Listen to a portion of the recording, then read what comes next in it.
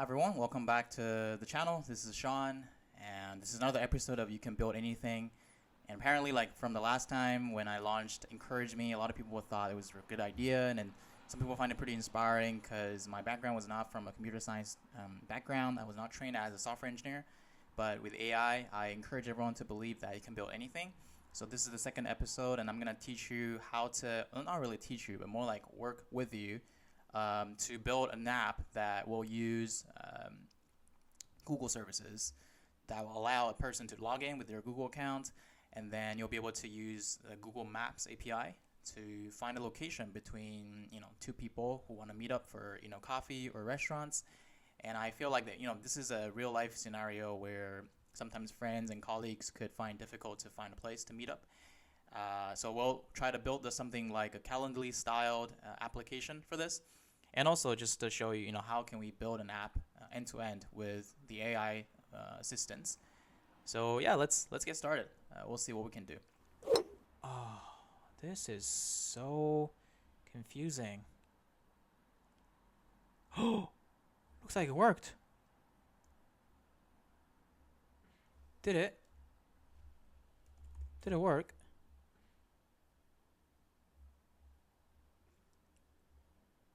Yes.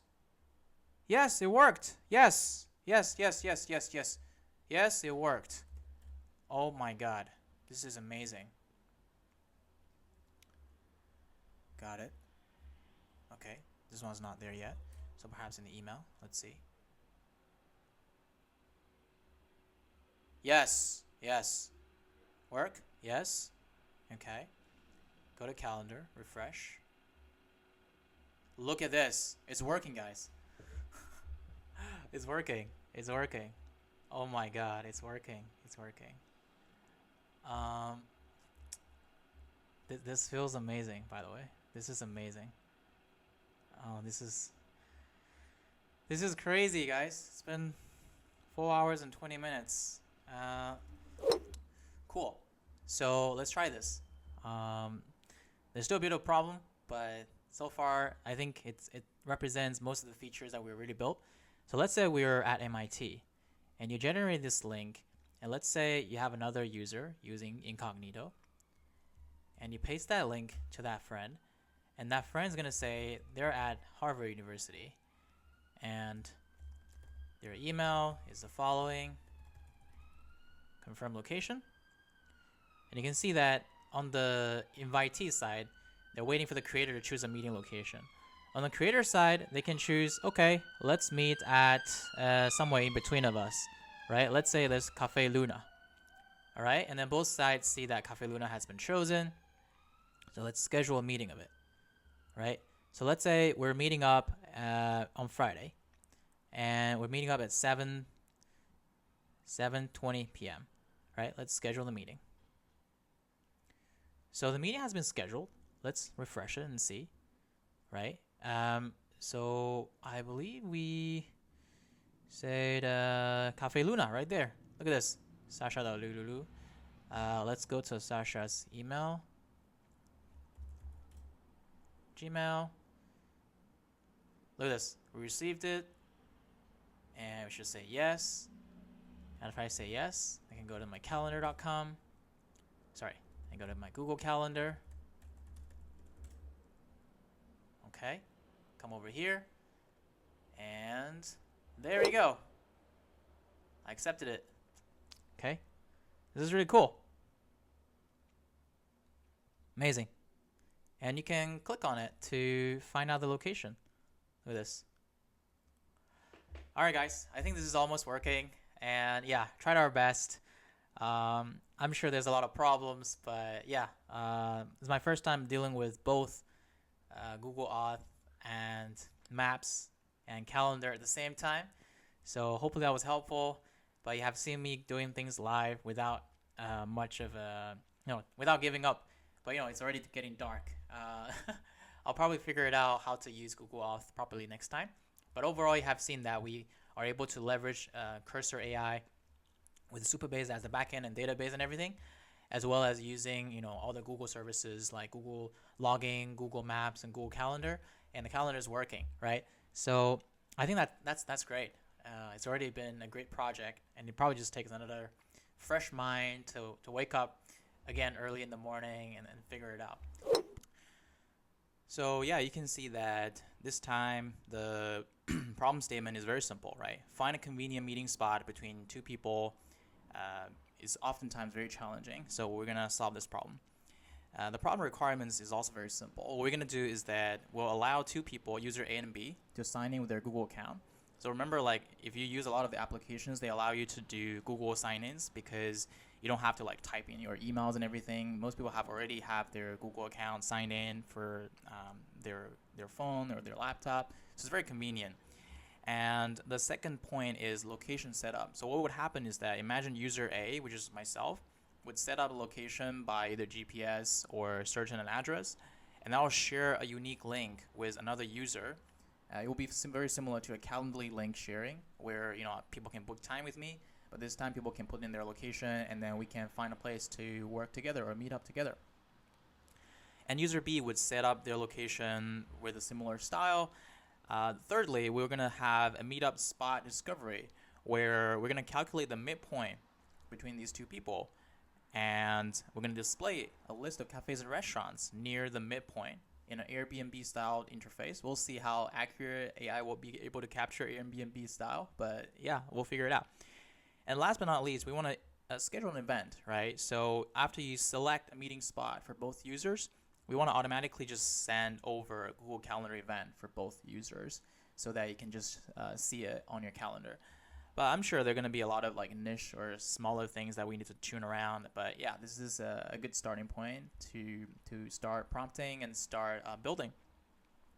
And again, the tech stack or the tools that we're using today is very simple. So don't worry if you have never used these tools. And if you have watched my previous video, you will know that I'm going to walk you through the entire process of using these tools just as if you're a new user. And so on the front end, which is what the app would look like on the UI side, user interface side, we're going to use this tool called Next.js, which is part of a company called Vercel.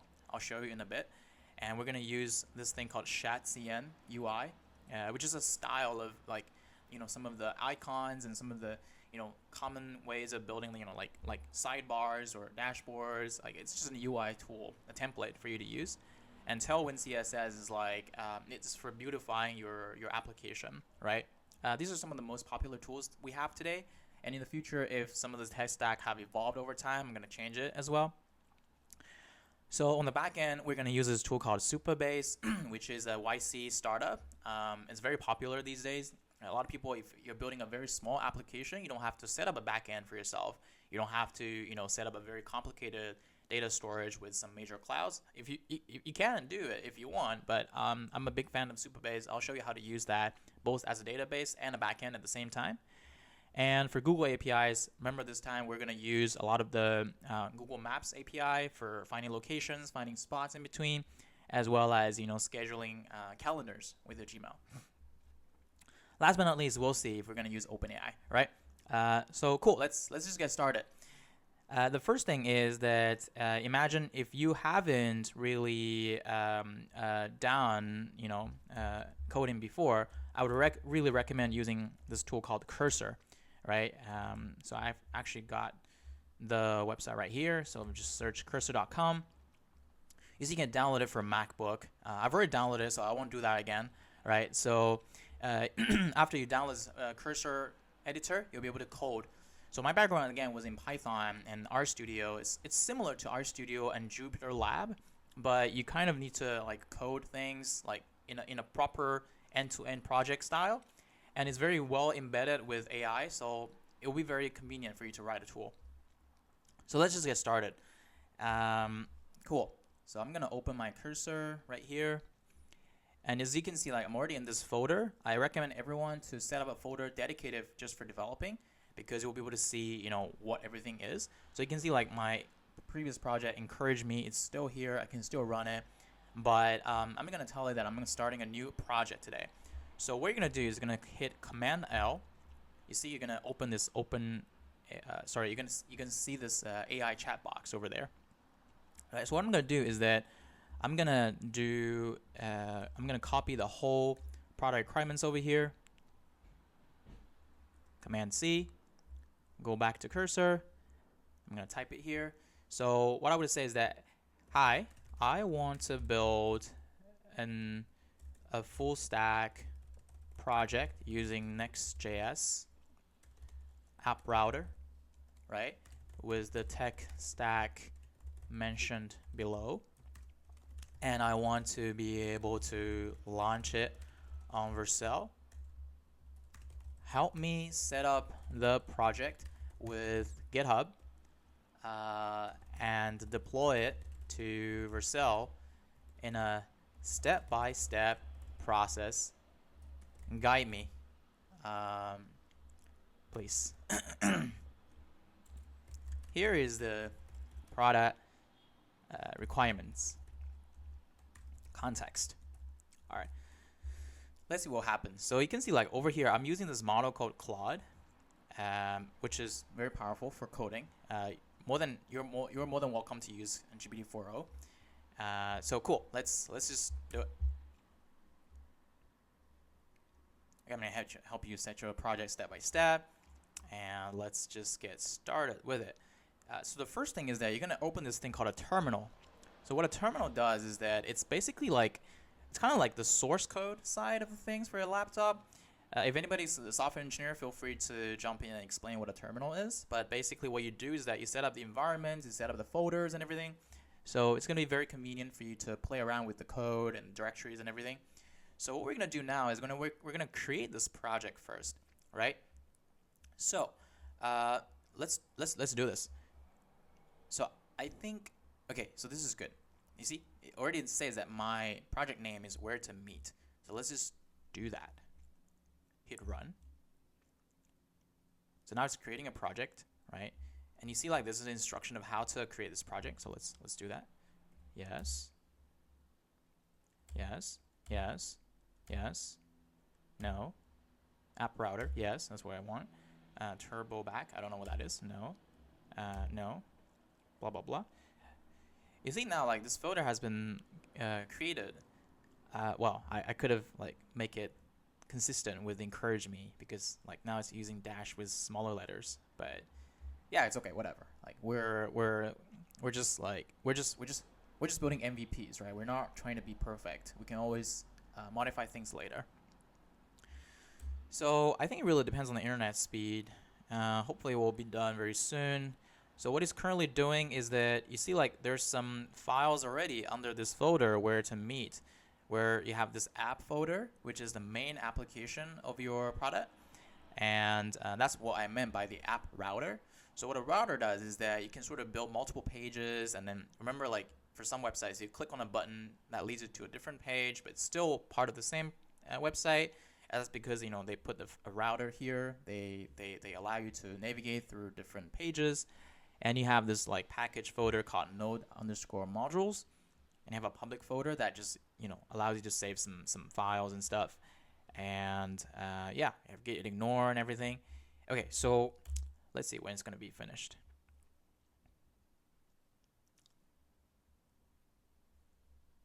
Come on. Come on, come on, come on. Be faster, please. Faster, please. Okay, it's done.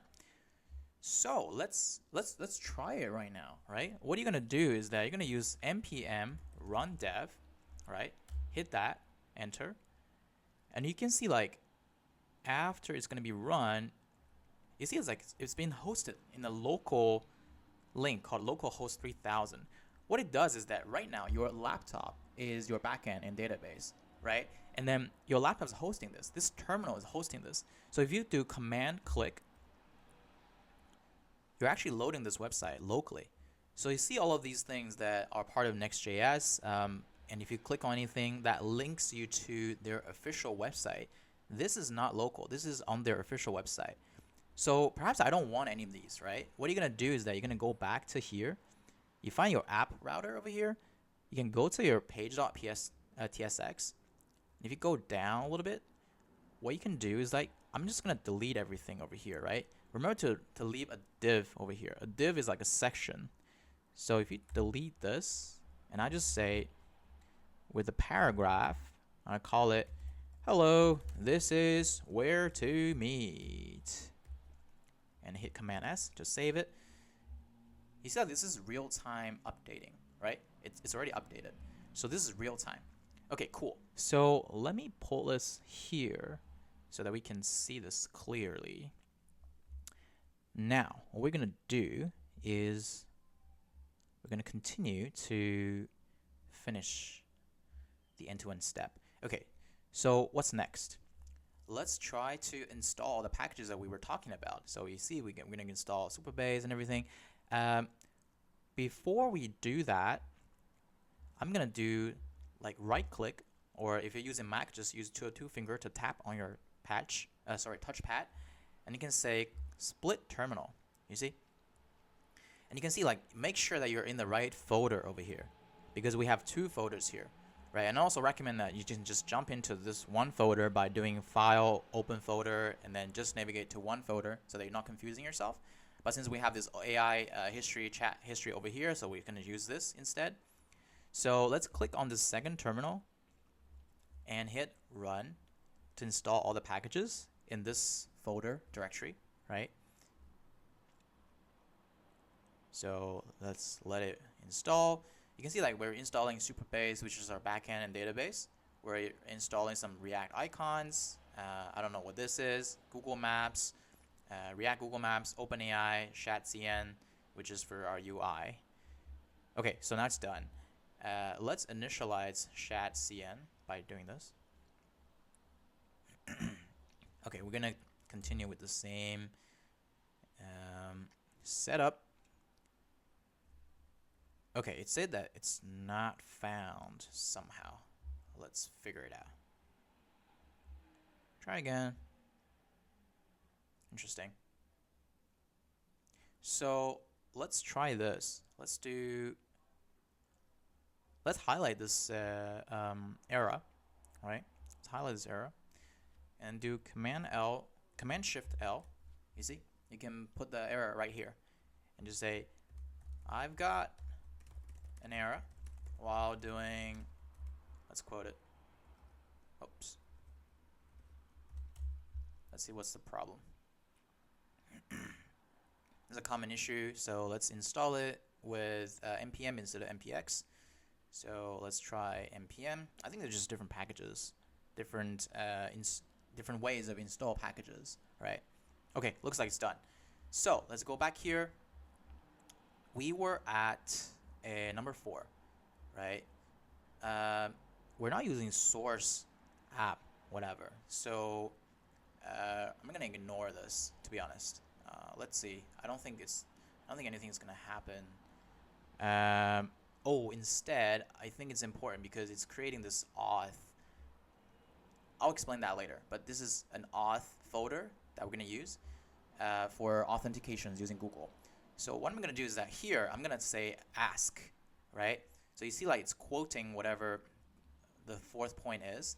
I'm gonna say, hey, we are not using source folder for our project. We are directly using app/folder as an app router, and do Command Enter so that it searches across your files so that it knows the context of your project, right? So cool. Now you see like it's kind of redoing everything for you. Create the base configuration file for ShatCN. Let's see, what is that?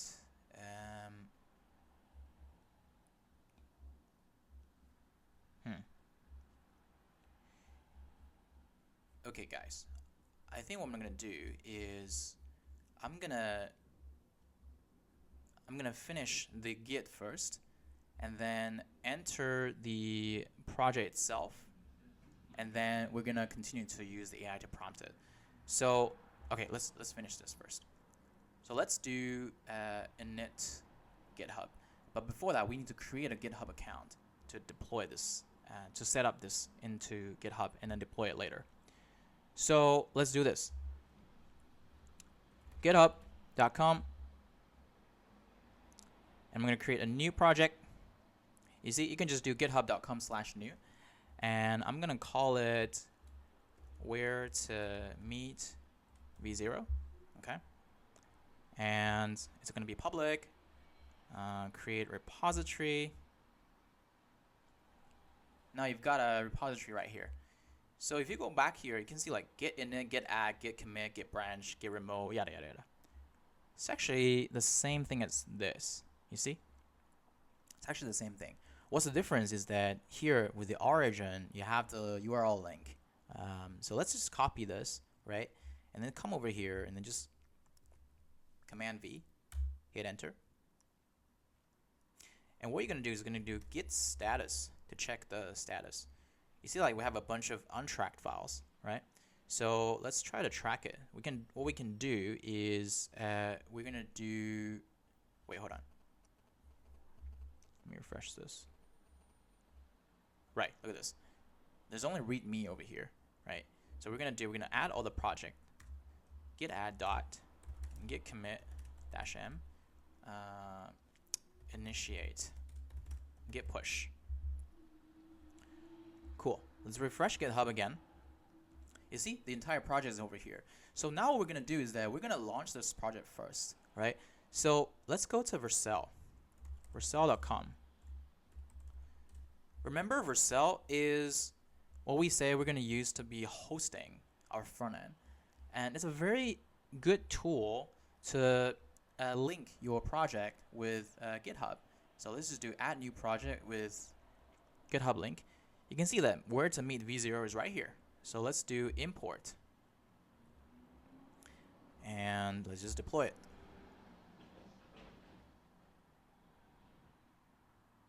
Now it's building the app, right? And if this is the first time you're going to build an app end to end, after this process finishes, your first app is going to be launched. It's going to be live, right? I'll show you what I mean by it's going to be live.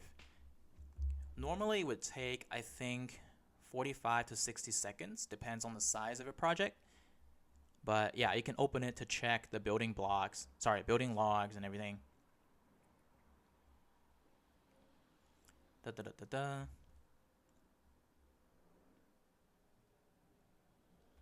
Okay, we got an error. So let's see what the error is. Image is defined but never used. So we want to fix that. So if imagine you're the first time doing this, right? And you might feel like, oh my God, what is going on, right? So let's just copy this, right? And come back to the project. And like I can see that it's because that, oh, I imported image but I didn't use it. Why? Because we deleted a bunch of things from the default Next.js project. And now we're just using, one line of paragraph saying, hello, this is WhereToMeet. But I'll pretend that I don't know, right? So I'll just say, okay, Command Shift L, right? Or I can just come back here and type it. I'll literally just paste the error over here and see what happens.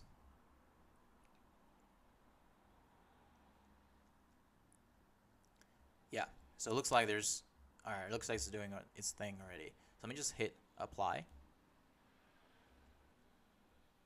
Okay, guys, I think what happens is that here's the problem. You see, because we have two folders, this cursor thingy has an error of adding any file to the main directory, which is not our WhereToMeet directory. You see, like it created this new folder called app/blah blah blah. That's why I was talking about like let's open a folder and enter WhereToMeet instead, right? So let me reject that, right? And then let's just open folder and enter my folder to WhereToMeet and open it over here, right? So let's open page.tsx. So what you're going to do is going to do Command Shift L. But the sad news is that they don't really remember the chat history from the previous chat. So next time, let's remember to enter the folder first before we ask AI to generate anything, right? So let's paste the errors over here. And let's see if we can fix it. All right, see the error in Next.js application, blah, blah, blah. Since you're not using image, we should remove it. Okay, that makes a lot of sense. Let's hit apply. You see now it's doing this. What you're going to do is do Command Enter, and it's the modification has been applied. Do Command S, saved. So now what we're gonna do is let's do new terminal, right? Hide the ports, and let's do git status. You see we have modified something right here. That's why git has captured it. So let's do git add space dot, which is adding everything, and then git commit -m. No idea what -m means. If you know, let me know. And just say removed image, and then git push. So what you're gonna see is that in GitHub, if you refresh, you will see that it's been recommitted now, right? And if you go back to new project, we can just say, hey, go to project. Let's check deployments. You see, a new project has been automatically been building, right? That's because we have connected our project to GitHub directly, right? So it's gonna just build automatically by itself. It's open build logs. Let's see what happens over here. As I mentioned, it normally takes about 45 to 60 seconds, depends on your project. By the way, I know it's been like 22 minutes, but that's because I'm trying to explain the process, right? Based on Encourage Me, which is the first video, we sort of built the product first before showing you how to launch a product end-to-end. This time I want to set up everything first before we build any features. Because after you launched the product, which is right here, you see WhereToMeet -v0.vercel.app. This is a proper app that has been launched, by the way. And you have the local host here, right? These are two different things. Right? This is a live version. And every time you commit to your GitHub, and the GitHub will automatically update the Vercel to deploy the new version. But for your local host, it's an automatically real-time update. If you change your code and hit save, this is going to change. But the deployed app is not going to change until you push it to GitHub, right? Okay, so we're going to be focused on this original local host version because that's more real time. And let's make it smaller, double tap. So now let's build the product, right? Cool. I'm glad we're finally here. I'm gonna copy this requirements one more time, all right? Come back here, and I'm just gonna say Command L, right? Help me build up this app router based Next.js project with the following product requirements and tech stack, right? Please show me step by step how to do each change. We will need Google APIs. So help show me how to set that up step by step as well. Thanks very much. So context is here. Hit enter. Cool. Let's see what would happen.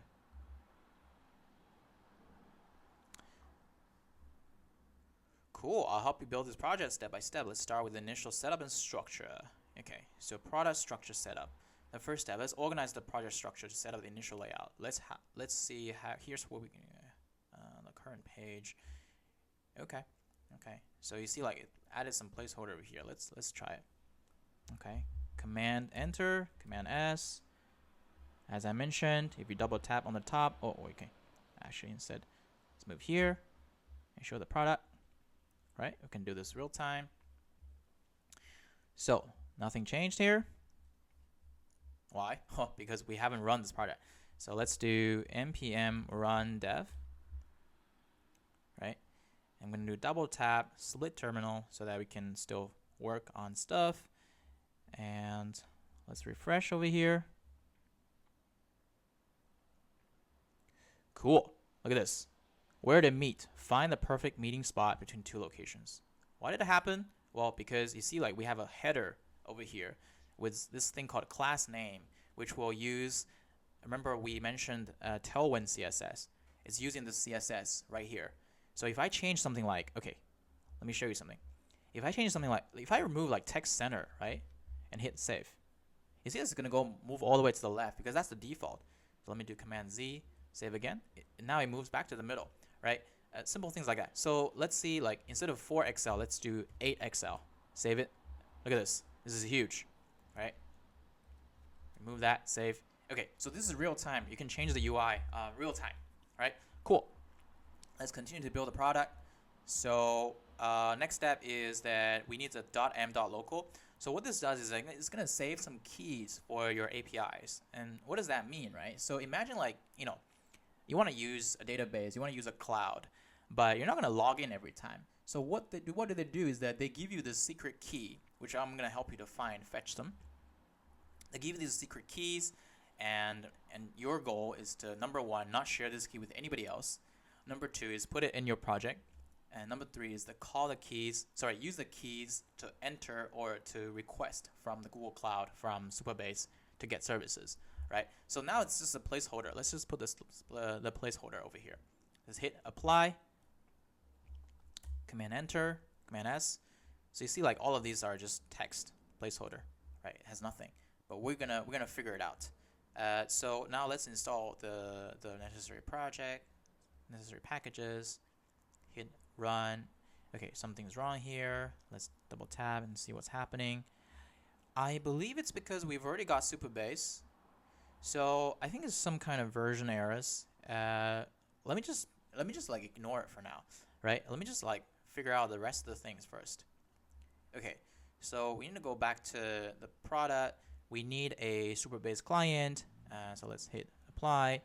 So you see, like, it automatically added this file for me because it says like there's a lib folder /supabase.ts. So I got the lib folder over here. So what this does is that we're going to use this as a tool in the future, because you see, like, we have one file to manage all the keys, to recall the keys, and create a client. A client is like basically for your product, it's a client to Supabase.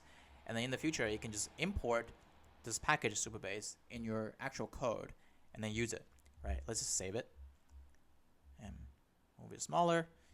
Let's go down. Next step, would you like me to continue with setting up? Okay, cool. So let me say, please continue to build up the product end to end according to our product requirements and tech stack shared initially.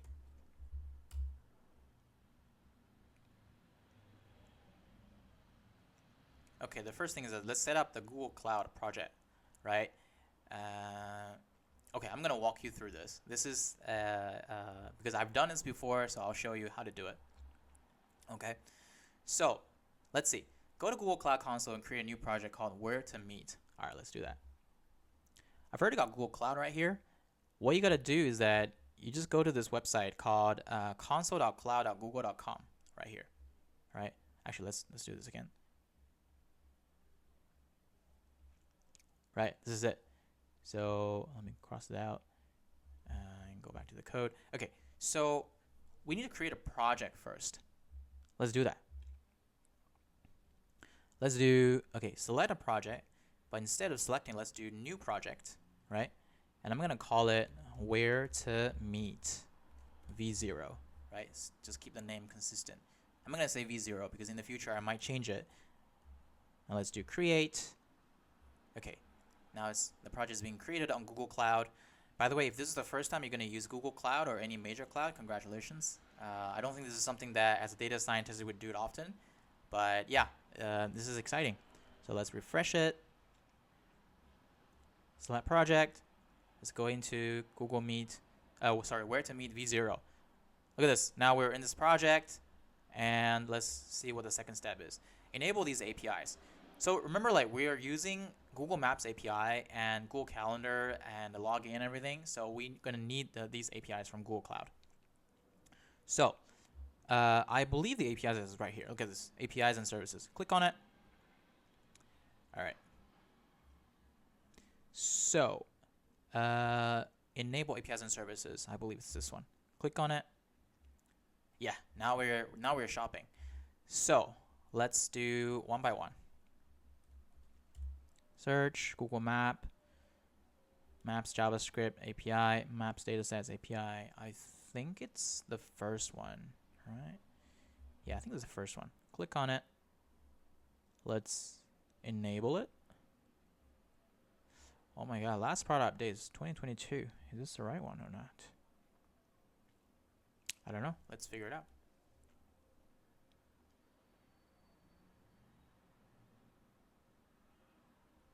Oh, I got my API key, so I'm gonna block it out in the future, because otherwise everybody can see my API key and can use it.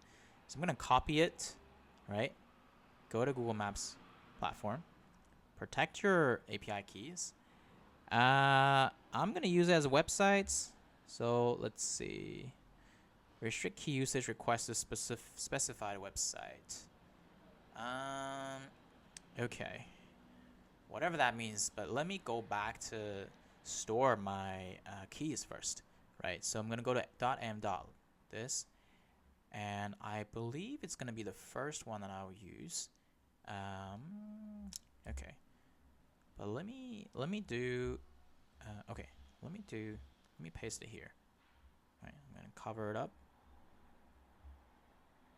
Paste. Oops. Okay, cool. So let me save it. And for this referrer, I think I'll need to use. I'll use my local host first. All right, let's use our local host first. Come back to here. Localhost 3000. To be honest, let's do maybe later. Okay. So now we got Google Maps. I think this is it. Okay, let's continue to get all the projects back. So let's click on Google Cloud, click on API services, click on Enable APIs. Right. Let's do the second one, Place API. All right, it's gonna be the same thing. Enable. Get detailed information about 100 million places. That's really incredible, to be honest. Okay, it didn't give me another key, so I believe they probably use the same API key because they are provided by Google Maps services. So this third one is geocoding API. I believe that is for me to find geolocations by GPS, like latitude and longitude. Okay, cool. It looks like I searched it before, otherwise there is no drop-down list. Click on Enable.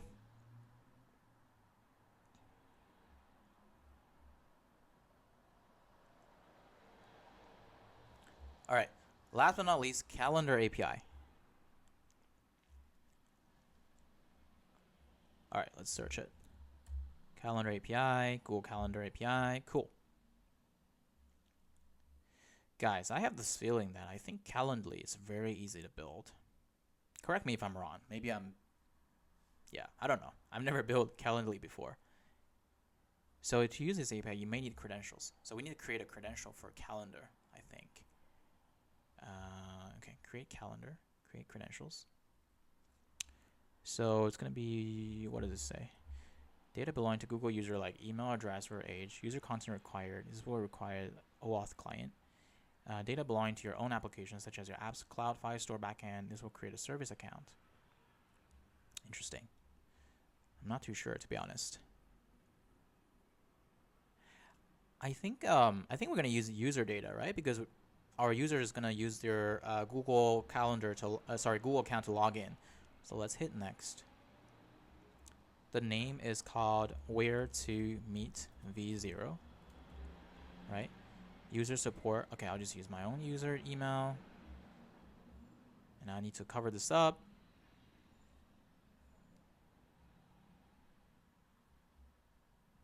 App logo. Developer contact information. Let's use the same thing. Okay. Application type is a web application. Name is WhereToMeet V0. Okay. Authorized JavaScript origin for use. Add URL. Let's deal with that later, right? So now we've got this credential, client ID. Okay, download the credential information JSON format. This is always available on your credentials page. So I'm gonna download it. I believe I need to put it in our project, WhereToMeet. Okay, let's just save, download it. Cool. Done. Cool. I think this is it, guys. I'm not sure. This is my first time doing this. So, yeah, let's just figure it out. Okay, cool. So, create OAuth 2.0 credentials and figure the consent screen. So, I think what that means is, let me make it smaller. We're going to go here on the sidebar. Let's go to API and services. So, this is where credentials are, right? So, remember on the sidebar, APIs and services, credentials. Click into it. Okay, great, guys. Look at this. So, we already have API keys for maps, right? You can show the keys. We have OAuth client IDs for WhereToMeet v0. So, these are two different things, right? OAuth is for you to log in. API keys are for you to call Google Maps to search for locations. So let's see. Create an OAuth credentials and configure the consent screen. Whatever that means. I don't know what that means. Let's see. Okay, so you have. Okay, go to new experience maybe. I think I'm gonna do. Let me. So okay, guys. So what happens is that you need to have an URL already approved by your Google Cloud, right? So what you got to do is you got to have your website over here, right? So there are two websites we're using. Number one is localhost 3000, right? And shouldn't have a slash. Okay, cool. The number two is this website that we just launched, right? Without this. Okay, and then we're going to save it.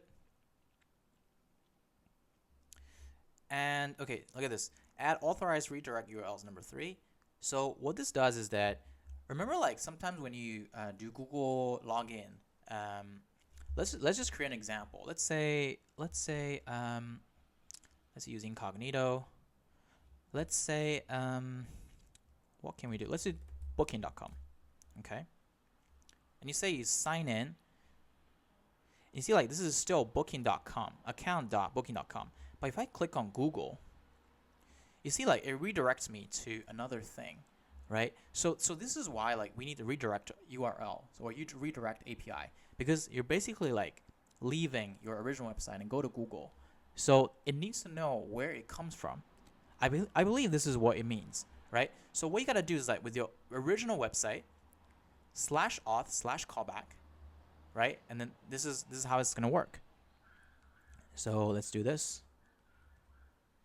Guys, look at this. So this is going to be HTTP for localhost, HTTPS for your deployed website. I believe it's for secret to make your project more safe this way. Okay, cool. So let's do HTTP /auth/callback. Add another URL with this URL over here, /auth/callback. Save. Okay. Let's see. By the way, I'm configuring this real time, so maybe there are more optimal way of doing things, right? So okay, cool. We need to create some project setup over here. But before that, let me try to okay. I'll block this. I'm gonna add Google Client ID and Google Client Secret over here, right? So what this does is that, remember, like Maps API is for you to call Google Maps. These two are for you to do authorization, right? So where does that? So you look at this. You have client ID over here. Let's just copy this, right? This is your Google client ID. Paste it here. Hit save. And you need a client secret as well. So what a secret does is like a password for you. So let's find out, where is it? Okay. Go back, click here. Where's my secret?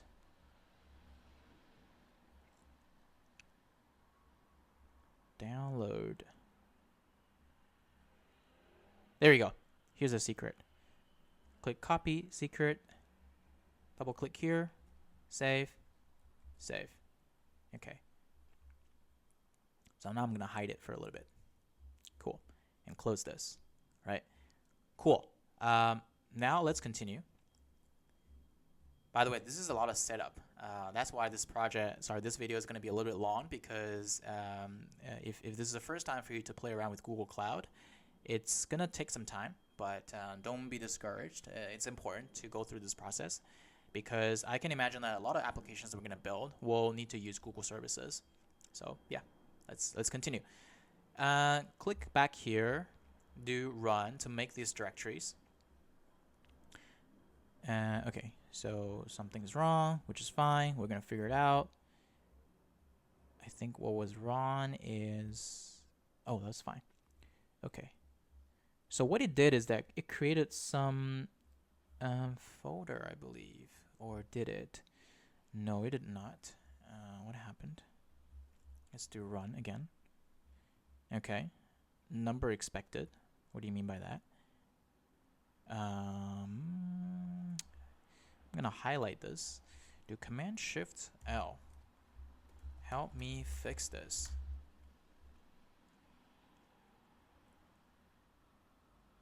Okay, the error occurs because parentheses have special meaning in the shell. Alright, so let's do this instead. Cool, look at this. So now I created some extra folders under my app folder, if you look at this. Right? So originally we have this page.tsx, right? Which is for us to play around with our local host, right? So let me make this smaller. And now we've got like this API/auth thingy. That's going to allow us to do authentications. And we have this auth folder. So it's a little odd. I'm going to ask AI what do they mean by this, right? They're going to have, why do you have two auth folders? I think there's a reason, and I won't try to pretend that I know, but yeah, we'll figure it out, right? So you see, like, there's a directory over here, right? So I'm going to ask it, okay, why do we have two auth folders here? So now explaining app/parentheses auth. This is a route group in Next.js 13 plus app router. The parentheses indicate that it's a route group which won't affect URL structure, right? And the folder will contain authentication related pages like login, signups, and callback pages. So this is for you to put like signing pages. Another one is like app/API/auth. So what this one does is that it's an API routes related to authentication. To be honest, I have no idea what's the difference. But yeah, look at this is okay. Now I understand. So app/auth is on the client side, which is like on the front end, right? Which is like it's gonna show you a page. Like remember on Booking.com, we open another page, right? This is the auth part. The API/auth is on our backend, right? On our backend, we need to talk to Google API, right? This is what happens on the back, right? So that's why I think they need two folders, which is a little confusing, but it's just a framework. So let's just follow the framework and do what they asked us to do. So let's move back to our previous place. Right now we have setup, the second thing, project structure setup. The third one is authentication implementation. Okay, finally we're building. And let's do this. Okay. Firstly, we need to set up Supabase. Remember in our .m.local, we still don't have keys for Supabase, right? This is our database. We're gonna store our data over here. So let's go to Supabase. All right, let's make this a little bit bigger. Okay, project doesn't exist. What do you mean? Click into show on story, click on tables. You see we still have this folder. Sorry, we still have this data from the last project called Encourage Me. And if you go to home, basically you can always like create a new project over here and then create a new table. But I'm just going to continue to use the same one because I believe I'm going to continue to use the same one because I believe they only allow 2 free projects for every account, right? And you probably have already seen my secret down here, but I'll hide it. This is a secret. So we need the project URL and API keys, right? I'm going to copy the project URL, come over here, paste it over here for next_public_Supabase URL. And then I'm going to copy the API keys, paste it over here for the add-on keys, right? Hit save. Cool. So I'm going to do this, move up, go to table. All right. I won't show you my keys again, All right. But please also remember to hide your keys. Cool. Let's do the next thingy. Let's make this smaller. Use double tap on the top, and let's just delete this. Sorry, close this, and let's start building. Okay, cool. The first thing that we're gonna need this auth provider. What it does is that it's gonna talk to Supabase, and it's gonna, I believe, using Supabase to allow you to do, login and stuff, and it's gonna create this thing called use context. So that is because like on different pages, we don't want to authenticate on every single page for an application. I believe that's the purpose here, so that we can create this context, so that when its context is set up, every page knows that this person has logged in and it will do the services related to this account, right? Let's see if my understanding is correct. So let's just hit apply, right? You can see that it does components / providers / authentic providers. Let's accept it. Command S. Okay. Second thingy is components / auth / login buttons. Okay. So, okay, apply. Let's create this. Hit save. Okay. So there's a bit of error over here, which is fine. Let's figure it out what's going on. Can't find this module at components / UI / button. I believe we're gonna build that later. It's not built in yet. Yeah, cool. Third one is app / auth / callback / root.ts. Okay, whatever that means. All right, whatever that means. Remember earlier we said like auth / app / auth is for us to deal with backend. Wait, okay, so this is repetitive. I don't think this is right.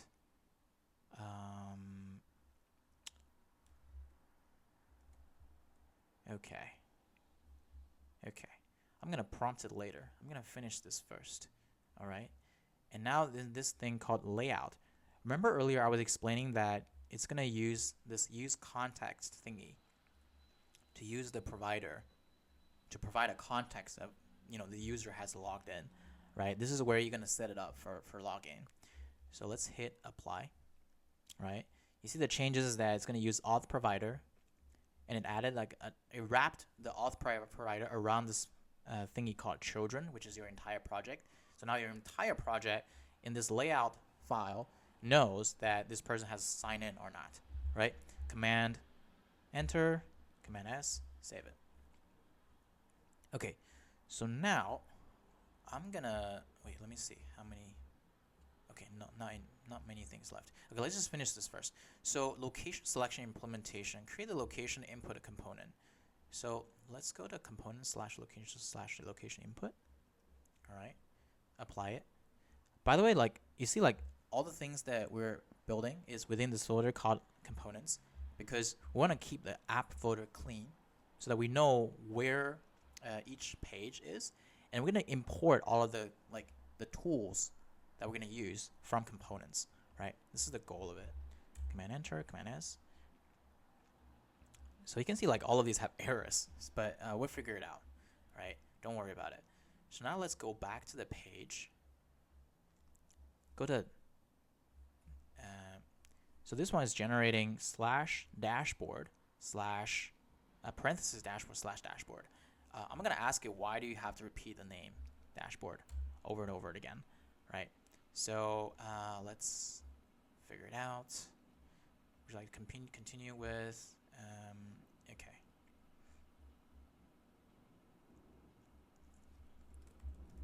Before we continue, can we please fix the following errors? 1, why do we have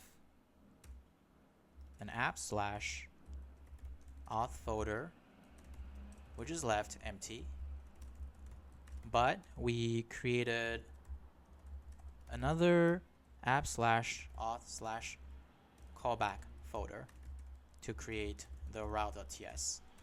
Isn't that repetitive? Number 2 is that I saw that there's a dashboard / dashboard. Why do we have to do app / parenthesis dashboard parenthesis / dashboard? isn't that repetitive, right? And number 3, let's see. We got a bunch of errors over here, so let's do them one by one. Yep. Within login button.tsx, we've got this error.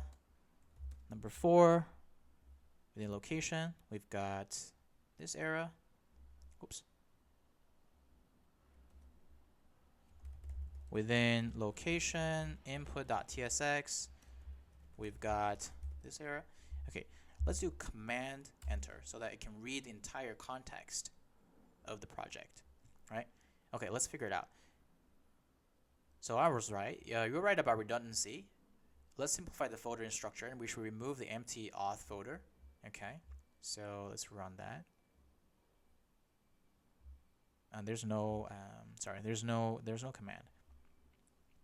So it looks like we're keeping the auth /callback /route.ts, and we're keeping the dashboard / whatever. So let me just rename this, right? Dashboard. I should move it to within app. Okay. You see, like now this is dashboard /page.tsx. Let's remove this parenthesis dashboard. It doesn't make sense, right? And I don't think this auth parenthesis makes sense. Let's delete that, right? Okay, cool. So we have this main page.tsx, which is right here. We got this dashboard /page.tsx that's here. We have the auth, whatever it is, and we have the API /auth. I want to ask, why do we need the API /auth later? Okay. Cool. And we're missing the shadcn thingy. Okay. I think we previously had an error with this. Let's try init it one more time. Yeah, we have an error with this. It doesn't work. Cool. So we need to figure out what is going on. Yeah, I'm gonna deal with this in a bit, but let's also fix the Google Maps error right here. We need to install it apparently. Let's install it. Okay, got an error. Let's update the location input to the correct imports. So it seems to be a little screwed up, but let's figure it out, right? Let's do let's command shift L. Help me fix this, please. All right.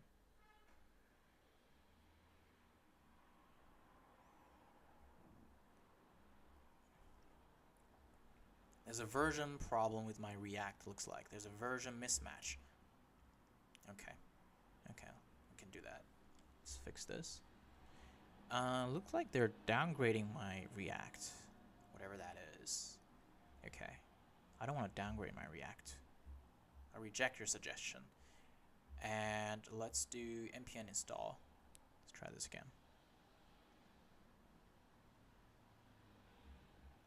Okay, now it works.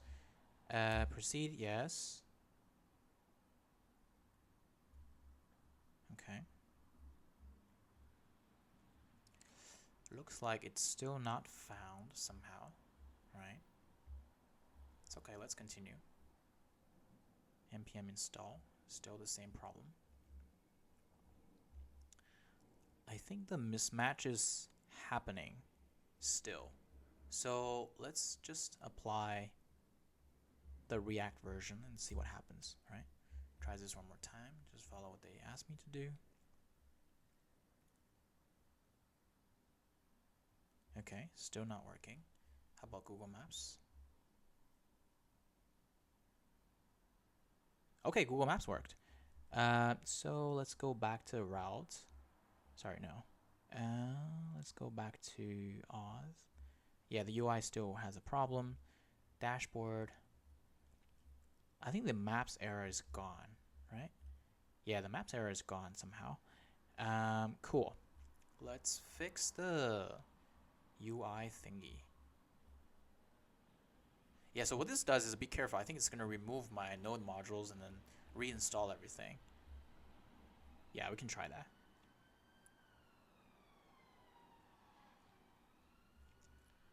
see my product. Still working. No, doesn't work anymore. Cool. Something is messed up. Module not found. Oh, because we're deleting the product. Sorry, we're deleting the packages and trying to rebuild, reinstall the packages. That's why. You see, like all of these are in red because our packages are being uninstalled and reinstalled. Cool. I think it should be fine now. Let's Control C, upper arrow, and run again. Okay. Command click. Cool. Now it's back. Great. So let's see what the problem is now. So you see, like there are a couple of red files over here, right? On the page.tsx for dashboard, we got this problem, right? Add components UI, right? And then this login button still got this UI thingy. So I think, I don't know why, but perhaps we should just ditch this for now. Okay. Let me say, it looks like this is a consistent error. Can we just stop using ShatCN for now? Or is there any other alternatives? Help us fix this. Guys, this is completely normal. When you try to use some new products or some new tech stack, this is the whole process of figuring it out, right? Yeah, let's figure it out. Cool. So we can simplify this by not using ShatCN, instead using a simple custom button. So let's go to button and create it somewhere, right? We have a UI/button.tsx. Normally, I wouldn't put too many folders within my components folder, right? Normally, I would just, just list everything over here in components. But yeah, that's fine. Like we'll try to do this. So now we need to remove this. Oops. You can now remove. Yeah. So UI/. I think this should be fixed now. Button. Yeah, look at this. Now it's fixed. We just need to update this, right? And then just delete, say button, save. Okay. No more red errors. Cool. So what have we done? Not much, to be honest. We're just setting up everything. But let's try to start building everything else, right? So let's say, given the current project, can you see what is still missing from our product requirements? Please let us continue to build them step by step with your guidance. And just in case, this is a long context already, I'm just going to copy this again to it. Okay. And then command enter. Cool. Let's continue building. Looking at the current implementation, the product requirements, here's what we're still missing. Location setup, meeting the spot discovery, event scheduling. Okay, basically we haven't done anything yet. It's been an hour. But yeah, let's figure it out, because now it's very easy.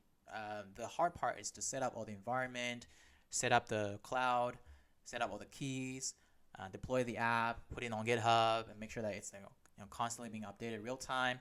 All these things are harder. Now comes the easy part, building features. All right, cool. Let's do that. So now the first thing is that we're going to create a new utility for GPS, right?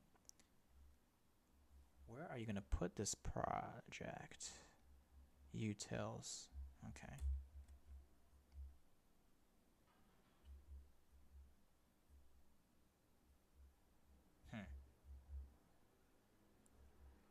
Okay, what I'm going to do is I'm going to command Z, reject it, save, right?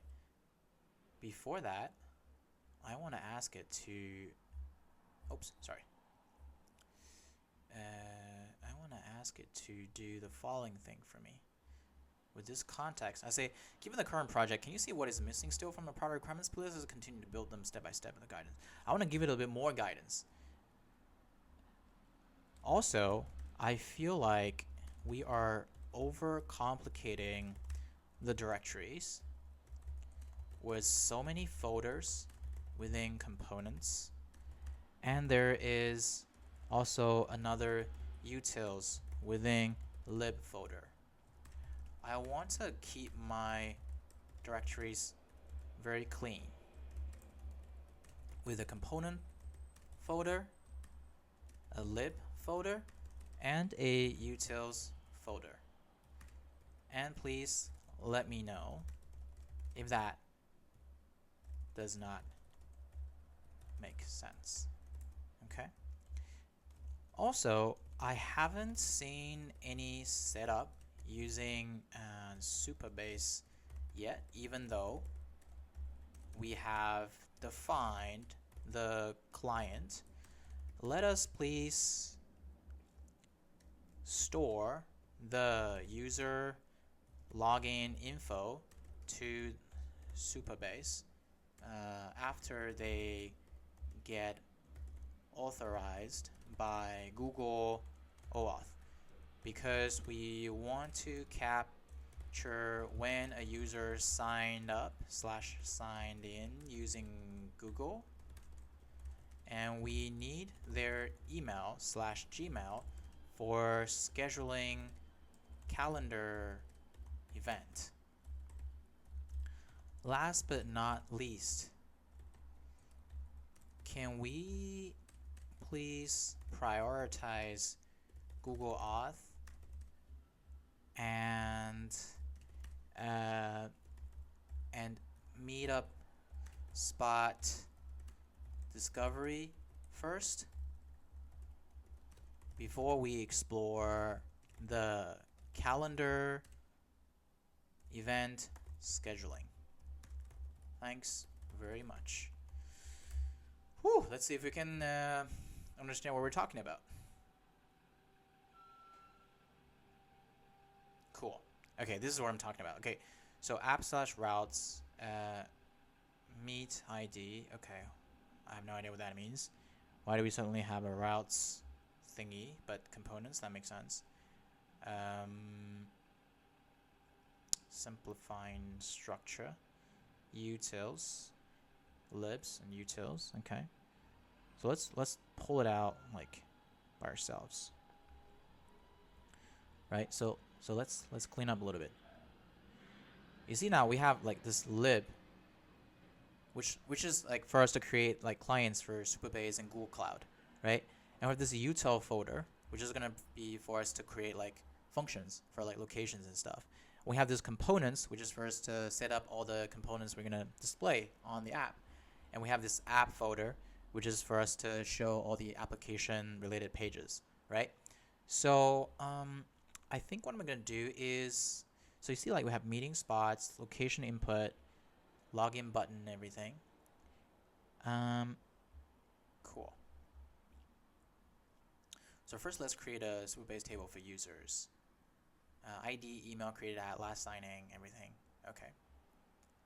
So I'm going to copy this and go to Supabase, right? Let's go to Supabase. Let's go to sidebar, SQL editor right here, right? Let's Command V, right? Let's create this. Hit run. Right? Now it says success. So what it does is it created this table called users, right? And we're going to go to table here, refresh it. You see like now we have this user folder over here, right? I think I don't want to call it user. I want to call it WhereToMeet users, okay? Hit save. So it's clear, right? So this is the thoughts, like I won't touch it anymore. This is from the previous project. But for now, we have this table called WhereToMeet users. Have this universally identical ID for every role, and we got this email that we're going to capture from the user. When was this role created? Like perhaps the first time they sign up, and the last sign in. Whenever they sign in, we can create this instance that they signed in. Okay, cool. But we need to remember that we're now calling it where to meet users instead of users, because otherwise Supabase don't know where we're going. Okay, cool. So let's update the auth provider to handle Supabase creation. I'm gonna say, I'm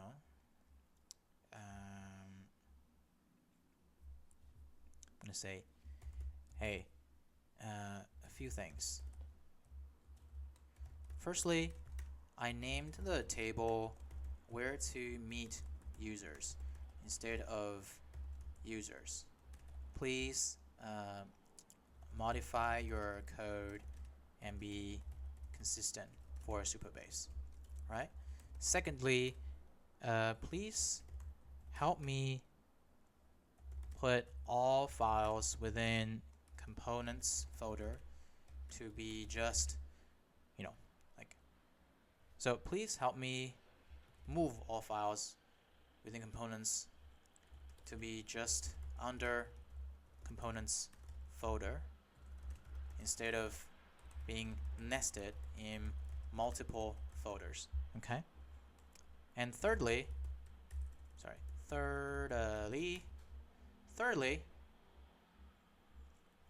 please always share the directory of any file you create or modify. This will significantly increase our productivity. Thanks. Command Enter.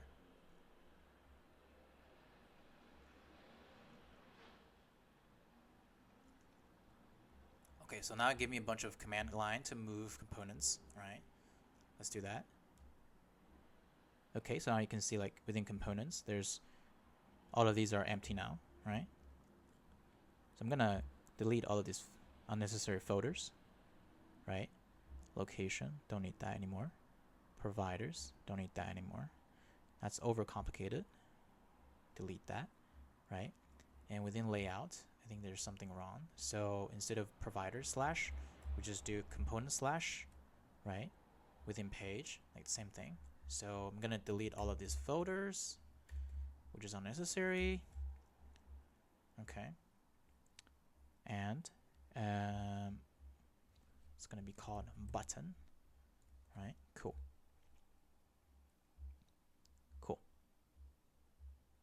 Looks like we're fine, but let's figure it out, right? So we can delete this. For button, there's nothing there. For this, there's nothing there. Login button. Yeah, there's no more button anymore. Just button.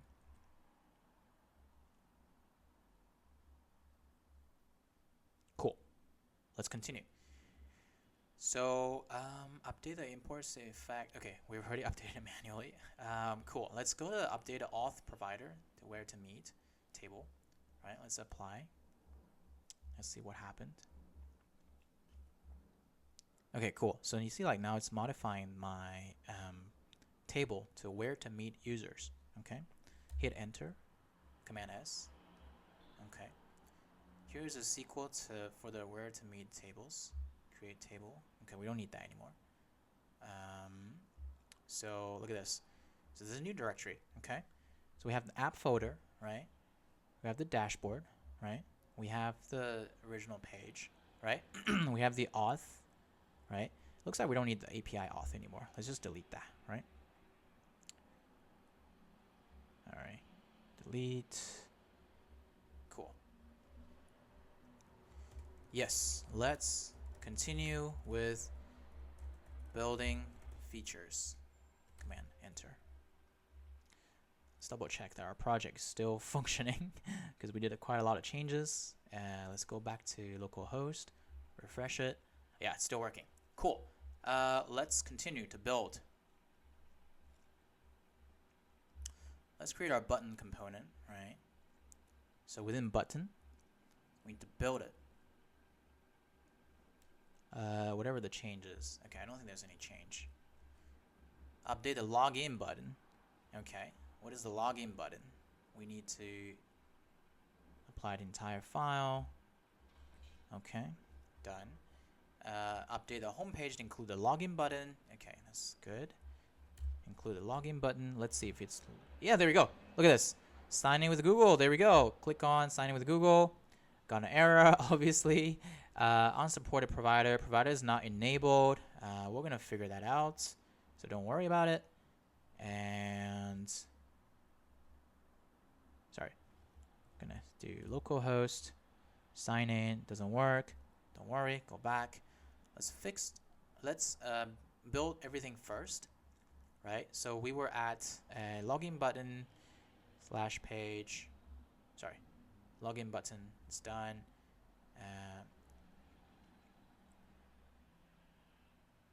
Include the login button.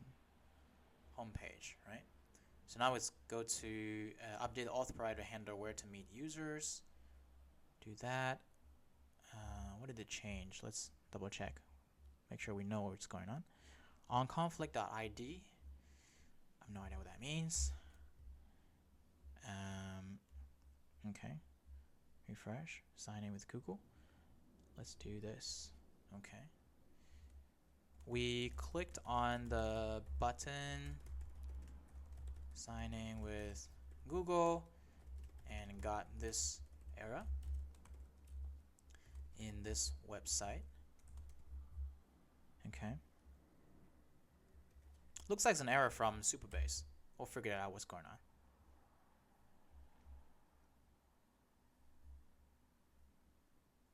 Okay, we need to go to the Supabase project, navigate authentication provider, find Google in the list. Okay,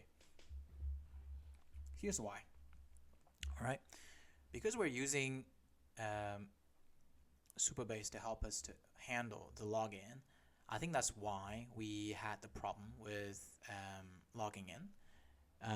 I believe there's another way to handle logging with Next.js directly, right? Instead of using the Supabase. I'm going to confirm that with them.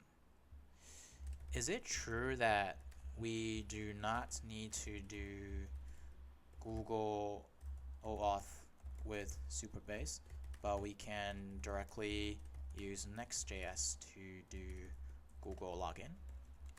If so, which one is better? Let's see. Yeah, I can use either approach. So Supabase can do built-in user management, additional service dependency. For Next.js, direct integration with Next.js. Need to manually handle user data storage. Okay, route.ts. I think we gotta. Let's do. Okay, I recommend sticking with Supabase OAuth because it integrates well with the database you need anyway. Provides built-in security features. Handles token management automatically. Okay, cool. Let's do that. So what we're gonna do is then go to the Supabase project dashboard, navigate to authentication and providers. Let's do that. Right. Navigate to authentication and providers. Authentication providers. Okay. And we need to enable Google. Enable signing with Google. All right. And I need to add my Google OAuth credentials over there. So I'm going to hide this from you guys. Credential secret. Okay. Allows ID with notice to be accepted, which is less secure. Useful. I totally switch, add, blah, blah, blah. Invalid characters. Google OAuth client secrets usually contain letters, numbers. Okay, so let's go back to .m.local and let's do the secret.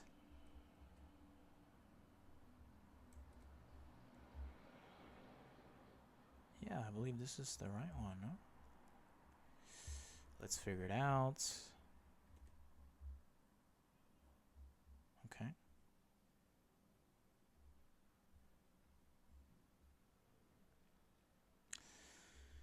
Google OAuth client secret usually contain letters, numbers, dots, dash, underscore.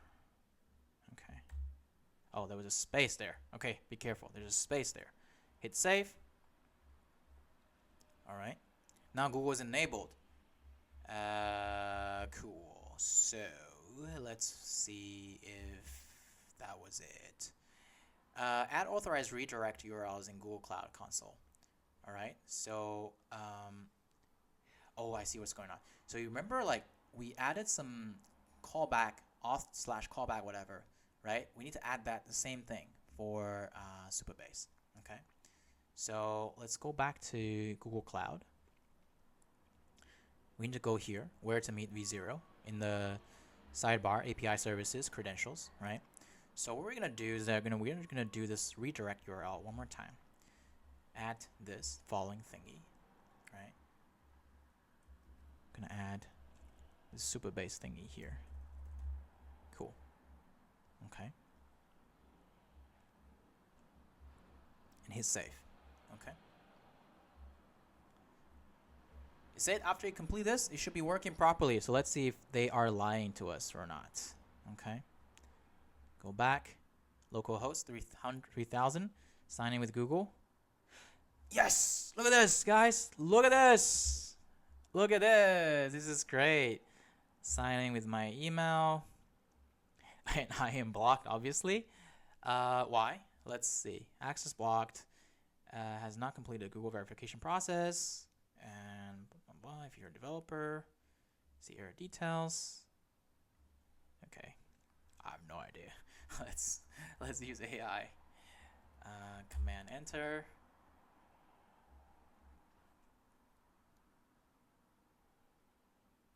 Okay, because we are in testing mode. Let's fix this. Adding testing users to Google Cloud or publishing the app to production. Recommended for development. So let's publish the app, right? Let's go back to Google Cloud, okay, and see OAuth right here. Click on OAuth screen, right? Publish app somewhere. Where can I publish the app? Okay. Click on consent screen. Okay, consent screen. Click publish app button. Okay, publish app. Confirm. Cool.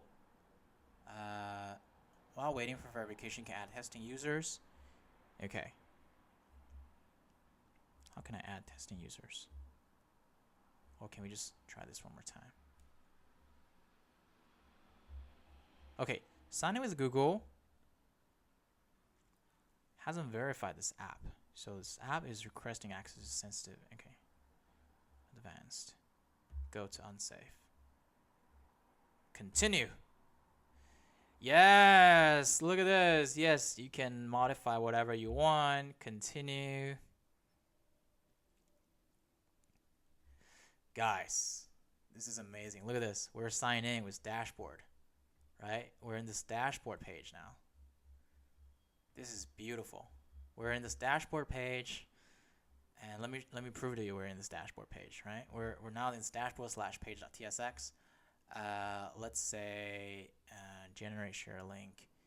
No, I want to say set your locations right here, right? Set your location, exclamation mark, save. Look at this. We're here. We're logged in. Congratulations, we're logged in. Okay. So let's see if it works, right? Let's say Stanford University. Look at this. It's real time. It's searching. Look at this. Stanford University. Generate share link. Okay, there's no reaction if I click on it, but guys, this is great. Inspect. Console. Console. Okay, there's some problems. Generate share link. Doesn't work. Cool. No worries. Let's refresh this. Okay, apparently there's an error. So let's see.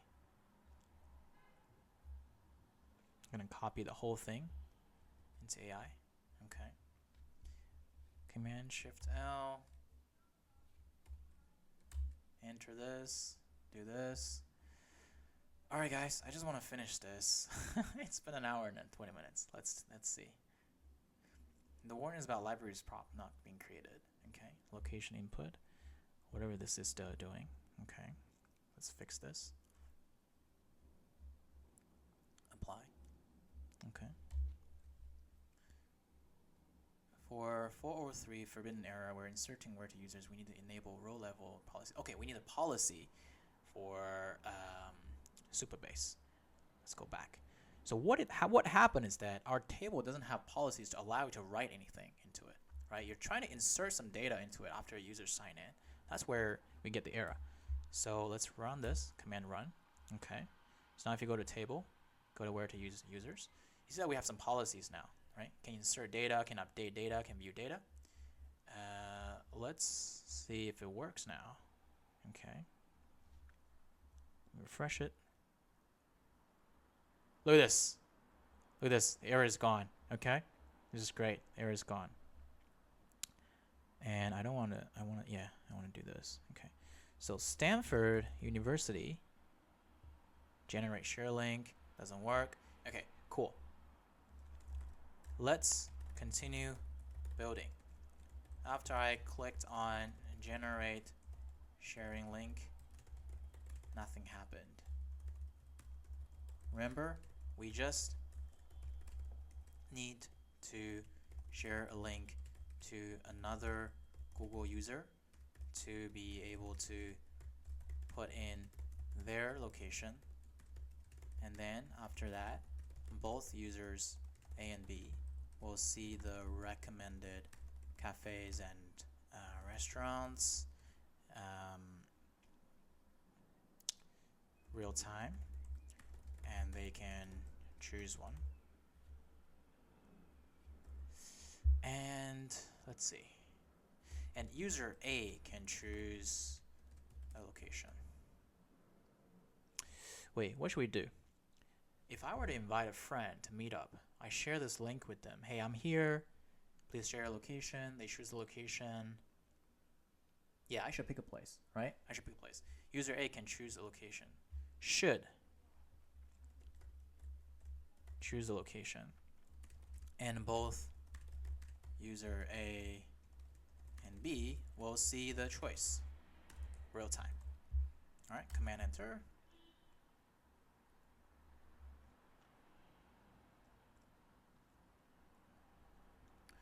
Share link functionalities, create table meetings.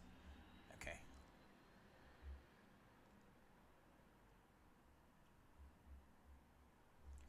So I want to call the table WhereToMeet meetings.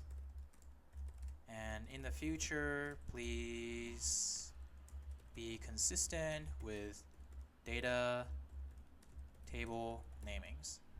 Command enter. Okay.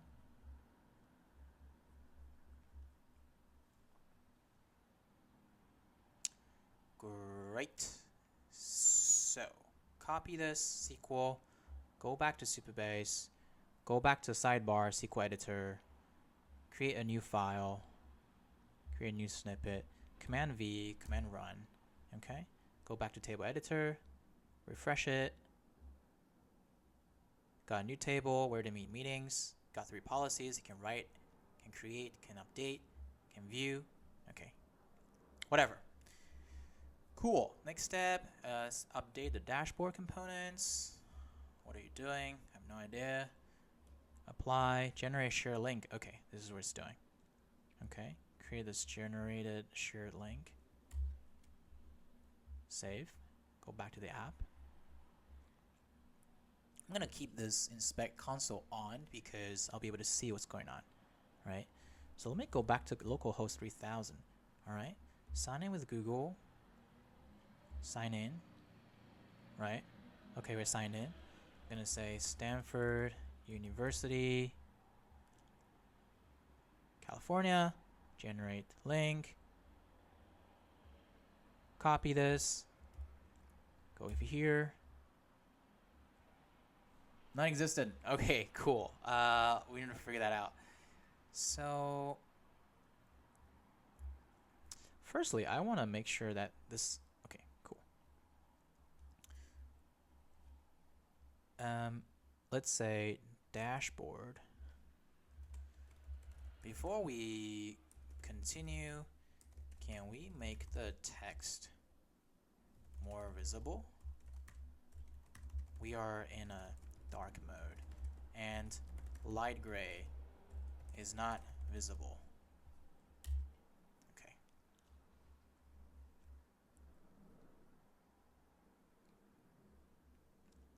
Let's update the text color to be more visible. Okay, cool. Login button. Let's do this. Accept, save. Okay. And this one. Let's apply, accept, save. Oh, already pretty good. Okay, let's try to go back to login page and see. Sign in with Google. Sign in with Google. And by the way, I think in the database we should see something. Yeah, look at this. We saw something, right? Yeah, we created a meeting. We created the user. Okay. Yeah, user sign in. Let's do. Ooh, okay. Search for location. Stanford. Okay, still gray. Why? Let me search. Gray. Yeah. Yeah, man. Please don't do that. We don't need gray. I'm gonna replace all the gray with black. Let's see.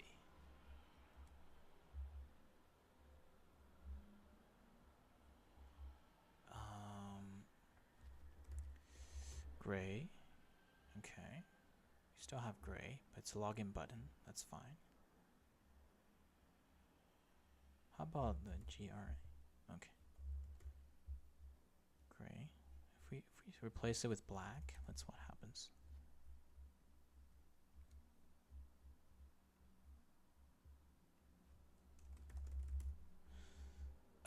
Okay. This is annoying. That's fine. Let's figure it out. So, in the dashboard page, the text we are typing in is still gray. The text we're typing into the search bar is still gray. Okay, enter.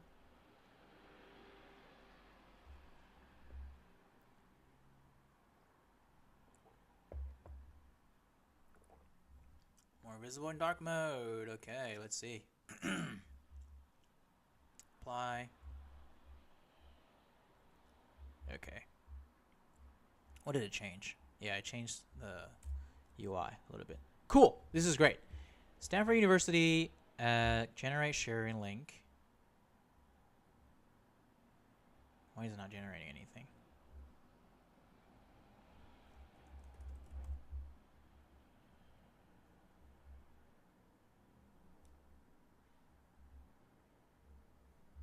Generate sharing link.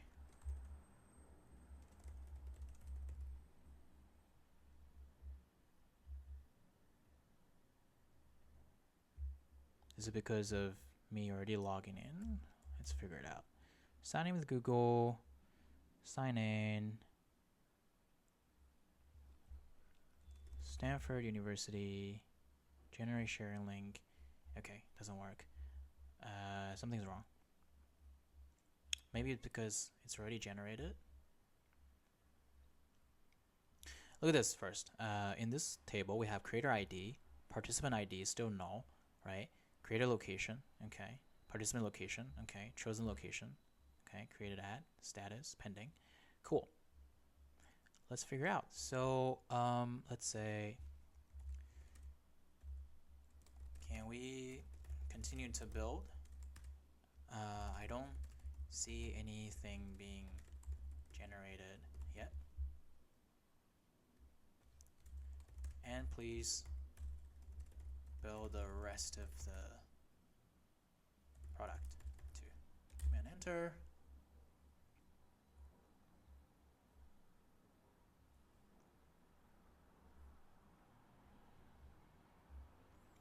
And notice generally isn't connected to the generate share and link function. Let's fix that. Oh, because guys, like if you click on this button, there's nothing that's gonna happen, right? You have to add this like on click generate share link. That's why. Okay. Save. Let's try it.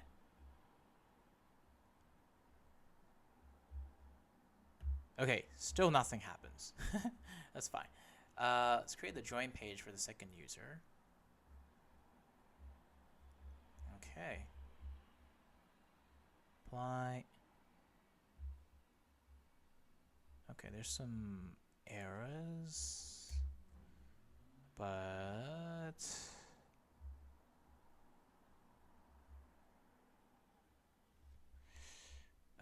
let's say MIT. Okay, MIT generate. What happened? How come this disappeared? It doesn't work anymore. Interesting.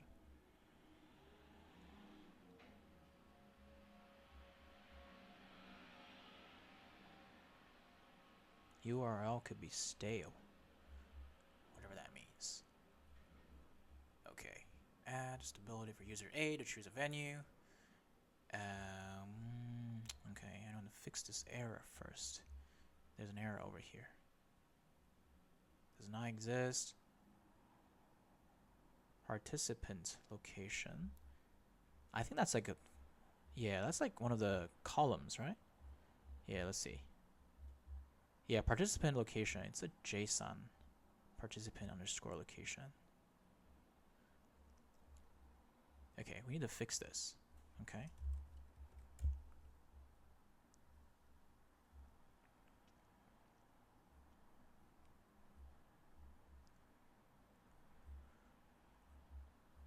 All right, let's fix this by properly typing the payload. We'll upload the whatever it is. Let me let it generate first. Apply. Still there's an error somewhere. Okay, Postgres changes. Okay, so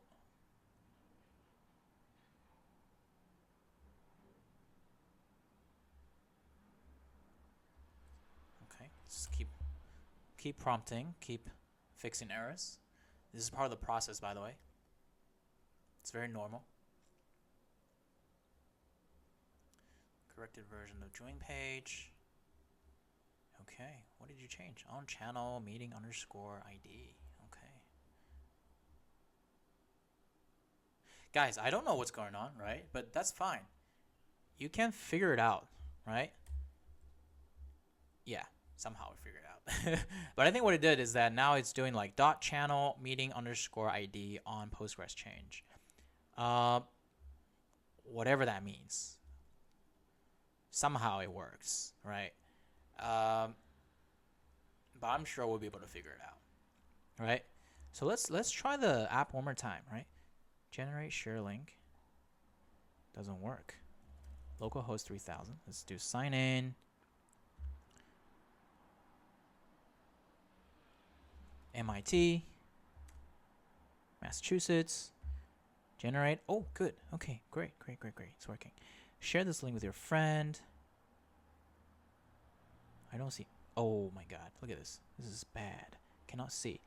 Share this link with your friend. So let's find where it is, right? Command Shift F. Share this link with your friend. Tap here. Okay, now we found it. This is not visible. Let's see. Okay.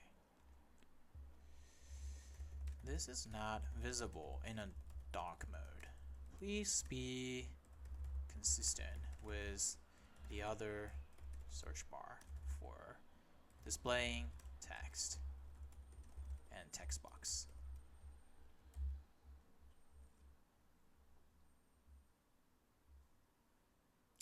It's been an hour and 35 minutes. Let's try to fix this as soon as we can. Okay, let's update the share link to match the styling. Apply. Save. Good. Okay, let's copy this link, right? Copy this link. Command T, Command V. Look. Guys, this is working. Join meeting. Let's say I'm at Harvard University, right? And then nothing happened. And if I refresh, it's gone. Okay. Oh my god, look at this. Recommended venture. It was searching. Coochie. Guys, okay. Let's try again. MIT, share link. Not working again. Why? MIT space, generate share link. Go back to the share link. Okay. I'm just gonna say continue to build, please. It is still non-complete yet. All right.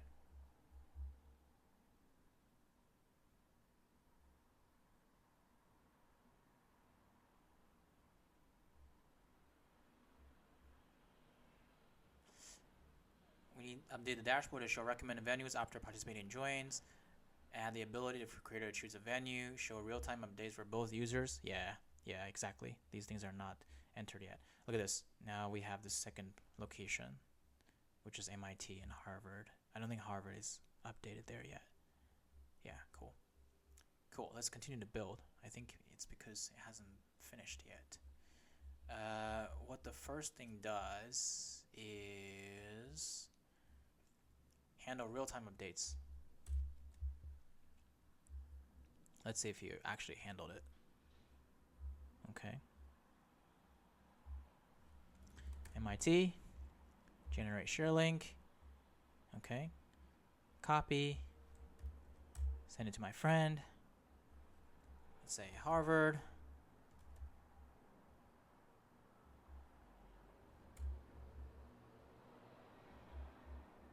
Is it real time?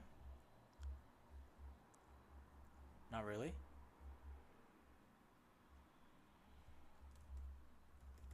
To build everything, please.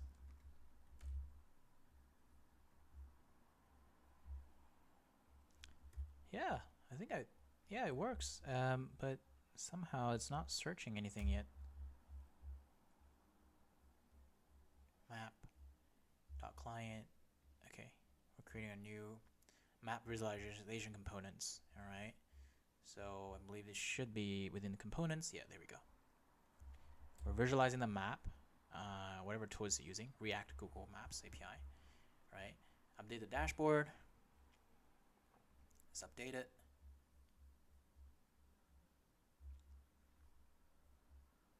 Okay, added maps, added this map thingy. Save. Oh my god, look at this. Guys, this is cool. This is really cool. Add this after exiting import. Add this after exiting import. What do you mean? Add this before recommendation section in JSX. And let's create a loading state component. Yeah, I agree. We should do that. Right?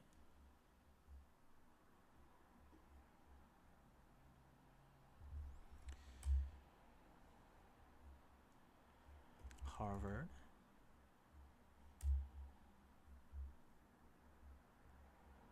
Okay. Yes. Continue to build everything, and then we'll fix the bug later.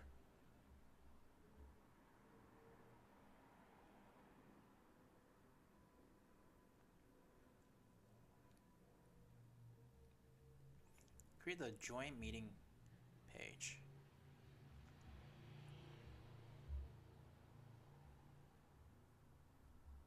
Yeah, this hasn't been fully built yet, I think. Yeah, still a bunch of things. All right. 1 hour and 40 minutes. I really hope the audio wasn't lost at this point. Otherwise, I'll be devastated. Yeah, cool. Apply. Entire file.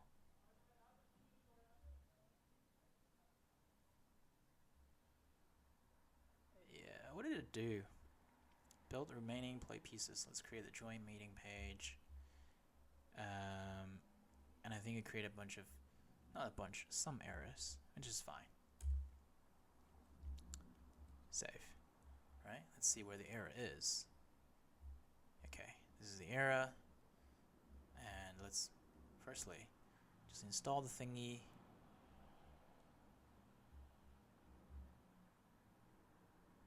The notification thingy. Let's go to layout, right?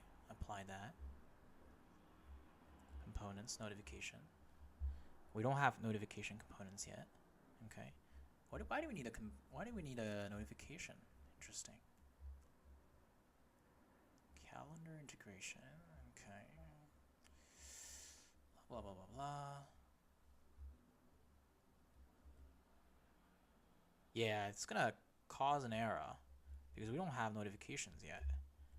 Let me comment it out. Okay. Yeah, this doesn't exist yet. So let me comment it out. Yeah, cool. So let's say MIT, right? Generate link. It's right here. Cool. Copy. Go here. Right? Google is not defined. Wonderful. Oh my goodness.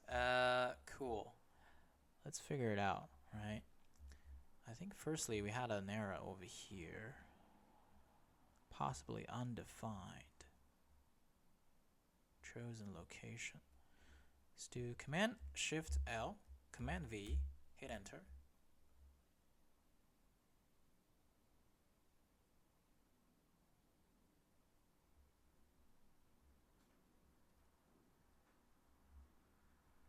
Pages, apply, accept, save. Are you gonna work or not?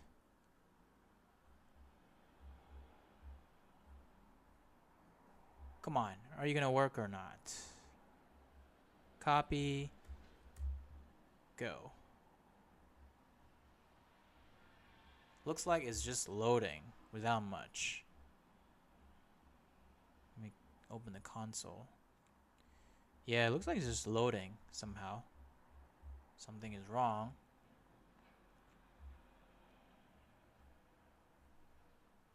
Let me take a quick bio break. Be right back.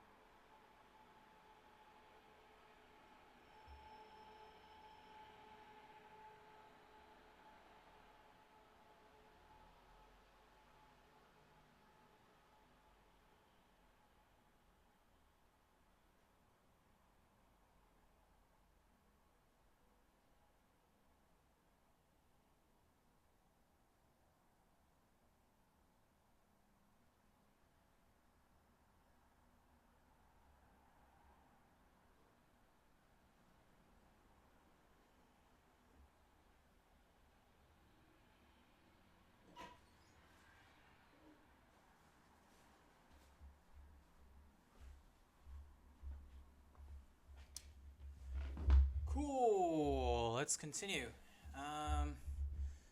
Changes include blah blah blah. Wrapped window to open guard.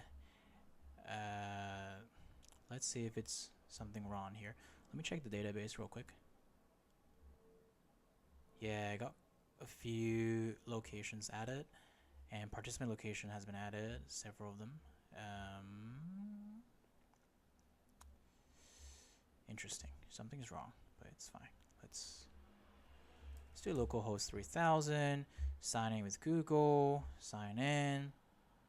To be honest, it shouldn't keep asking me to sign in, right? So let's do MIT space generate sharing link, right? Copy this. Command T, Command V.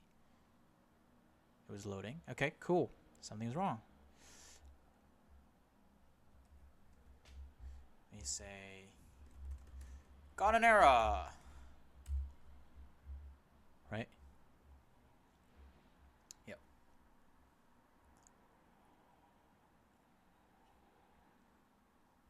Google initialization error. There's a map thingy here. Here's updated map component. It must have updated something. So added use load script. Let's see. Yeah. Use load script.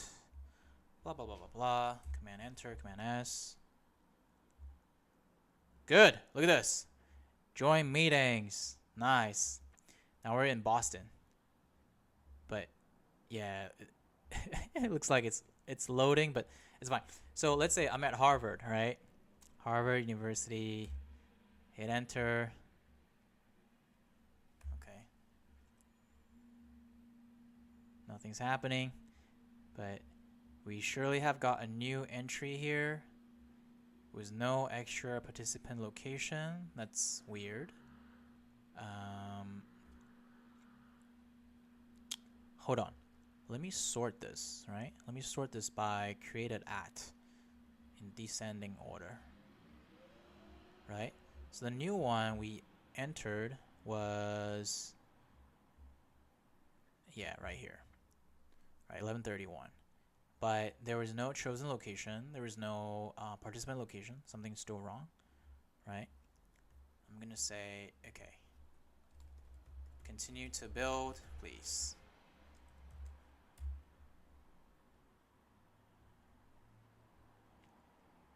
Yeah, if we have time, we can always go back and check what exactly the code did, right? But since we're building an MVP, let's just continue. It doesn't really matter. Until later, we can figure it out. But you know what matters is that you need to understand what the structure is going on, right? What is going on with the structure of your project, and so that you know where to fix things, right? Okay, let's add more features. Let's add a calendar integration for scheduling the meeting. Okay, let's do that. Scheduling the meeting. Save. All right. You can see real-time updates over here. Let's add the venue details with photos. Okay.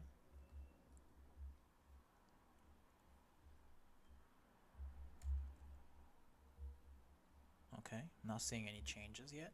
Let's update the dashboard to include these new components. Okay, because these are new components, we need to add it to our main page, if you remember.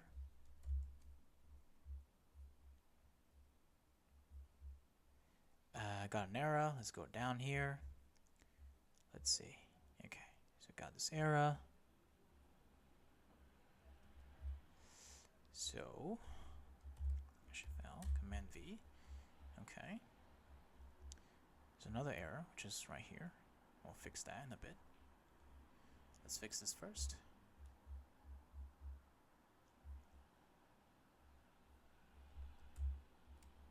Yeah, looks like it's fixed.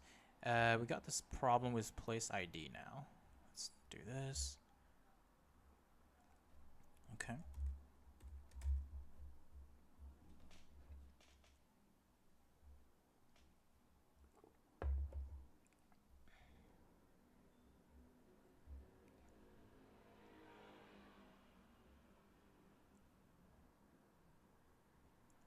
Yeah, so guys, we need to define types. Because it's a TypeScript, we need to make sure that the types are properly defined.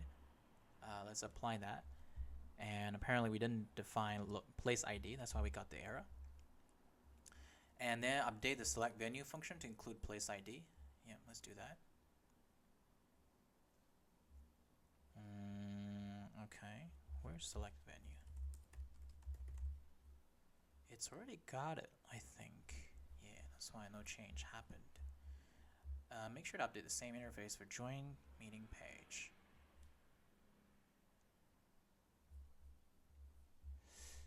So So I'm going to ask you to do one thing, right? So can we please keep all types in a types.ts file? We want to keep it consistent across pages. Thanks. That's because like if you define an interface of location with numbers, latitude, number, longitude here, but in another file you define them as strings, it's going to be a little bit messy. So what we're going to do is we're going to create a file to take care of all of them. But I don't really want to call it index.ts. So I'm going to say I want to call it types.ts, not index.ts.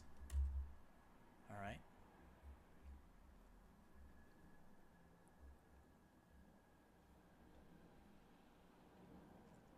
Great. This is what I want. Okay. Apply. Okay.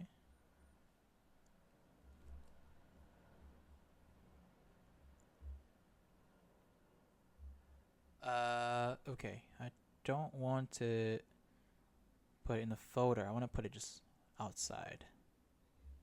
Move. I'll delete this types folder. Okay.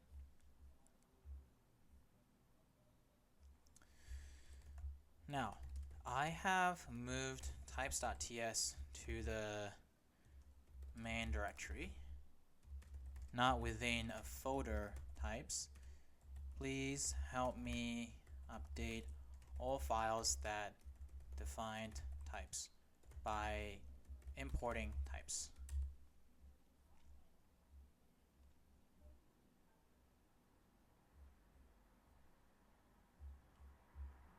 We're almost there. We're almost there. I have a strong feeling we're almost there. Cool. So help you define import types. Why do we need to do this again? Are you changing anything? No, you're not changing anything.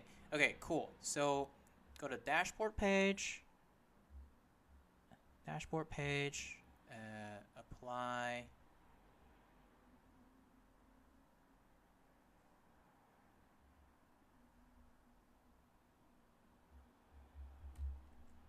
Okay. Now go to join ID page. Apply. Continue. Yep. Cool. Let's go to schedule meeting page. Schedule meeting, which is over here. Yep. Schedule meeting. Apply. Continue.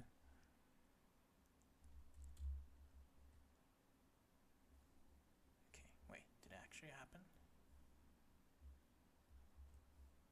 Yeah. Cool. Location input. Location input. Apply. Continue.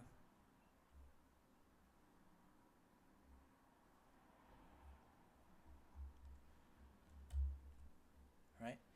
Yeah. Accept. Location input. Maps.tsx. Let's do this. Maps.tsx. Continue.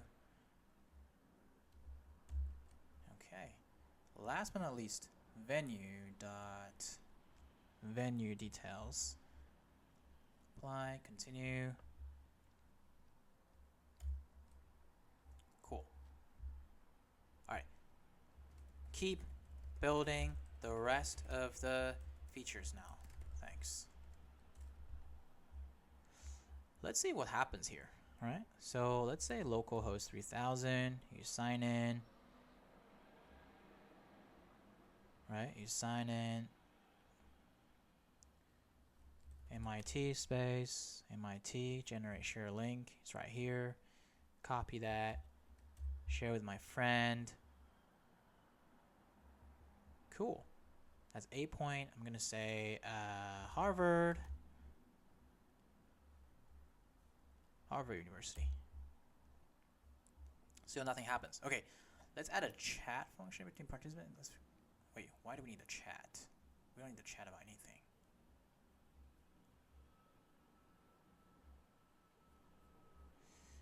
We do not need to chat.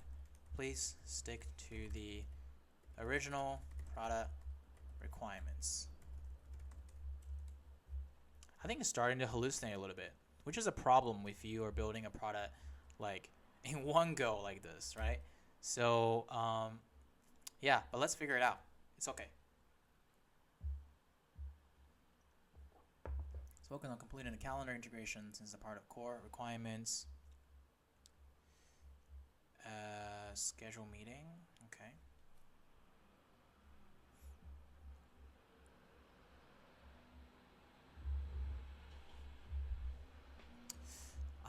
I'd rather actually it's okay. Let's do this. It's okay. Router API.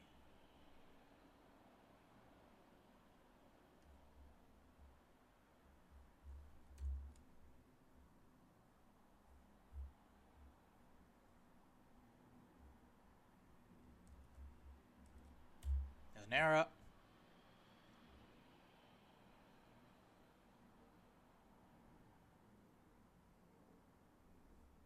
Install it, of course.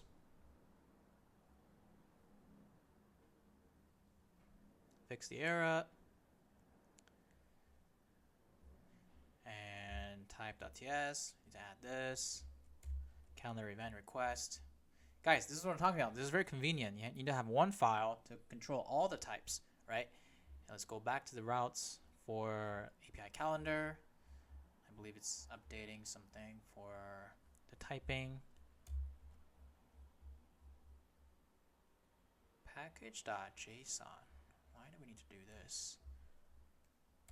Huh. Okay.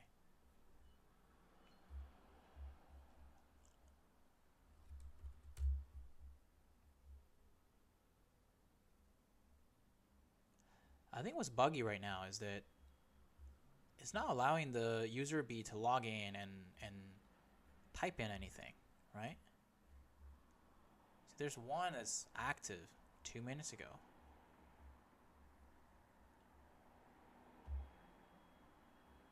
Okay, sign in, right? We're gonna fix this bug first because I think that's a little bit annoying. We've done this multiple times, but we're not seeing any locations being updated. But if we refresh the database,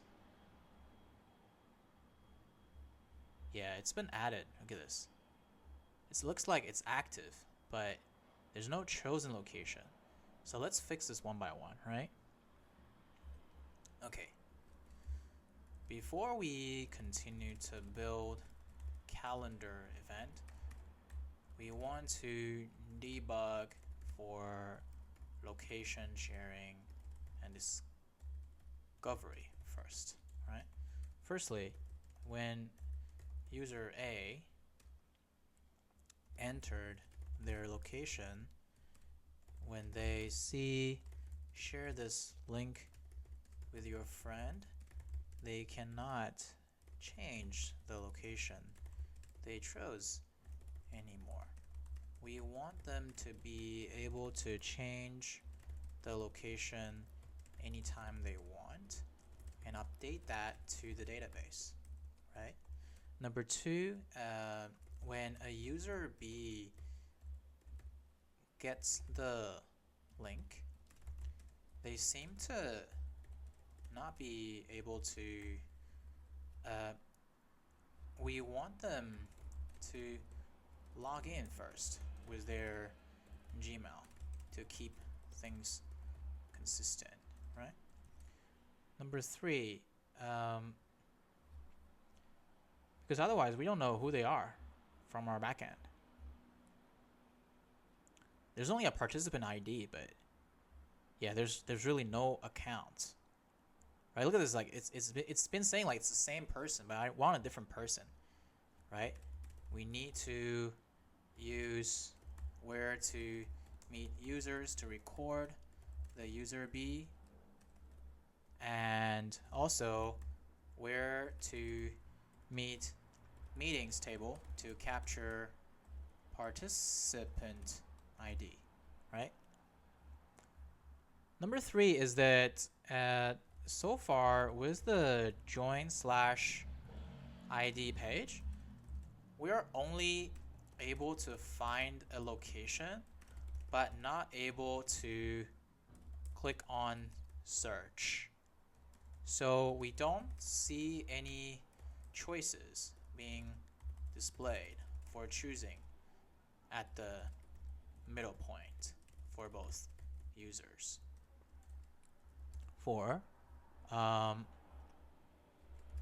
We should allow both user A and user B to see the location chosen, right? And remember, user A is the one to be able to choose a location in the list, and user B will be notified if they have, sent their location to user A and is waiting, or when the user A has chosen their location, user B will see an update, right? Okay, Command Enter. It's been 2 hours. Let's fix this. Okay, let's fix this. Find the following user A to change location. Let's modify dashboard component. Okay. Page, dashboard. Okay, apply, enter. Look at this. Yeah, this is right. So let's say I'm gonna say Oxford, UK, right? Update location.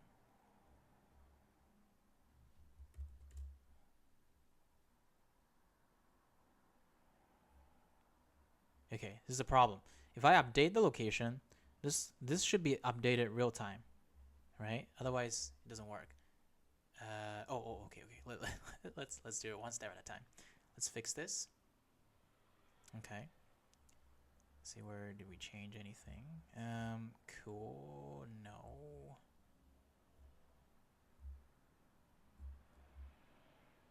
Types. We already have a types.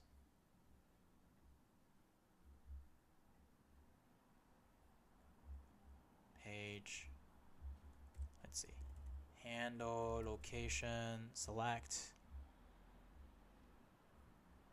Yeah, we've got our types here. Don't need this types. Handle, location, select. Sometimes it's a little buggy, but let's just do this ourselves. Right? Select. Update. Come on, you're supposed to update.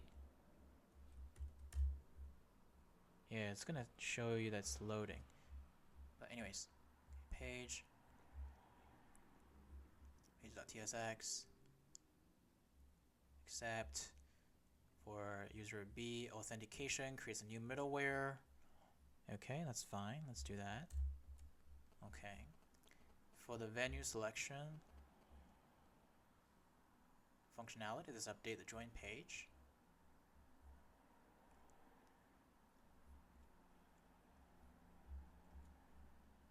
Okay. I don't think anything changed. Find midpoint venture service. Set error. Yeah, I don't think anything changed. Let's apply that.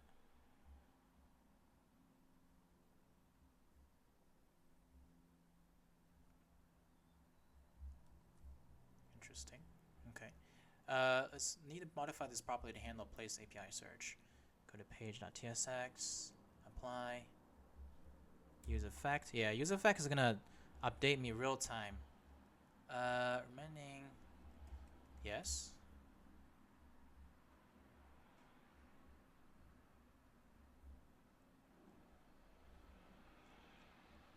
MIT, generate link, copy, come over here.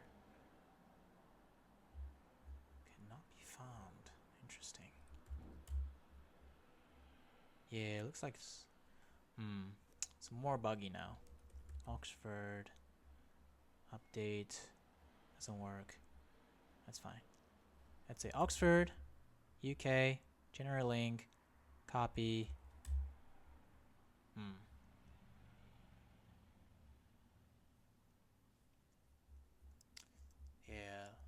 Looks like join page has been screwed up.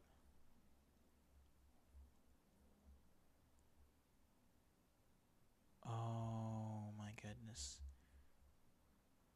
What is going on?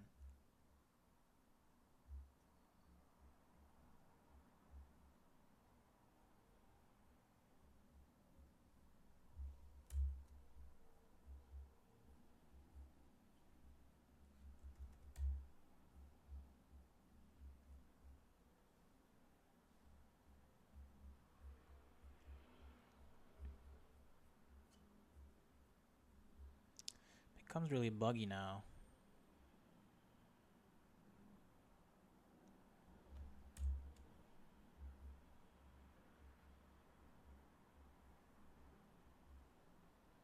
Let's try this again. Okay, so MIT generate copy doesn't work. Okay.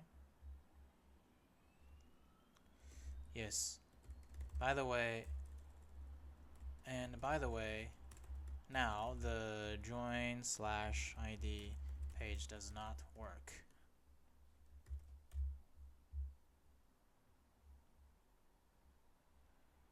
Let's show console. The link I generated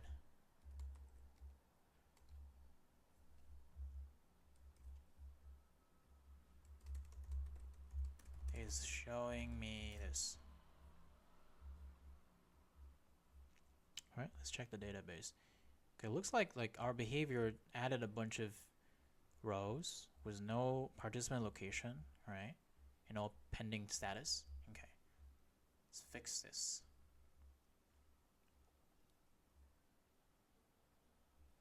Create an auth page. You don't need to create a new auth page. We already have the auth page, right?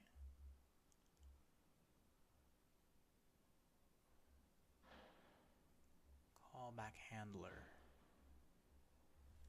Okay. Update the middleware to handle auth user. Okay, that's fine. Update the join page to update the auth thingy. Okay. There's an error. I'll deal with that later. Finally, create a database. Properly set up. Okay.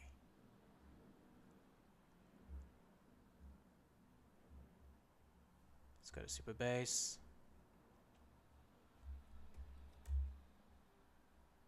Cool.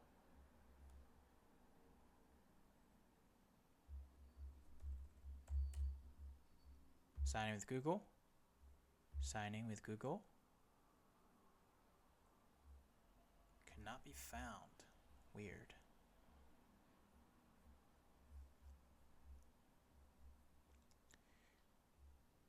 Okay. Looks like we messed up quite a lot of things. What am I gonna do is guys, this is a problem if you're purely relying on AI to do everything, all right? So let's fix it, right? It's okay. Let's fix this. Let's try to figure it out. I think first thing I'm gonna do is I'm gonna tell it that. Oh, perhaps it's because they added. It was trying to add this new page for auth. That's why.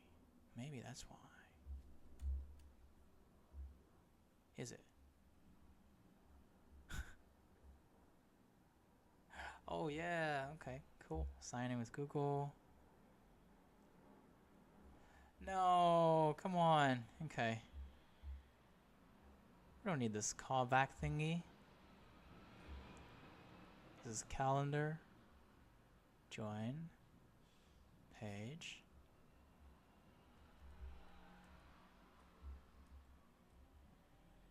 Reject. Okay.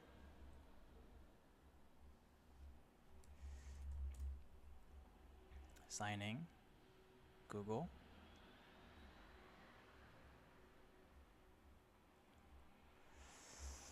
Let's see. Okay.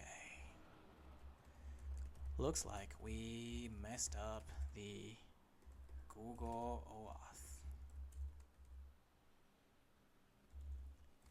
Please stick with the same app slash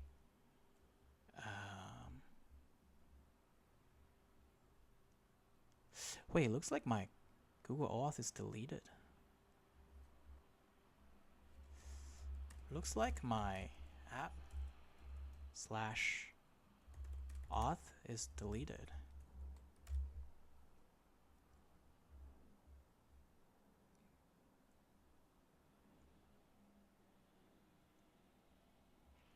Yeah, let's fix that.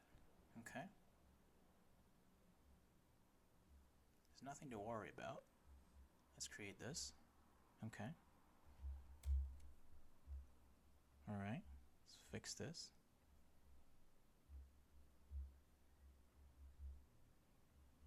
I'm going to go back here, sign in with Google, sign in with my email. Okay. Update the login button component, include necessary thingies. Update the auth page login button.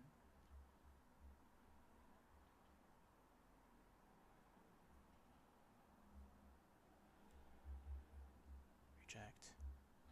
What are you doing to my thing?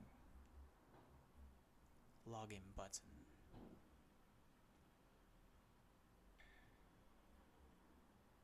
Oh, going to the auth page. We don't have the auth page.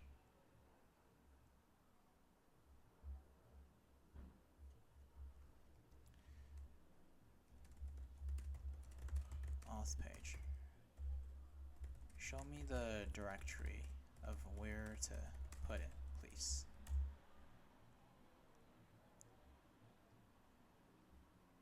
It's okay, we're gonna figure it out. Okay, so it's gonna be an auth page, callback and everything. Guys, this is really buggy. Look at this. My auth folder is gone again. This is super weird. Let's recreate this. Okay. Save. All right. Auth is back with this page.tsx. And then check if the authenticated this login button.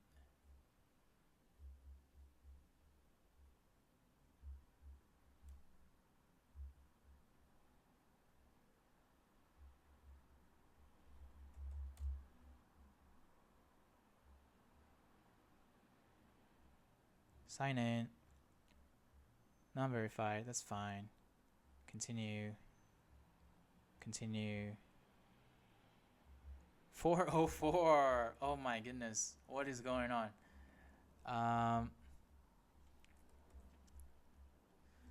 I'm getting a 404 error with this link. Okay. It's okay. Let's figure it out. Let's figure it out.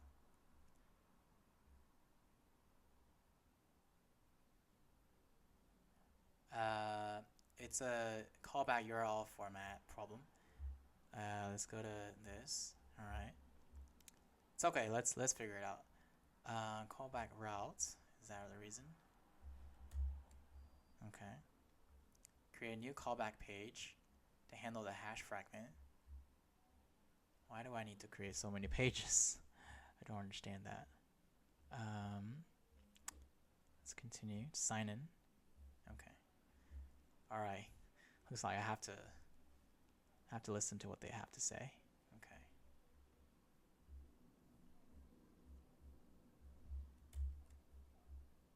Update the route handler.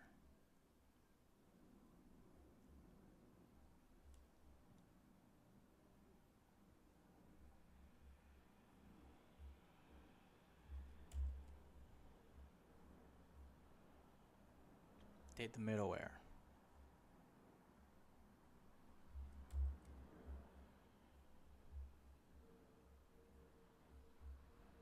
Sign in.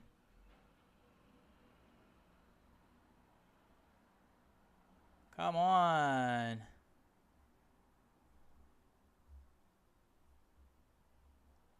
I'm gonna try this. Okay.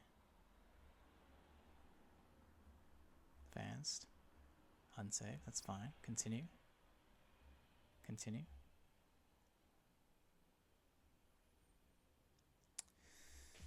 All right. Looks like we messed up. That's fine. Let's see. Let's see our original structure. Okay. Didn't do git commit. Okay, that's the problem, guys. Somehow we messed up the callback thingy. Somehow we messed up the Google OAuth. Can we revert the logging with Google back to the previous working version? Help me figure out the right directory. We used to keep things pretty simple, if I remember correctly. And I think we had the following redirect URL. Okay. And on Google Cloud credentials, we kept the following redirect URLs, right? It's basically auth / callback.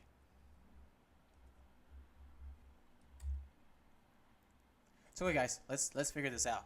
Perhaps this video won't be as complete as before because looks like we got into some trouble. But yeah, this is the fun part of coding. We'll figure it out. Okay, this is callback URL format. Wait, no, that's the previous one. Yeah, the new one's being generated. Let's infiltrate the flow back to working version. Here's what we need. All right, in the login button, let's figure it out. Okay, auth / callback, right? We don't need the auth / route or anything. Let's update that. Okay. Let's come back here. Okay.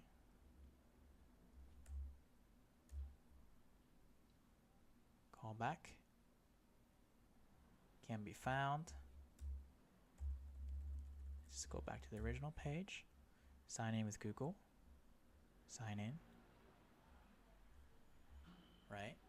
Update the callback route. Apply. Accept. Keep it simple. The directory should be looking like this. app / auth / callback / route.ts. And there should be a page.tsx outside. Right. To be honest, we don't really need this page.tsx. Let's just delete that. Right. We have auth / callback / route.ts, the main page. Login button. Okay. And let's rerun this. Fingers crossed. Okay. Cool. Sign in with Google. Sign in with Google.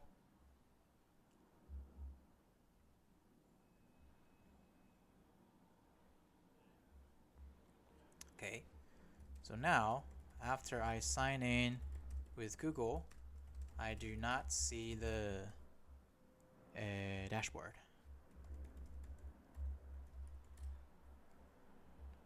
I think it's because it didn't redirect, right? So if I just type dashboard.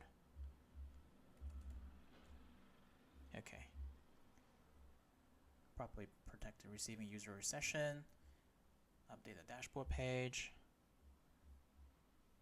Yeah, dashboard page has some errors.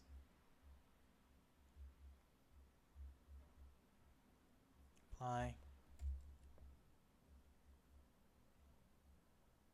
Yeah, we're gonna fix this later. Okay. So second thing is layout. We need to update the layout. I think there's not much to update in the layout. So for the callback route. So let's do an error handling thingy. Add error handling to page dot OAuth dot page.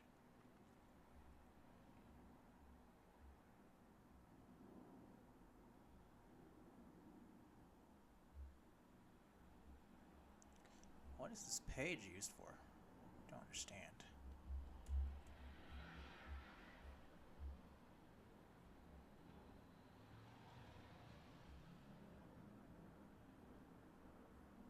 Authentication failed.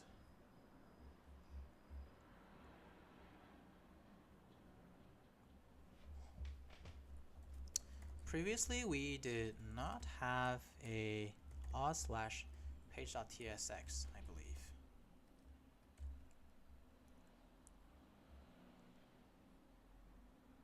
Yeah, after you log in, you should be able to redirect.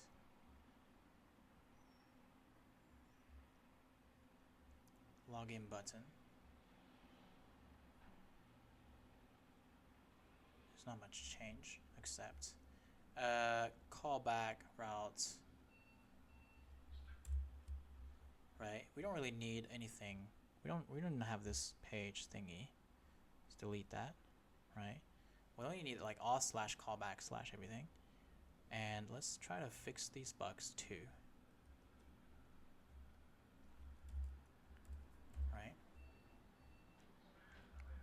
Alright, let's fix the bugs first, and then we'll be able to understand.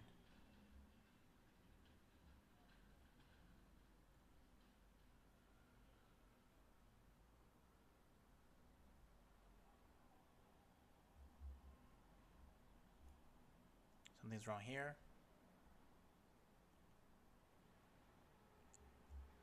This does not look like a solution, so no. So I think it's because in the type.tsx we didn't fix everything properly, right? And then here, we probably need to update this.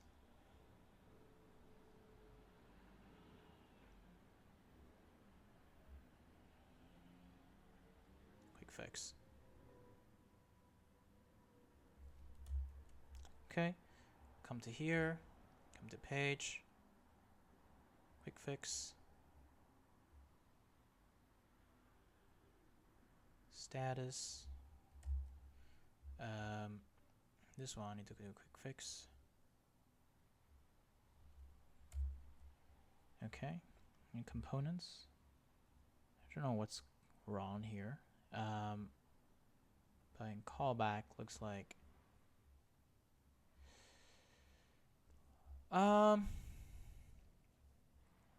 yeah. I don't know what's going on, but let's not lose hope. Let's continue. It's almost 3 hours. Oh my goodness. Okay. Oh my goodness.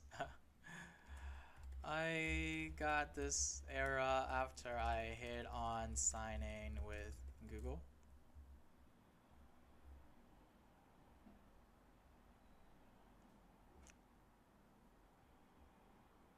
Error because Google is trying to redirect back to /auth, but we don't have that route anymore. Let's fix it.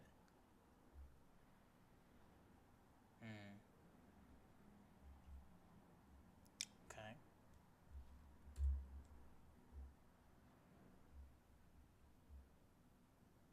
Would that work for you? No. Has the correct redirect OAuth. So let's go back to here and check the redirect URLs.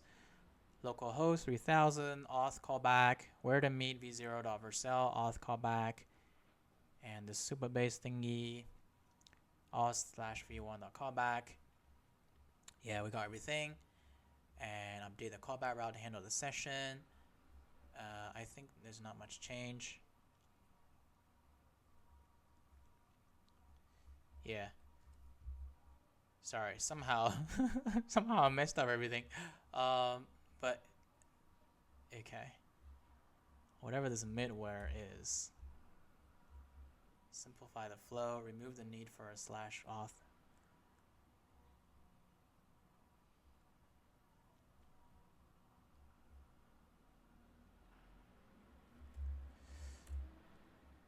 sign in with Google.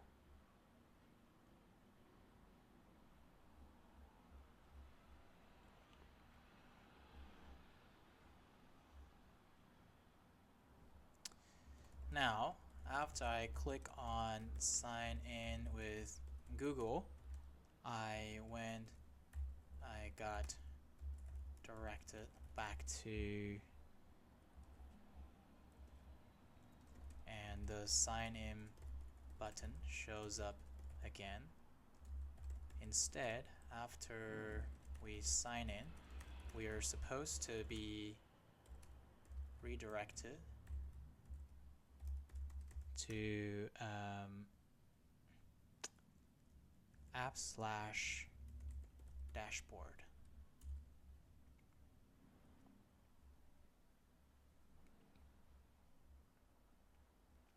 This is a very realistic coding session because sometimes if you're tired, if you're too reliant on AI, you're gonna end up like this, right?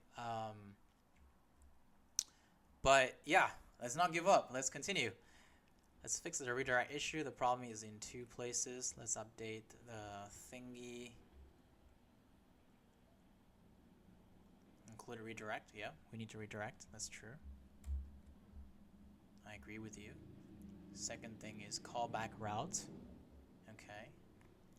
Need to return. Okay. Middleware.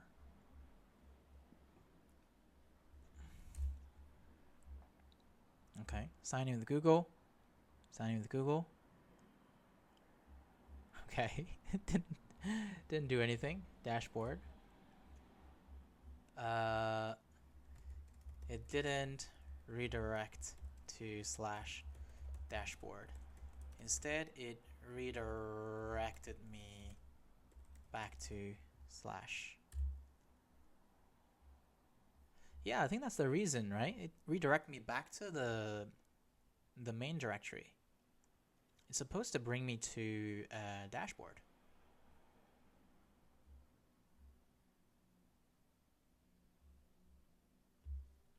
Do the callback route. Okay. Oh my goodness. It's okay. We shouldn't lose hope. We should continue.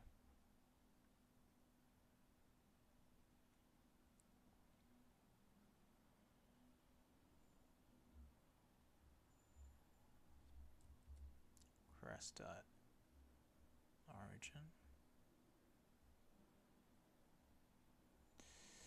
But this is a problem, right?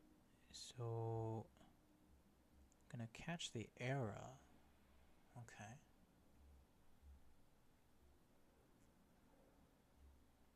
Routes.ts. Handle redirect.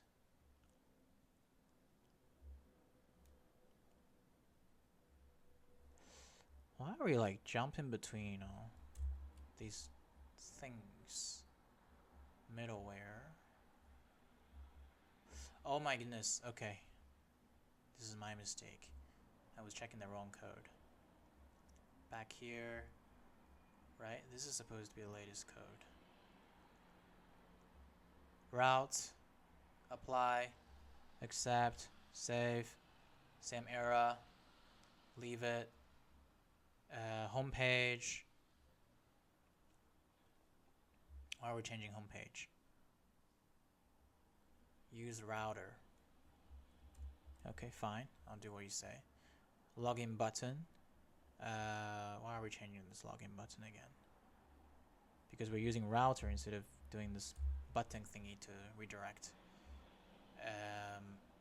Supabase should be fine. Supabase check Google is enabled. Let's double check if that's still enabled. Home. I think it's gonna be authentication. Providers. Yeah, Google's still enabled. Let's do sign in. Sign in with Google.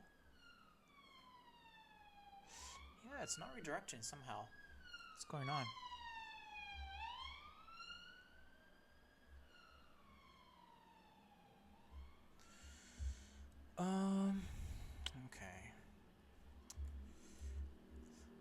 gonna start. I'm gonna start a new one. Okay, cool. So, Command L. After I click on sign in with Google, the page redirects itself back to localhost 3000. Instead, we want to be redirected to app/dashboard. Help me fix the error.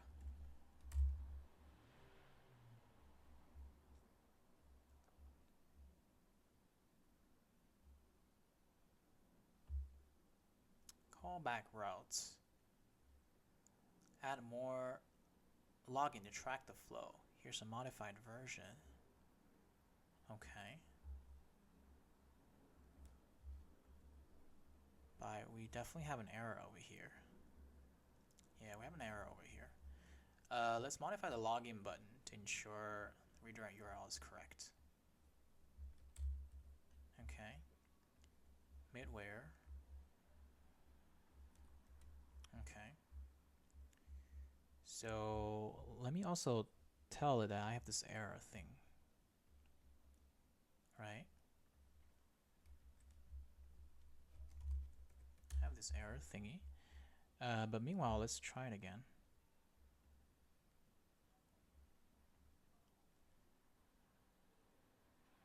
Yeah, it's not redirecting somehow. Something is wrong. Trying to use and catch the block.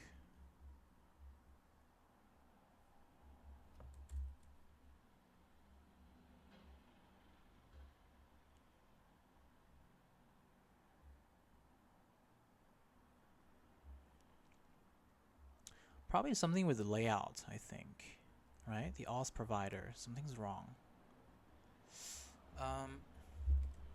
Looks like we are constantly being redirected back to the app/page.tsx and kept seeing the login button even though the user has logged in. Is there something wrong with the user auth context we're setting? The user should be redirected to dashboard immediately after they log in with Google.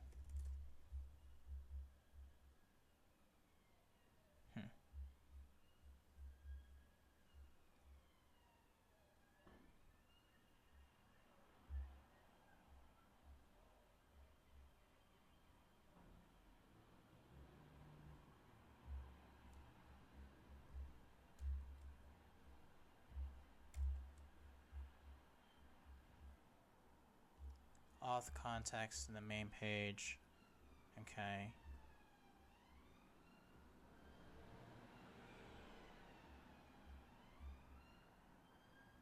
It's called auth provider, not auth context.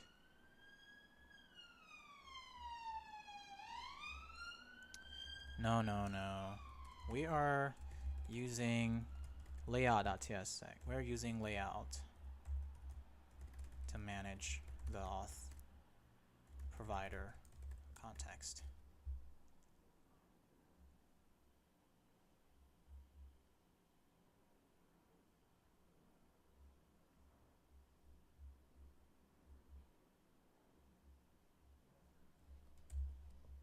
Okay. Go back to page. Apply.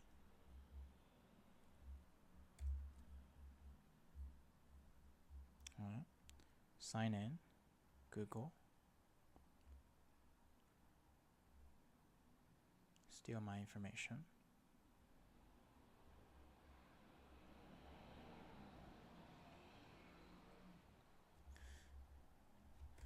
Here's my console on the web page.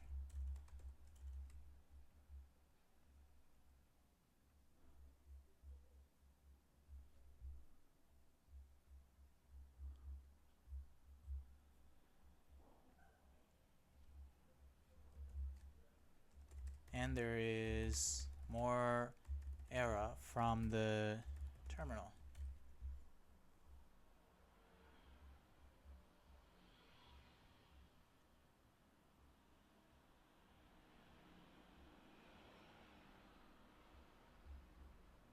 Yeah, it's calling a redirect loop. Middleware.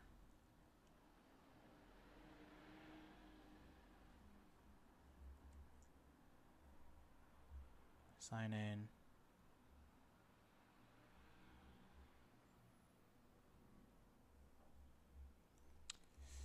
Previously, when we did not have middleware, the redirection was working fine. Is there any reason for us to keep middleware?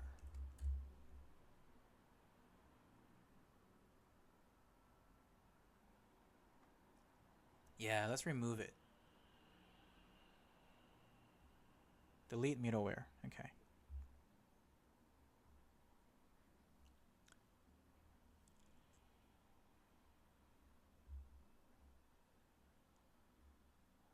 I'll be surprised if it works. Yeah.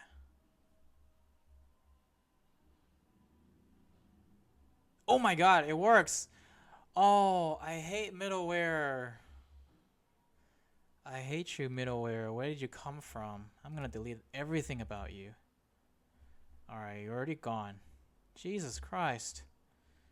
MIT. Generate sharing link. Copy this. Come over here. And this is not found. Okay. Now we're talking. Now we're working. Oh my god. It was because of the middleware thingy. Look at this. Already 12:24. We debugged this for 30 minutes. That's fine. Let's figure this out. Now I'm seeing 404 for my join/ID.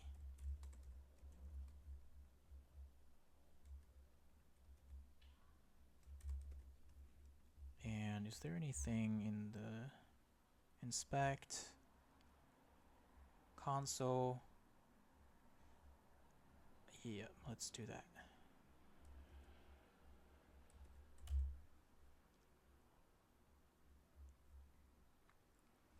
Guys, one thing about AI is that it's gonna keep hallucinating, keep giving you new things that you don't really need, right? So you need to have this like judgment to make sure that you're not adding the things that it proposes to you, and yeah, make sure that you're in the structure correct. Create a new file. It gotta be correct, man. Okay, fine. I'll add a parameter.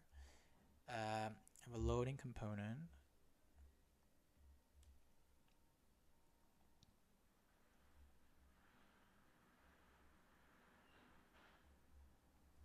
Okay, fine. I'll add the loading component.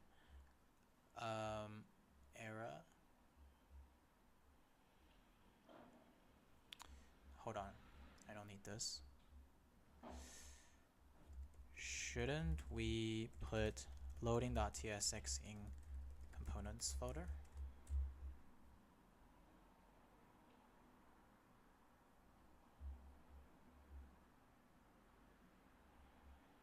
Yeah, it still doesn't show up. Yep, it loaded and then it's gone. Alright, but if I say Harvard, would that work? Oh, look at this. This is already fixed. Look at this. Nice. Every time it's using a new link, right? Yeah, it just doesn't load. Okay. Specialized files like iterating, then it should be placed in the respective route folder. Okay, cool. Fine. Fine. I'll do that. Right. I would do what you said. Loading, right? And now I'll add this error thingy.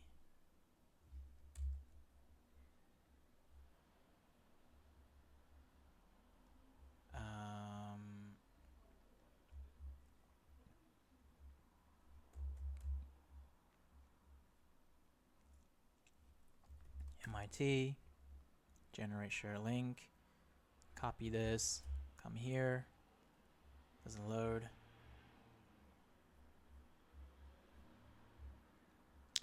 You know what happened is that it looks like it loaded for a second. It looks like the link loaded for a second and then suddenly got redirected to this, and it says 404. I wonder if it is because user B needs to sign in first. If so, can we let them sign in, please? Or is it because I was using the same Chrome browser where my login details are considered as logged in status? I'm just hypothesizing what could be the reason why it was wrong.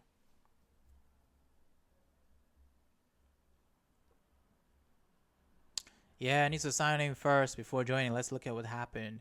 In the join meeting component, we have this auth check.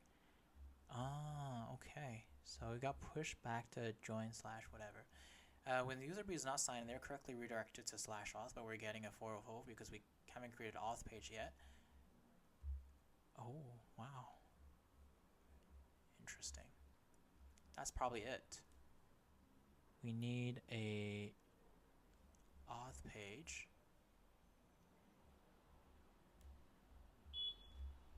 Why is it in join?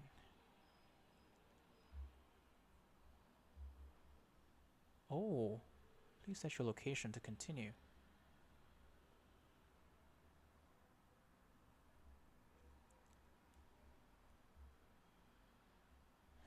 Okay, let's say Harvard University, right? Generate the link, copy the link.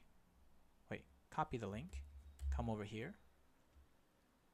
All right, enter the location, MIT, enter.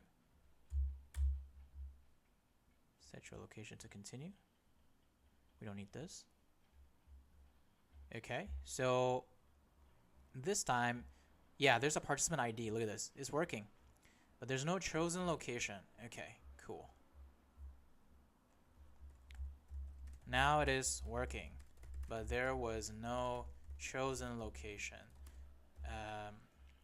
User A needs to be able to choose a location around the middle point to find nearest cafes or restaurants.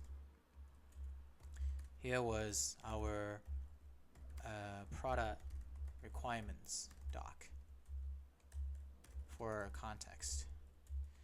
Guys, that middleware thing was just really annoying. It wasted us so much time, but it's okay. Let's continue.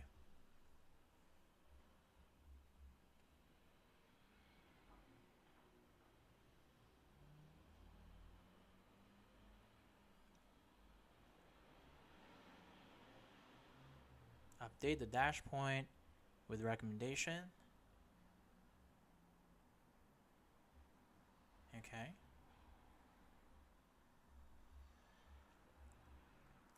We already have it, so nothing's changed. This part is already handling the display recommendation. We need to trigger find midpoint ventures where both locations are set. Let's modify the subscription handler. Yeah, this is what we're talking about. I'm not sure you changed anything over here. Payload, blah, blah, blah. No, you didn't change anything.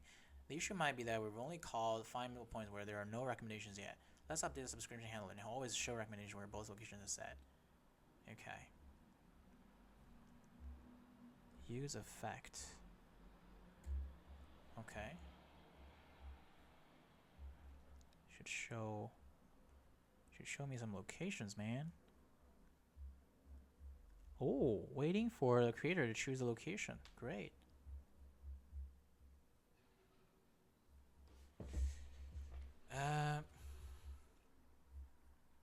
Okay, guys, this is looking promising.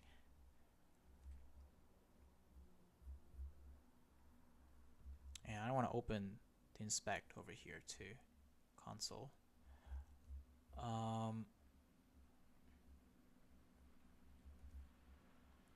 Now on my join page, which is this, I think,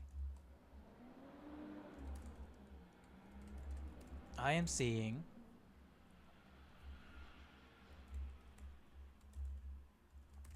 with a map with both point A and point B, but on let's see, I am not seeing a list of cafes or restaurants being displayed after user B has chosen their location. There should be a search for locations for cafes and restaurants after user B got their location updated. And the user A is supposed to choose one, and both URLs should show the final location chosen. Cool, we're almost there, guys. We're almost there. We are almost there. Before that, I want to commit to Git. Commit M, added, sign in, and location, sharing links, git push. Okay, so let's find out. In the dashboard, I see the issue documented being fetched, but not displayed correctly in the dashboard. Look at the code. Wait, GitHub push has got a problem.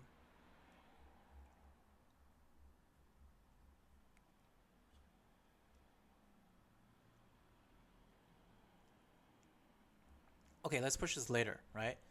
Let's fix the problem first. In the dashboard subscription handler, we're correctly fetching the recommendations, right?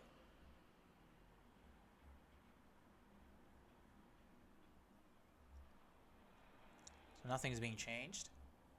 And we have the UI to display them, right? But the issue is that we need to ensure that recommendations are being displayed where both locations are set. Okay, so let's modify the dashboard page to show recommendation section. Let's make sure that it's not deleting my whole page like before. Cool. Are you going to show me something or not?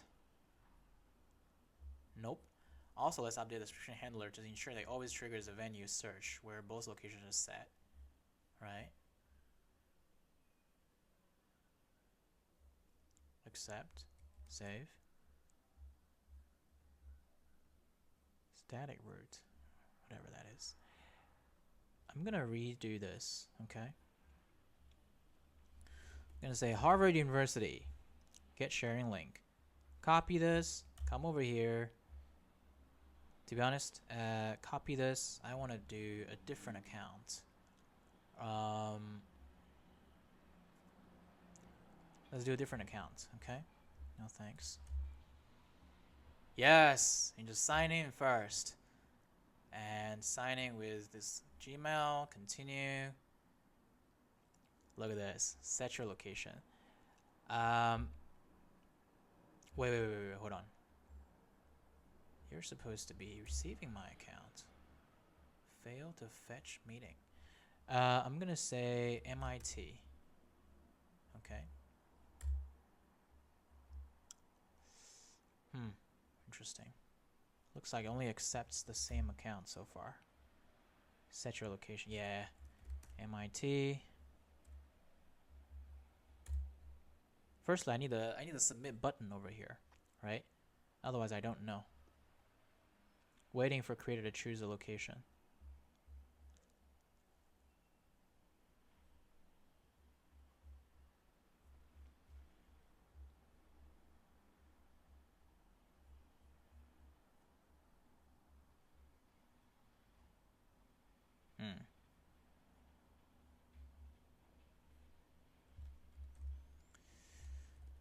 got some error on my terminal, but the bug I was facing was the following. Firstly, if I copy the share link, this one, to a different Chrome with a different Gmail logged in, it will by default go to the / dashboard page instead of the shared URL link. User B is supposed to be just using this link and sign in and choose their location. Number 2, if I copy this shared link and paste it on the same browser with user A logged in, I can see the meeting point selection page, but I cannot click on any button to submit my location. Right? And also it's not displaying anything. Right? So yeah. Fail to fetch meeting. Okay.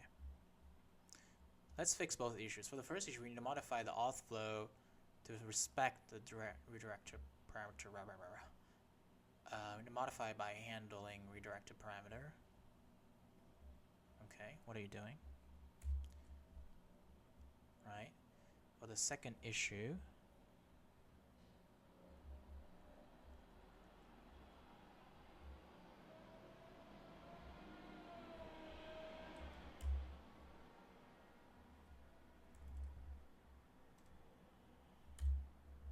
failed to fetch meeting. Okay. Second issue, we need to replace user A from accessing the page. Replace this with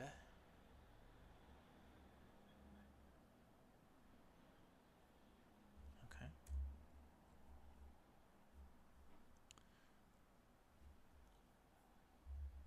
Okay, let's redo this, right? Let's do this again. So MIT get share link. Copy this. Come here. Paste this. Harvard. Didn't work. Fine. Paste it here. Set your location. Wait, no. I went back to dashboard.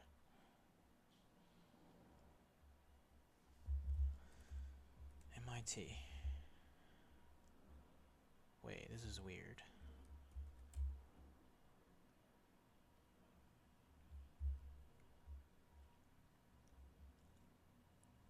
No. Reject. Reject. Reject.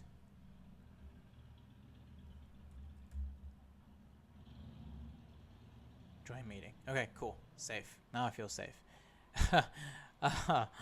Oh my goodness. Harvard. Come on, Harvard. I need a button to click on to submit the second location, please.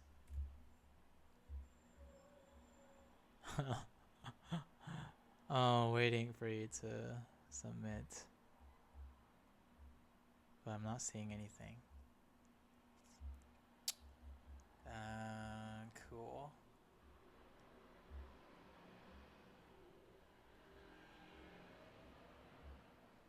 Okay, fine.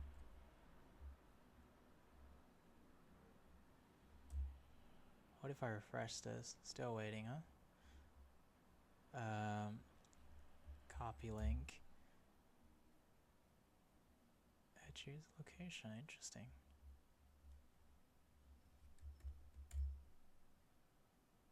Okay, so MIT, confirm location. So I'm gonna say after we click on confirm location, we should see waiting for the creator to blah blah blah.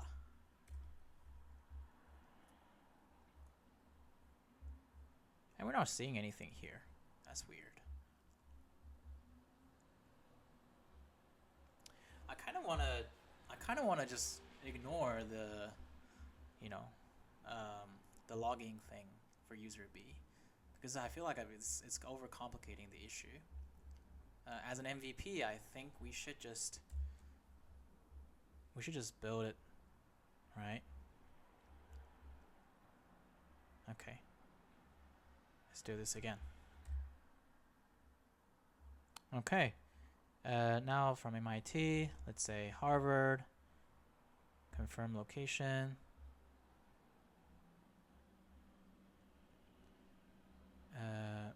No idea why there's no reaction, but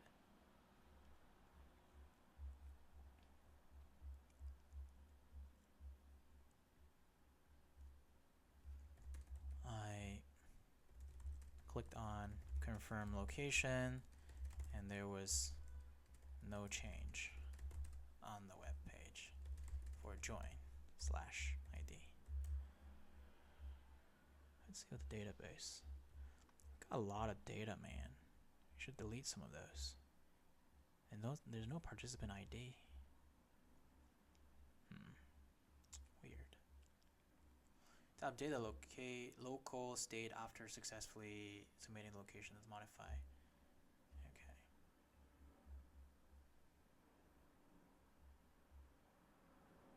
Subscription to meeting updated successfully.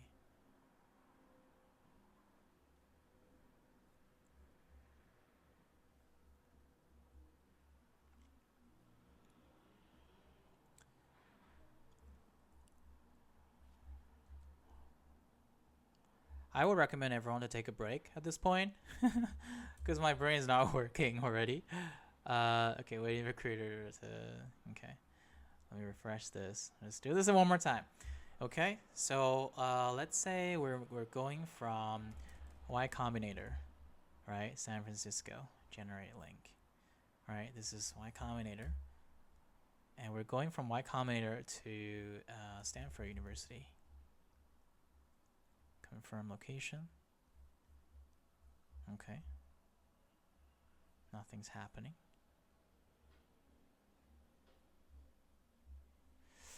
Let's see what's going on, right? So, see, it's been calculating here.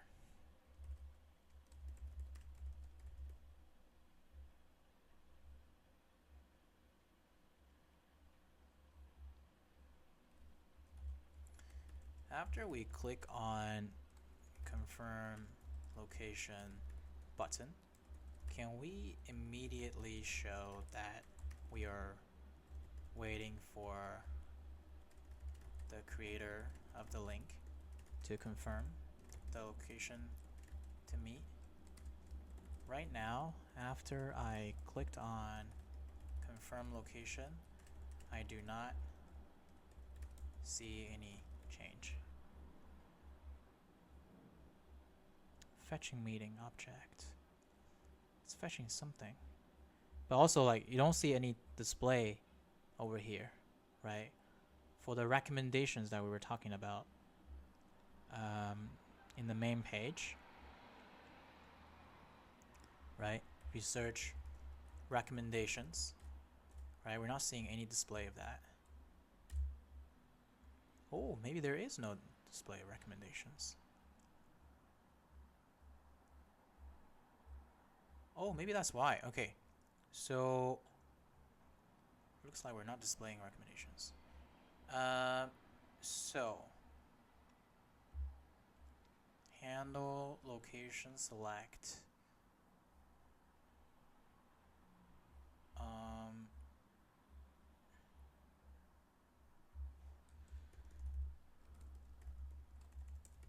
But the problem is, I want to set this to be. Wait. Shouldn't the change be at Join slash ID. Oh yeah, it is. It is. My bad. Okay. As I said, my brain's not working, right? But let's save it. Okay. Let's fix this error. It's a type issue. Cool. So, I want to be able to see that if I click on confirm location,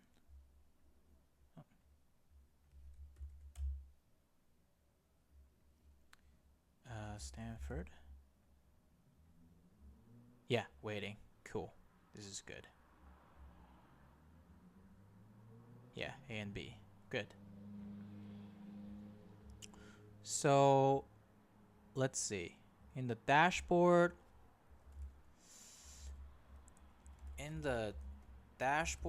I do not see any display of the recommendations we generate for meeting points. We're almost there, guys. We're almost there. I think we're almost there. And we need to fix the GitHub issue and properly display the recommendations. Okay, go to return. Yep, meeting and meeting chosen location, show schedule. None of these are being shown yet. Okay, let's figure it out. Apply. All right, let's see what you generated. Yeah, it should be showing me all of these things. Great.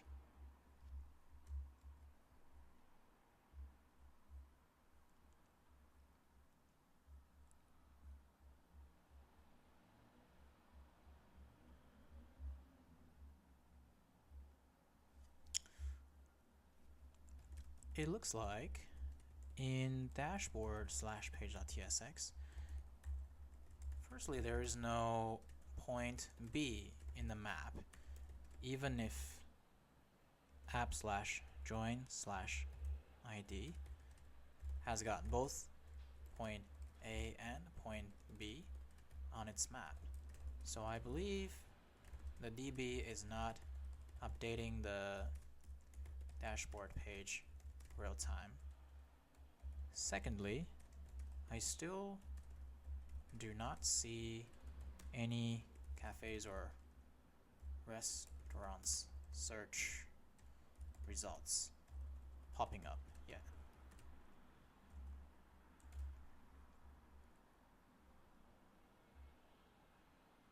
We must fix this. We must fix this.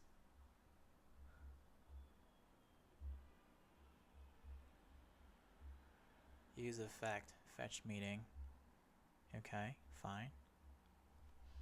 But my worry is I don't really see any where to meet users.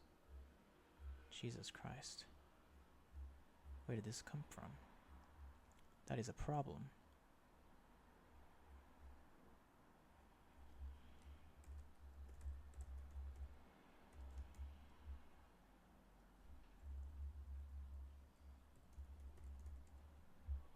It should never existed, my friend. Delete the table. Okay. Pending, active. Meet users. Pending, active. Okay, cool. Alright guys, we must fix this. Cool. For real time update. Alright, fetch meeting, that's good. MIT, generate link, copy, come over here, delete the previous one. Harvard, confirm location, come back here. Oh guys, oh my goodness, this is working. This is working, but I got 76 errors, but who cares? This is working, guys. Fuck. Yes, this is working. If I click on any of those, doesn't work, that's fine. Guys, I'm so glad this is working.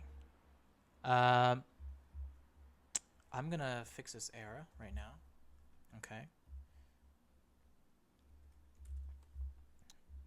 So let's give it a bit of a variation. I have no idea what's going on, but it is working. Okay. So, error loading meeting, of course. So, yeah.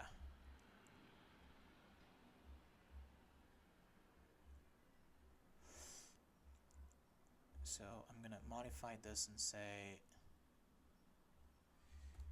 here is the console error for app/dashboard, user A. Here is the console error for app/join/ID, user B. Cool. Let's fix this. Okay, this is really exciting. I think this is working. Even though you're seeing a bunch of errors, but I think this is working. Okay. Never, ever give up. Continue. For the Google Maps image hostname error, we need to update Next.js config, create our Next.js config. That I agree. We haven't done this yet. Okay, so I disagree with you now because I already have the TS. Just copy paste it here. Would that work? Hopefully. For the deprecated open now warning, let's modify the venue to display the letter.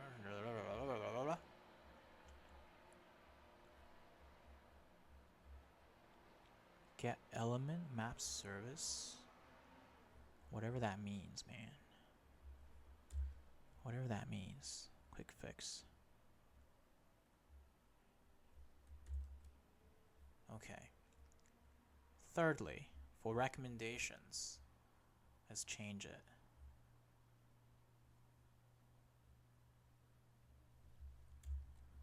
Okay, these changes will allow Next.js to properly load Google Maps images, replace redeprecate open now, maintain the same functionality, relevant code I referenced. Okay. Let's see if it works for you.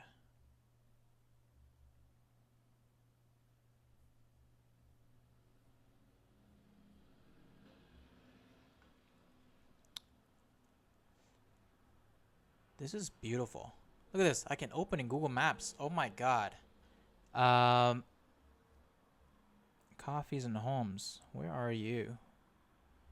What is even this? This is my default page or something?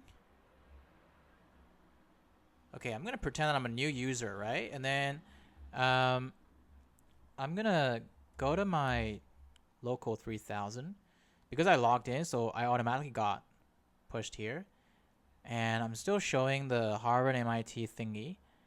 So I'm gonna say Y Combinator now, right?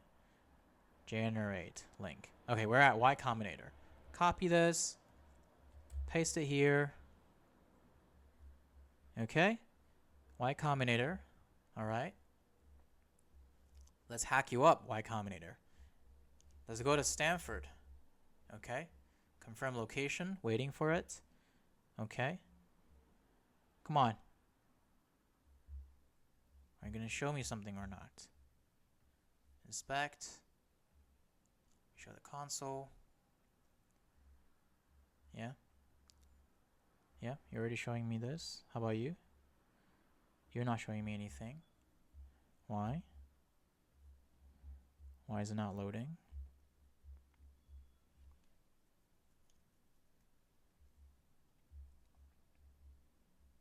What did I do? Previously it was working. Oh my goodness. What did I do? Satellite. Yeah, let's use satellite. Looks better.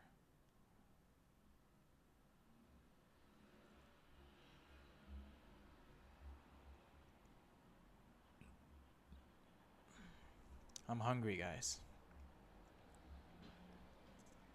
Oh, it finally fetched meetings and then got an error. Is not yet supporting client component.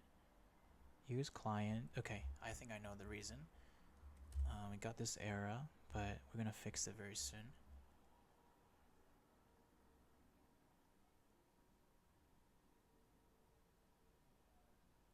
Yeah, JSX dashboard. Let's modify recommendation display to handle the open status with the use effect. Fine. Whatever that means.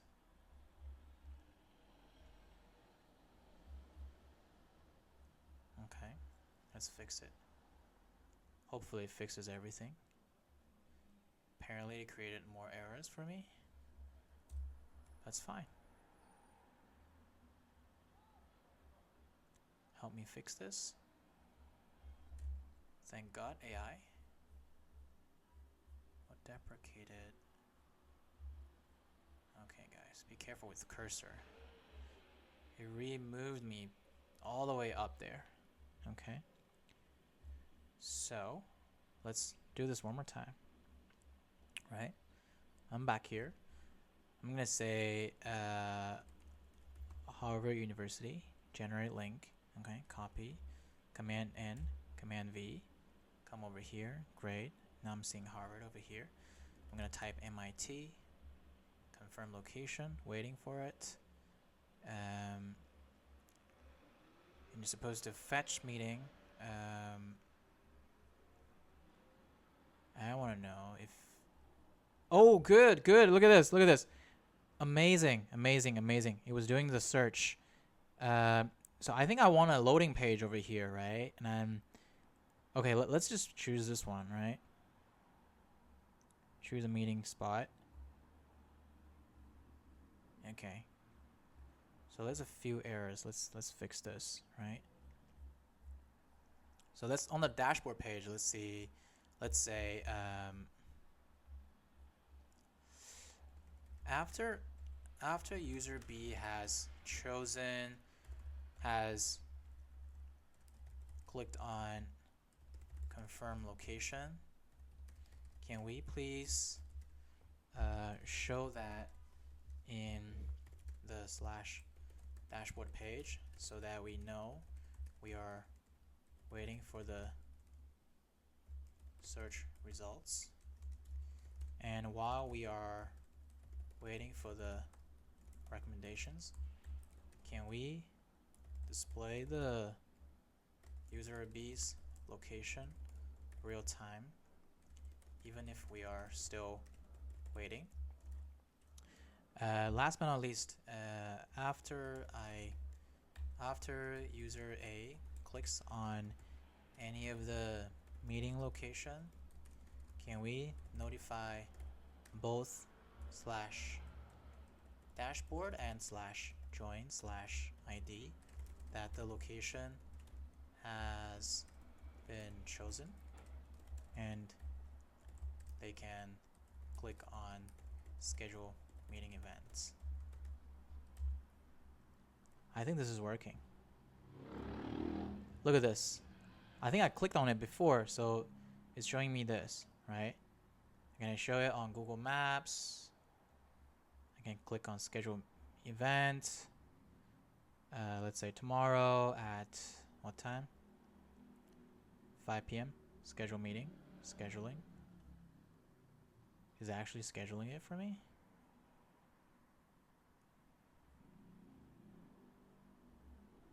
Yeah, it looks like it's scheduling something. Okay, it failed. Unauthorized. Oh my goodness.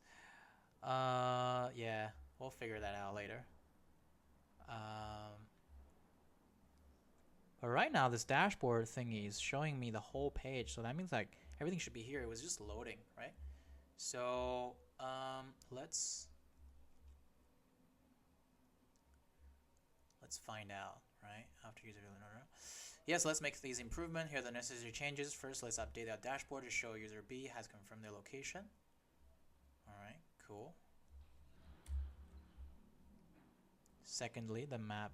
Let's try that, right? MIT. Okay, generate shared link. All right. Yeah, look at this.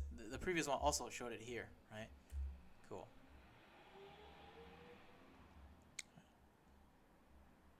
All right, let's Let's redo this. Okay, Harvard. Confirm. Alright, we're waiting. Come on, you're supposed to show me the location right now. It's okay. We're set up to show user B location. We're using participants. Whatever that means. For modifying both users, chosen location, we already have real-time updates through a Supabase subscription. Yeah, this is something we already have, so there's no change. Channel.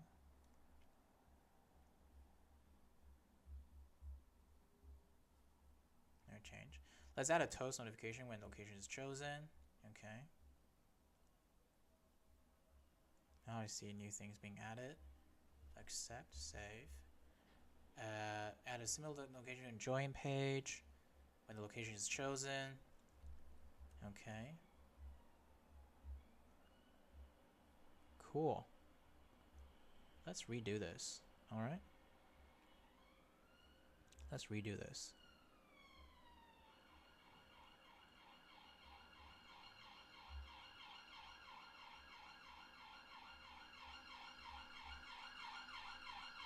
I click on it, but it doesn't work. If I refresh it, you see? It's already chosen. Okay. Let's fix every bug. Okay? Let's fix every bug. So, I'm gonna say Y Combinator again. Okay? Generate share link, copy. Come over here. Alright. So, instead of Stanford, let's go to UC Berkeley. Okay, confirm location. Right? And you're supposed to show me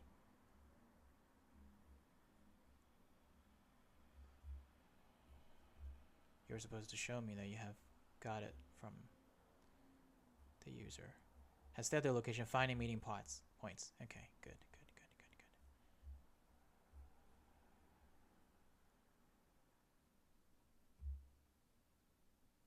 Are you actually finding meeting points or not? Oh, good. Okay, it's updated. Satellite map. It's because of dark mode. Huh? Let me turn off dark mode. Which has been pretty annoying so far. Light mode. Oh, I prefer dark mode. Okay. This is weird. So let me do this again, right? Y Combinator. Generate link. Copy link. Come over here, right? And I'm going to SF Chinatown. Okay. Confirm location. Waiting. You're supposed to get like this thingy right there, right? But now we're just like waiting for it. So let's fix this. Because it looks like it's gonna take some time, right? So let's say it looks like after the user B clicks on confirm location, user A will not receive a notification that user B has chosen their spot.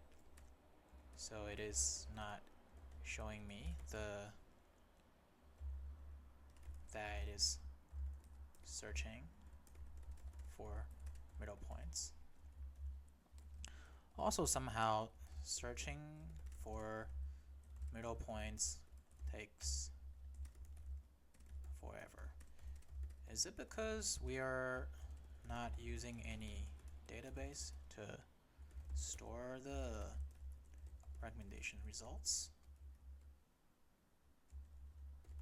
Help me make this significantly faster and smoother experience. I'm gonna refresh this. Yeah, see, now it pops up. I need to refresh it to pop it up. If I click, doesn't work, right? After I click, if I refresh, it works. So I need to listen to it real time, I think.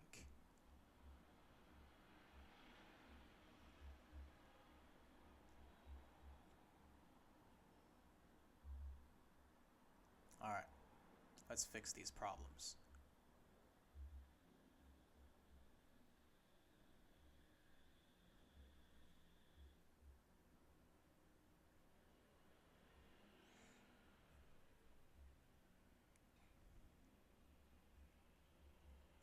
Cancel. Apply.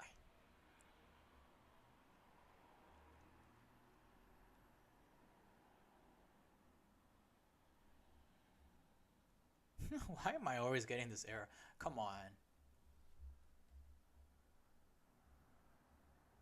Fix. Yes. Okay. Who are you? Okay. Another error. Size is small. Okay. Whatever that means.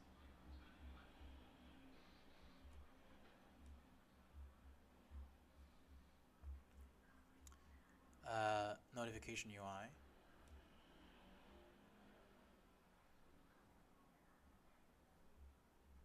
Accept. Quick fix. Fix. Fix. Add a small spinner component.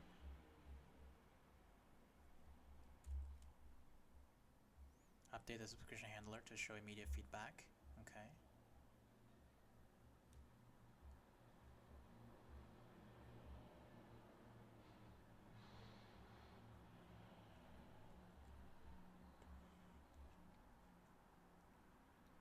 Okay, let's pick a new place, right? Let's do MIT again. Generate share link, copy that, paste it over here, and I'm gonna say Harvard University, confirm location, and over here it kind of slow. Okay, finding optimal meeting points.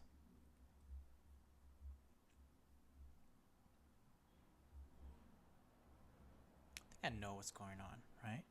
So was not showing up until I clicked on refresh the page. I believe it is because the DB is not listening to Supabase real time. Can we make that happen? And I think it's because like on our database, I haven't turned on real-time listening.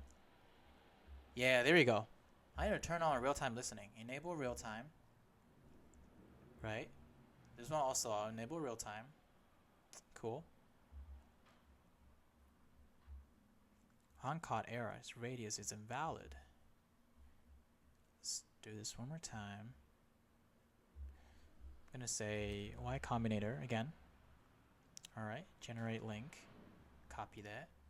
Give it to you. Okay. And then what you're gonna do is gonna search UC Berkeley. Okay, confirm. You're waiting. Oh, good. Look at this. Now it's working. Finding optimal meeting points, real time. But I also got this error over here. Right. Let's fix this. Real time subscription. Update subscription effect. Okay. Join page.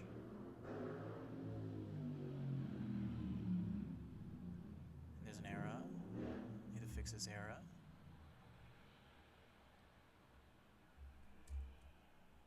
And reference code block. Refresh.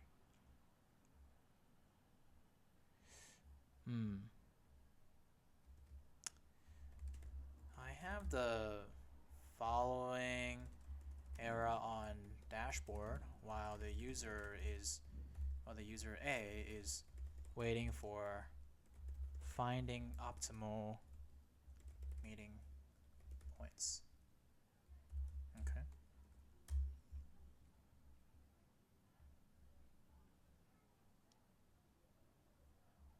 back in. Connection failed.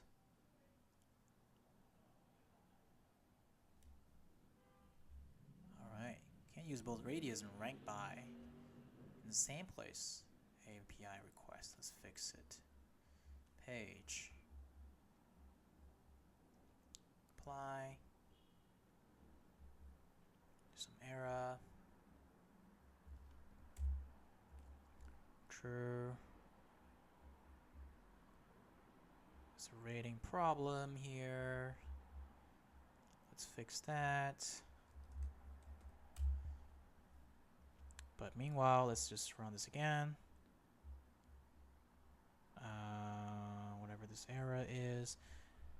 MIT.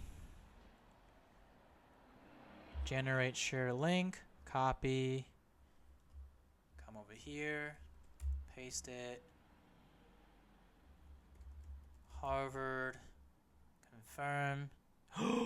Look at this! It's immediate, guys. It's happening immediately. Fuck yes. This is working.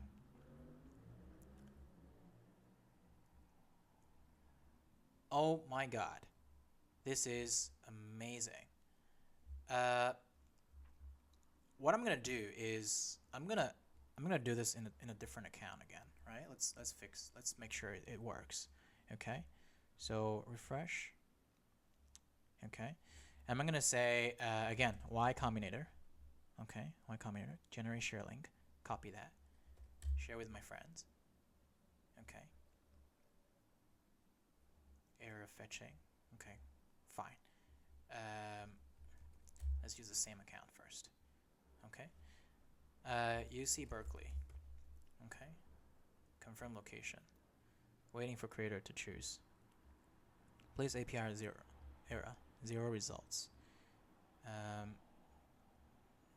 cool. Alright. I'm not seeing anything. Choose. Okay. Okay. I'm getting this error. On dashboard page. Guys, we're almost done. We are almost done. This is amazing. This is cool. This is really cool. It's been 3 hours and a half. It's really cool. And I have no idea about this project before I tried this, but look at this. We're getting things to work, right? And this is really fun, to be honest. This is really, really fun. Let's fix this. Okay. Save. Find the image sizing issue in venue details. Okay. Let's fix that. Okay. And then we got this error. All right. Let's fix that.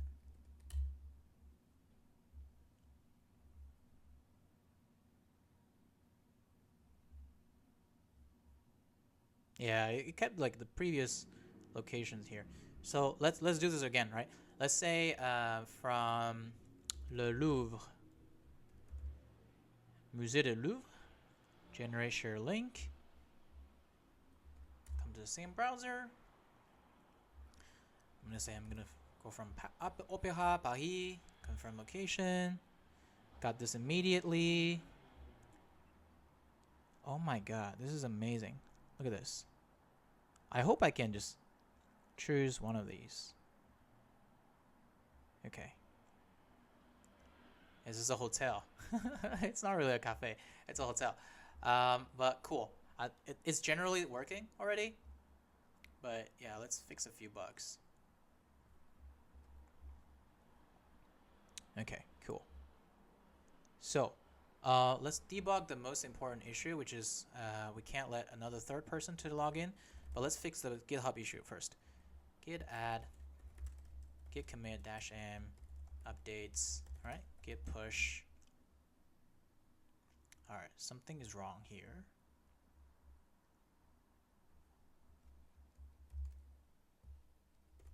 Help me fix this git issue.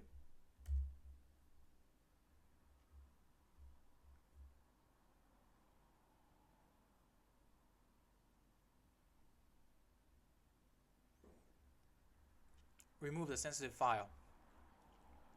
You're right. We downloaded this maybe an hour or two ago. And echo, run that. Create a .m. Okay. Remove the keys. Move your credential. Google client, Google ID. I've done that. Google git commit. Git push force.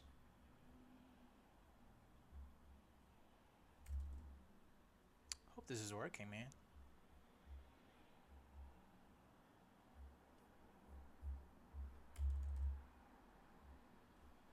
Is it working?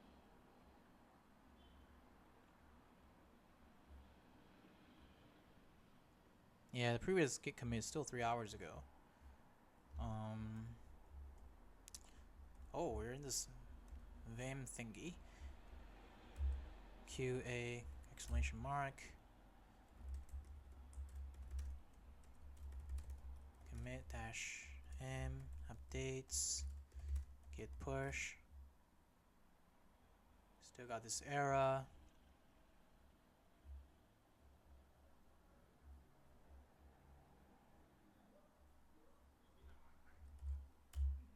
What's going on?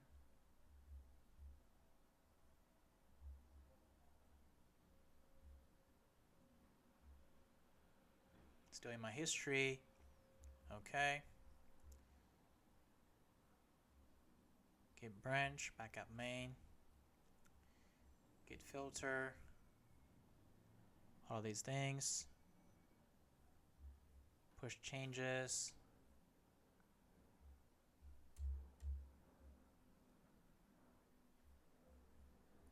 Git push original force.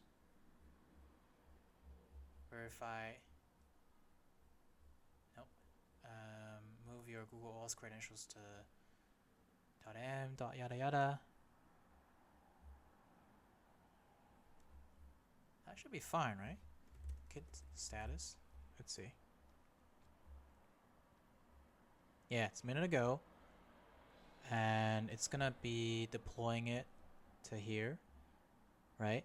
And it's not gonna work because we haven't really set up all the credentials. So we're gonna go to settings, right? And go to environment variables over here. And we're gonna go to like .m.this.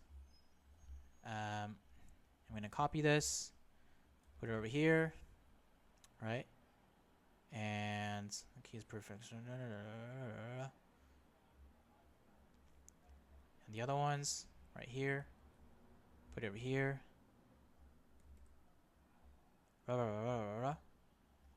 Save. Right? So then, if we go back to deployment, you see there's gonna be an error here. Real-time Postgres changes is never defined, never used. That is not true. Dashboard page. Dashboard page. You're telling me some... Oh my goodness. Okay, fine. Remove real-time Postgres change. Git push. Okay. Let's check the deployment. Yeah, it's deploying again. Hopefully it works this time. But meanwhile, let's fix some of the bugs, right? So the first thing is for this join page, right? So let's start a new one. When I share the URL /join/ID link to another browser logged in with a different Gmail account, I am seeing an error. And what is that error? So let's go to Barcelona now. La familia de la Sagrada Familia. All right. Let's go to Barcelona. Get this link. And if I go to a different Gmail.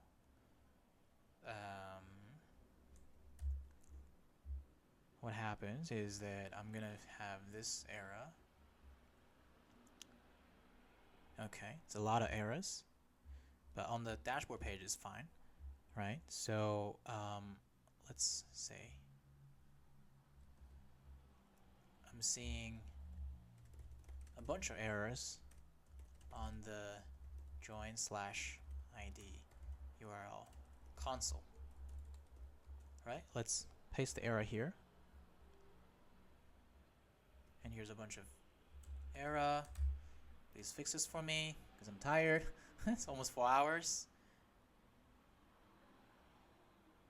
Let me help you understand and fix these errors. I really hope that the voice is working, otherwise I'm dying. I really hope this video recording is working. Okay, adding proper error handling, ensuring proper blah blah blah blah blah. Page. Here's a modified code. I'm just gonna accept it because I already committed to GitHub.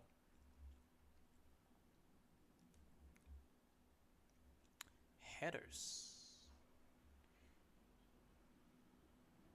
Oh fuck! I just deleted Supabase. Fuck. Okay, fine. And there's an error for this, right?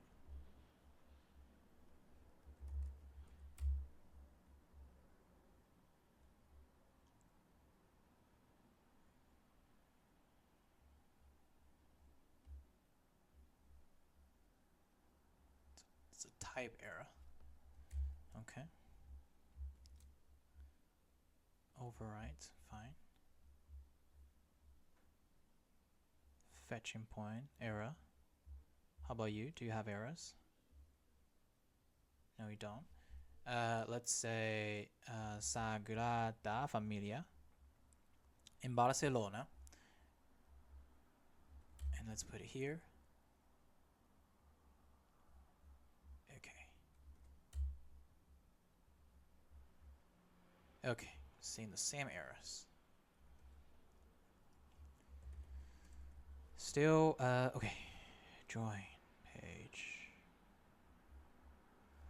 Seeing the same errors.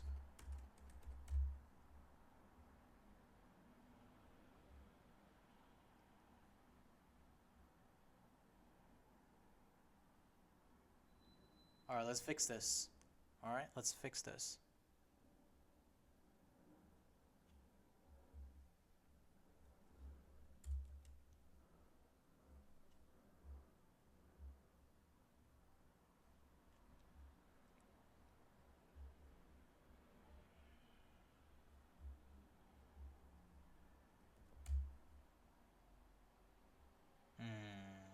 No meeting found. What do you mean, no meeting found?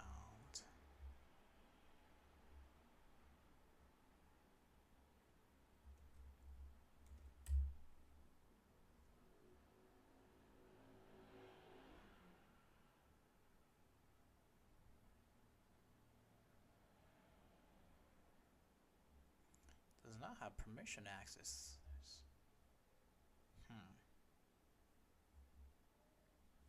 Oh, is it because this user never existed, right? That's probably it. I need to log out somehow. Instead, let me try to use a different account. Okay, this is a different Gmail. And copy link, copy, come over here. Sign in with Google. Alright, I don't want this. How about this one? Sign in with Google. There we go. Continue.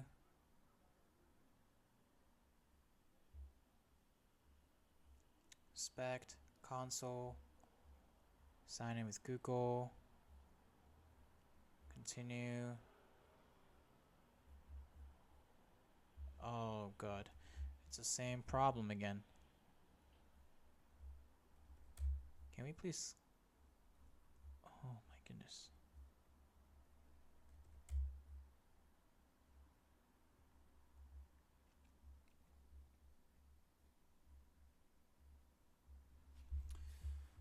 All right, fine.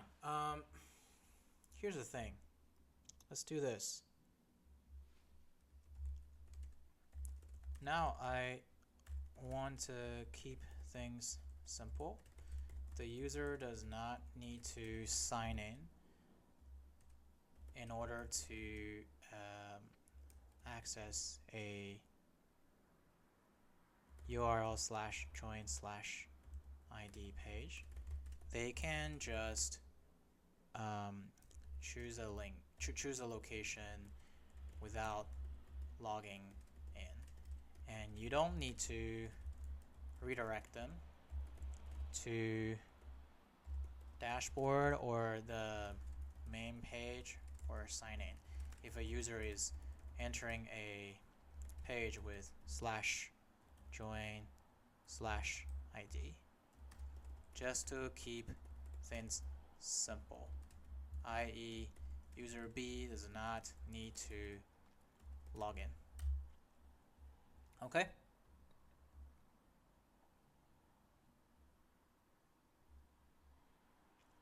Let's finish this in 4 hours. I thought it was gonna take an hour and a half maximum, but yeah, apparently we want too many things. Okay? Page, update. Don't tell me I have a bunch of errors. I don't buy that.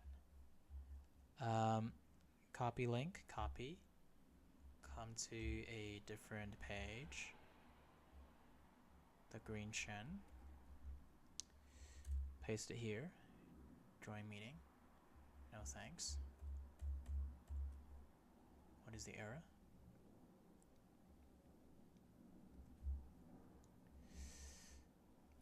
Got this error.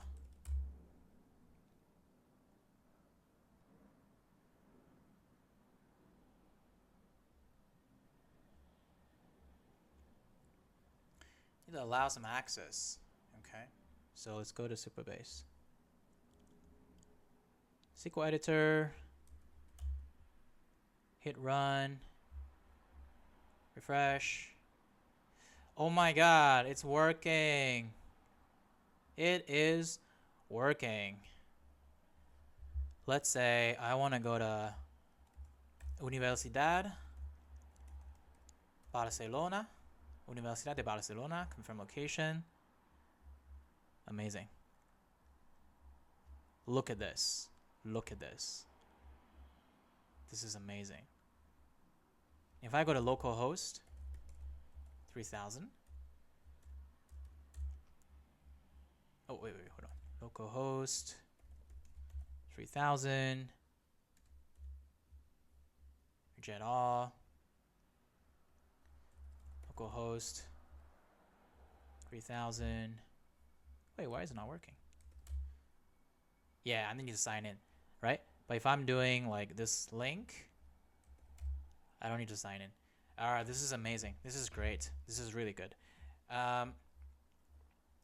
Last but not least, I think it's important to okay, firstly let me push this.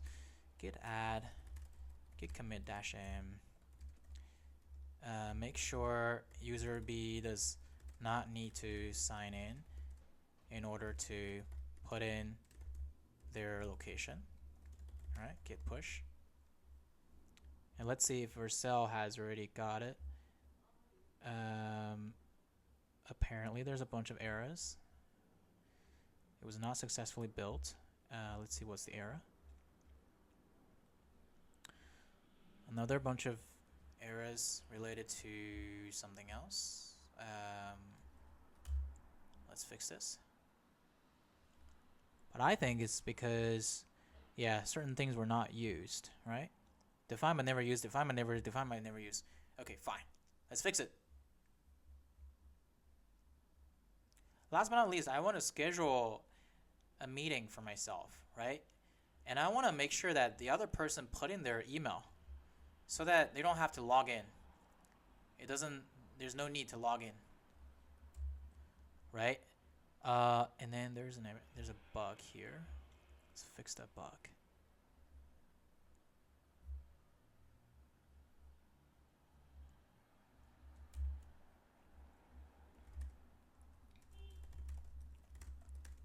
remove unused packages, git push. All right, WhereToMeet, deployment, or previous one, cancel deployment. Yeah, the new one's building. Let's see. So the last thing I want to do is I want the user to be able to put in their email address, right? So that we can schedule a meeting with them. So let's do that. So right now, if I click on schedule a meeting, and I'm gonna say like choose this time and 5:30 p.m. scheduling, I'm gonna have some problems, right?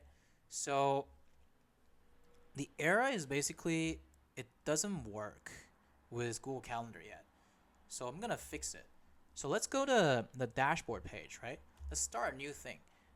When user A clicks on, what's it called? Schedule meeting, right? They get the following error, right? And for user B, who is using the URL/join/ID page, we should let them, okay, so let's get the page of join over here. We should let them input their email so that the calendar invitation will be sent to them when user A schedules it, right? So let's also add a column in let's also because we need to remember this from somewhere. Let's go to table, right? Participant ID. So I'm going to call it participant email.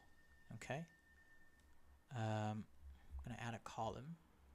Call it participant email, right? And it should be a text. Okay. Save. I also just added a column called participant email in the Supabase table WhereToMeet meeting. Let's make sure we capture the email for each user B who uses the /join/ID URL to putting their page, to putting their location and email. Make sure that the confirm location button cannot be clicked on, cannot submit until the user also enters their email. Keep this a warning to the user B. In fact, I'm going to go back to the previous page so that I have some context. And let's have page.tsx here. Let's have both page and yeah, there you go. Please fix this. And while in the meanwhile, let's check if it worked. It's been 4 minutes. That's wrong. All right. Location is defined but never used in the map.tsx map. All right, so let's remove it. Okay. Cool. So let's fix this final part so that I think we're done. Right? It's been almost 4 hours. Cool. Let's finish this. So first, let's add the email input field into join meeting page to upload that. Right? So all of these things. Save. Okay. Accept. Save. Second, let's update the JSX part. Let's see what kind of update it is. I believe it's for me to enter the location. Let's check it real time, right? Let's make sure it's a new link, okay? Yeah, you have to enter a location. So I'm gonna say Universidad Barcelona. Enter your email. So my email is my developer email, I believe. That's fine. chan.dev@gmail.com. Confirm location. Good. So pick this place. Okay, cool. It works. Let's see if it's got captured in the database, right? Let's refresh the database.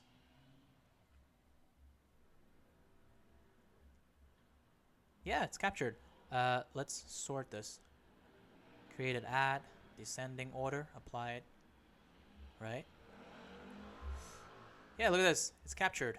It's got two different participant. There's no participant ID for some reason.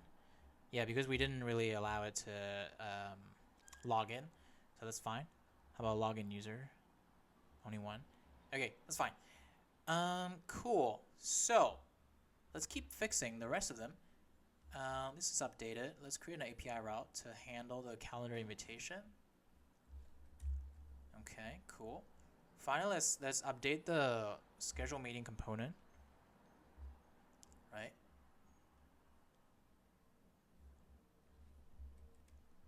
I hope it works. I hope this is it.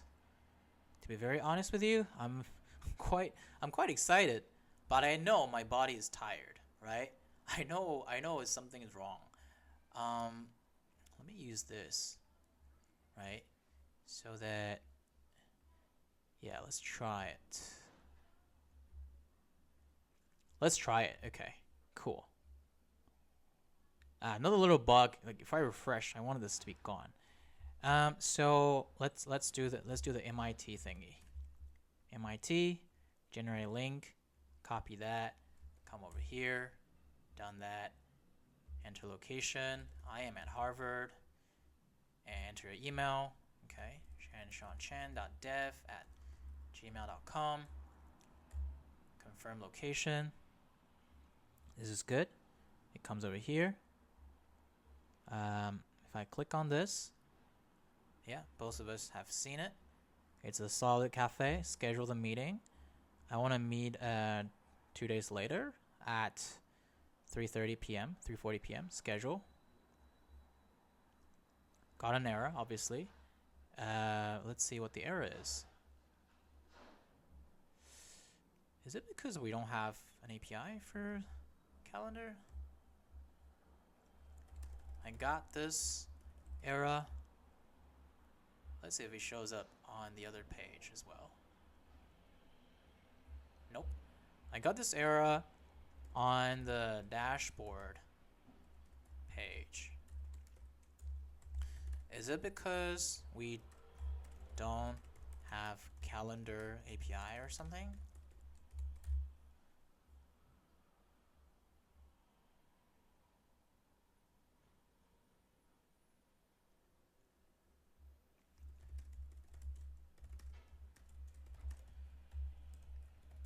-m updates, get push. All right. Yes, the error is because we don't have the calendar API route set up yet. We need to pass the meeting ID and participant email to schedule meeting component, create a calendar API route. First, let's update the schedule meeting props and component. All right, so let's do that. Apply, right? Looks like we create an error. Let's see what the error is. Okay, meeting ID, whatever that means.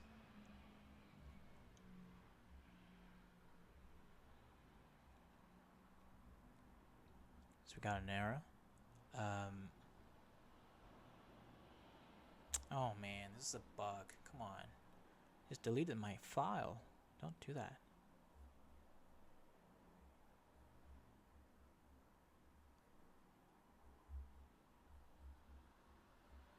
Schedule meeting. I wanna, guys. This is why we need to do the git commit, right? Let's go to app components. Oh, sorry. Let's go to components. Let's find the schedule meeting code. Let's copy it.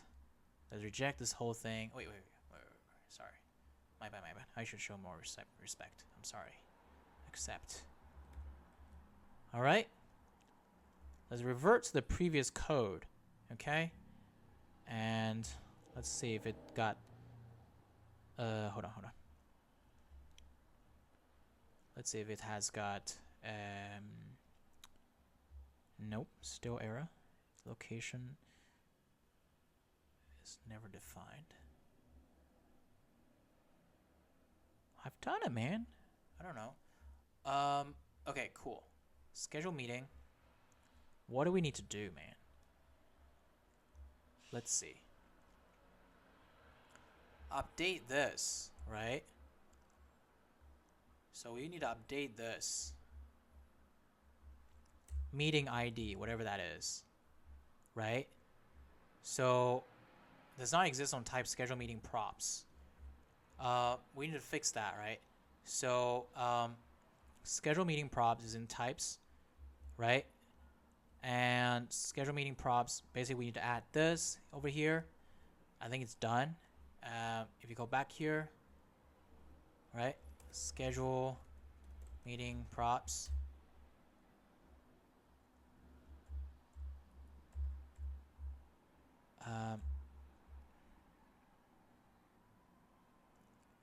It's not exported. Why? Let's go to types and check again. Schedule meeting props. It's not exported. Let's export it. Okay. Yeah, error's fixed. Up to the dashboard component where your meeting is used. Continue. All right, now I got a meeting ID. This is good. Show schedule meeting, venue, meeting ID, blah, blah, blah. Calendar API. Let's modify this.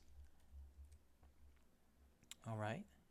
User, all sorts of things. And Google APIs.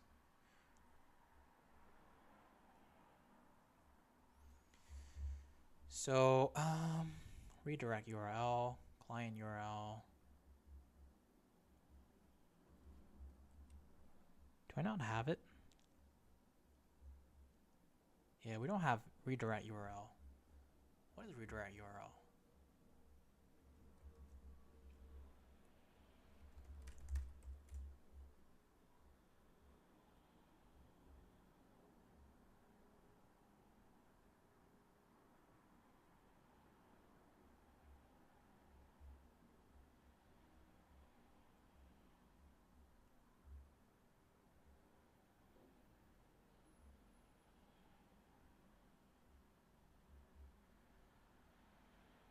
Okay, however, since we're using an application to send out calendar invites on behalf of a single account, we can use this. Here's how to get all required credentials.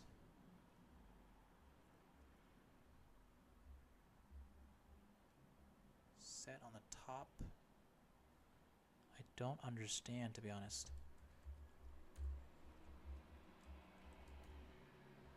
Oh, sorry. Guys, this is the only place where he did this. Let me remove it. Okay, let me see if it works.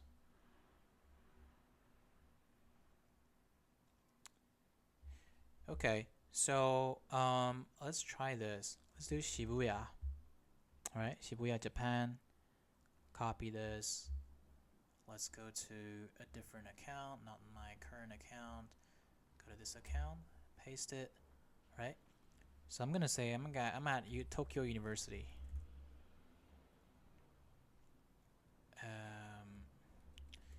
University of Tokyo, right? jeanchen.dev@gmail.com. Confirm location, right? Let's meet here. Okay, it's all up to date. Schedule meeting. Okay, 2 days later, 4 p.m. Scheduling. Let's see. I don't know what's going on, man. I hope it works. Alright, obviously it doesn't.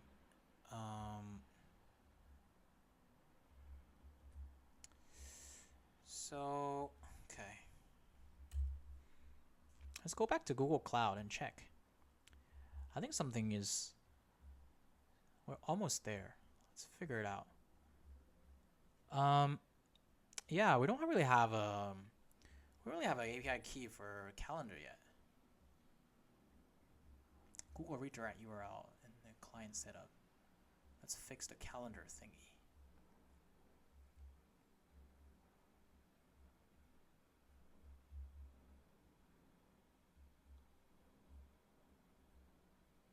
Need to add this to redirect URL. Okay, I'm gonna believe you this time. And you want me to put this, add this to redirect URL. Explain this. I believe it's talking about this, right? Authorize redirect URL. Let's put it here. Right? I think that's what it does. That's what it means. Right? So I put the developer.google or whatever. Schedule meeting. Try again. Well, it's not really working. It's a Google tool that helps developer flows and get refresh tokens. Go to Google Console, create OAuth 2.0 credentials, add this as an authorized redirect URL. Authorized redirect URL. Right? Get your client ID in secret. Yeah, everything looks fine. Okay. Getting refresh tokens. Go to this playground.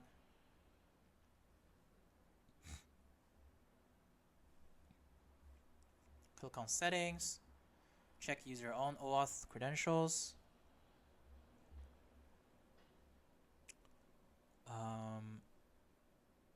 Use your own OAuth credentials.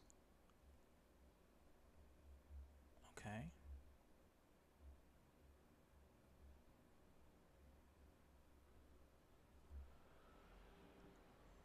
Enter client ID in secret.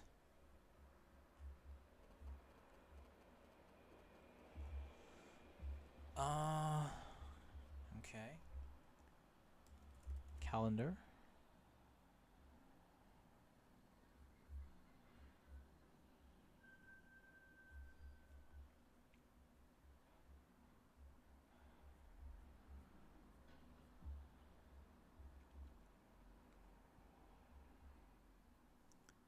This is it, right? This is what you're talking about. Click on Authorize APIs. Calendar.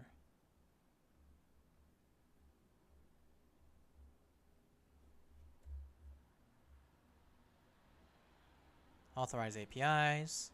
Authorize. Allow. Okay. Exchange authentication code for tokens. Copy the refresh.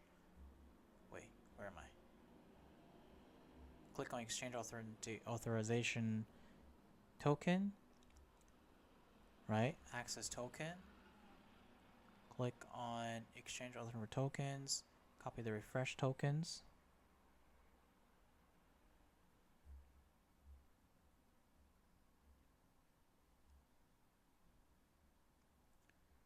Refresh tokens. Okay, this is it. Is it? Oh my god. Allow you to...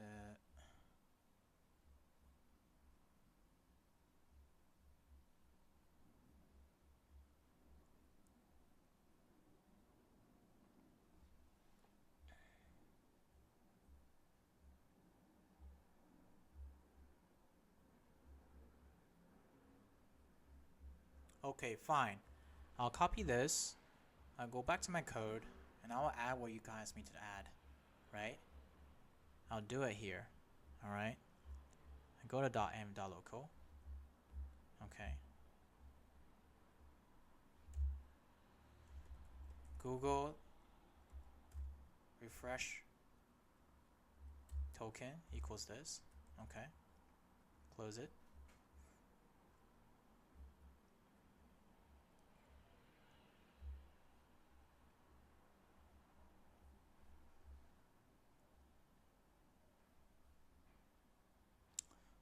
Why do I need all of these things? Okay. If I click on schedule meeting again,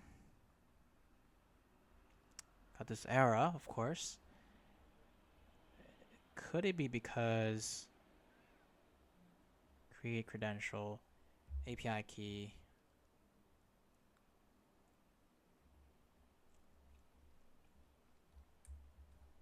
close? Could it be because we do not have an API? Oh, don't need this. Delete.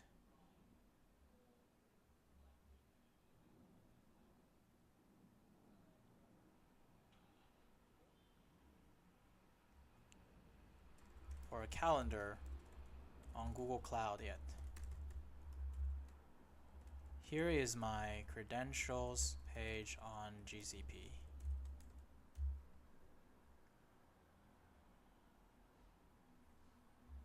Right? Otherwise, we're just getting like these errors, which is stupid.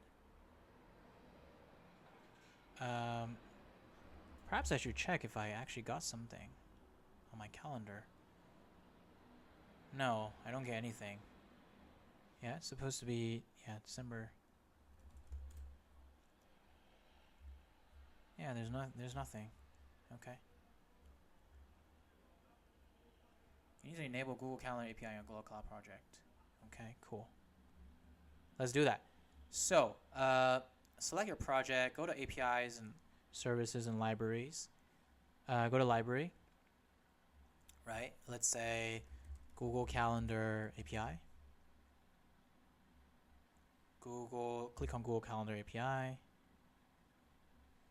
I already enabled it, right? So after enabling the API, go to the credential,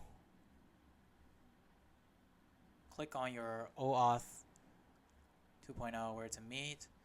Under the authorized redirect URL, add this authorized redirect URL, which we already added, right? Yeah. Save changes, then get refresh token, go to this playground thingy again, click on setting, right? Check, use your own OAuth credential.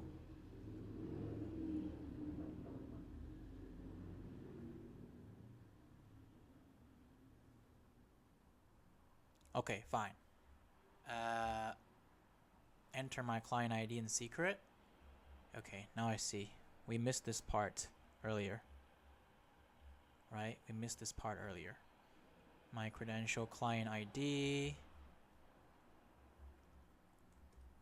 And my secret. Jeez. I'm going to have a lot of work to do to remove these from the final video. On the left side, find and select calendar API CV3. Google Calendar API v3.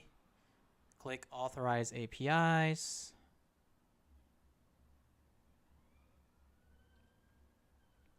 And authorize all of them. Authorize APIs. You can't sign in because it's app sent invalid request. You can try it again. Okay, fine.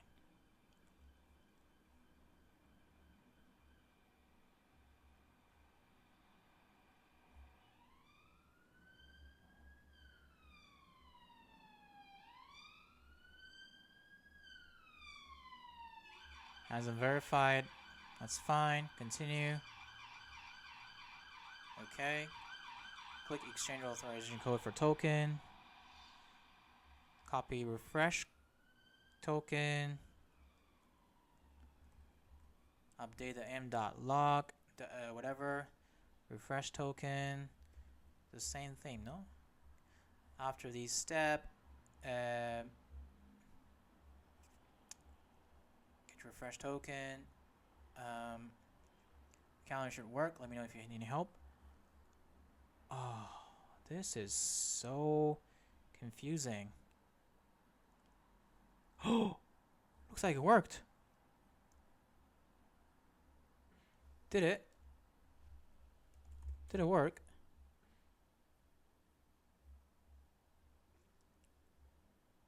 Yes. Yes, it worked. Yes. Yes, yes, yes, yes, yes. Yes, it worked. Oh my god. This is amazing. Got it. Okay. This one's not there yet. So perhaps in the email. Let's see. Yes. Yes. Work? Yes. Okay. Go to calendar. Refresh.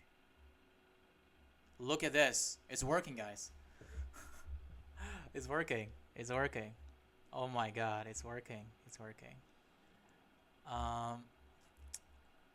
This feels amazing, by the way. This is amazing. Oh, this is crazy, guys. It's been 4 hours and 20 minutes. Git status, git add, git commit, -m, -m. Updated the calendar scheduling, git push. Okay. And I believe we need to add the fresh token to the environment variable as well.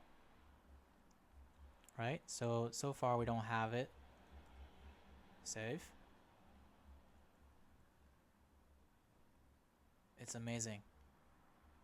This feels so good. So let's check deployments, right? Let's see. I hope it works. I really hope it works. But you know, let's try this. Let's try localhost over here.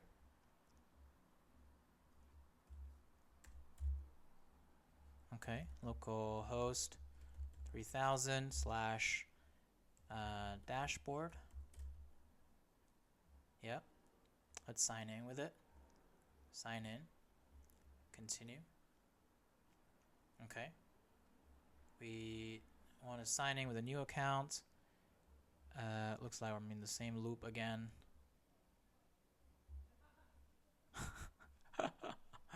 I'm in the same loop again. But yeah, it's fine. I think it's kind of working. Let's fix the final bugs. So let's come over here.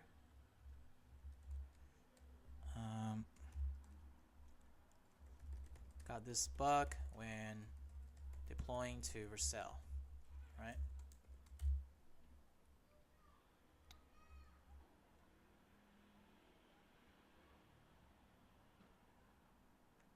The wrap in a hook, whatever that means.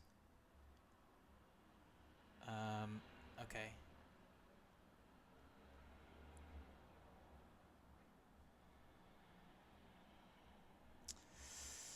Please don't do anything crazy, okay? My goodness. The least thing I want is something crazy.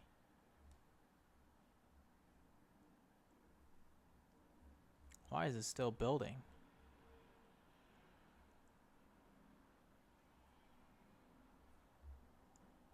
Okay, so join slash page. Are you sure it's the same problem? Use search params.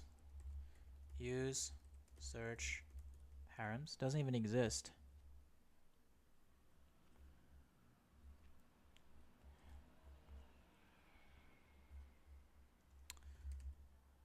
I didn't even find use search params anywhere in my code base. Why did I get this error? And I think you can do resell like npm run build or something like that. Yeah, I can do it offline first to debug it. It's been using your auth page to look at the code. Oh, wait. What do you mean look at the code? It's not even here. I don't know what this code is.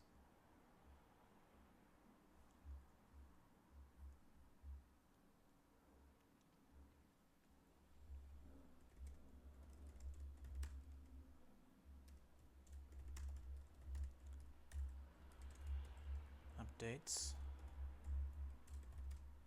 Git push. Yeah, we're not even using use params. It's fake news, guys. It's fake news. Alright, I'm gonna let it build. 4 hours and 20 minutes.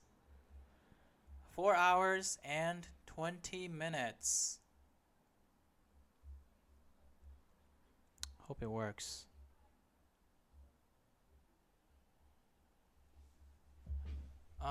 But meanwhile, looks like new user can't really sign in. Let me try to fix that.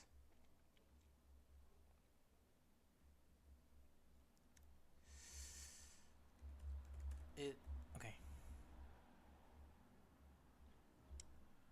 Page. Just app.page. Looks like when a new user tries to sign in, they fall into a loop of always getting redirected back to signing with Google page. And I do not see new users being written into WhereToMeet users table in Supabase. Okay. Let's see if it works. Okay, it's still deploying. I hope it works. This time didn't see. Oh, great! It works. Look at this, guys. I really hope this is working. Fuck.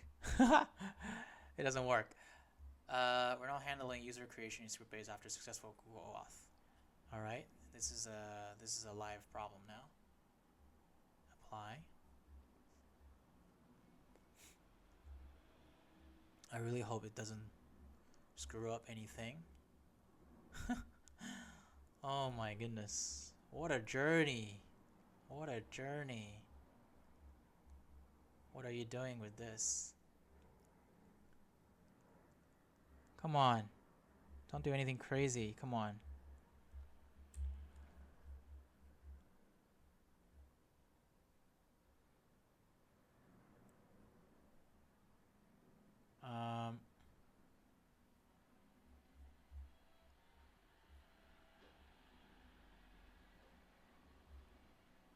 Yeah, apparently did something crazy.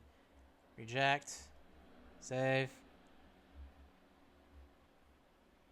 Let's go back to the main page. Oh my goodness. Reject. Oh, did you delete my code? Yeah, you deleted my code.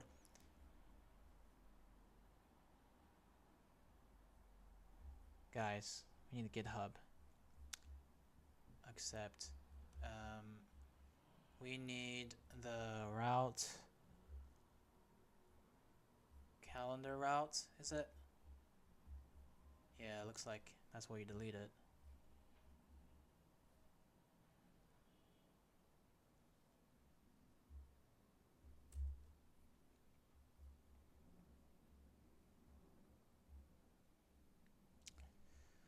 So everything's wrong. Callback.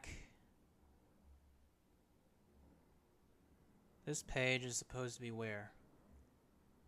What is this page?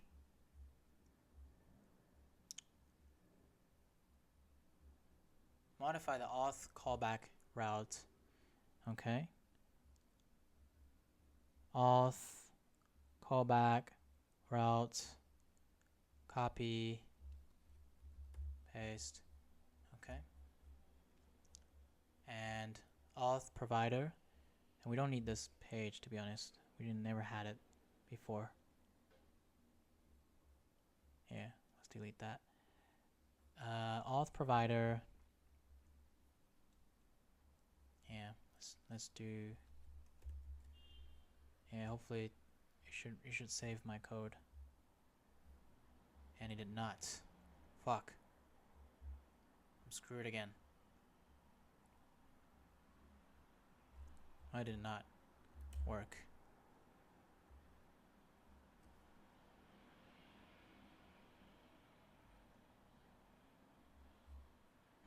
Cool. It works.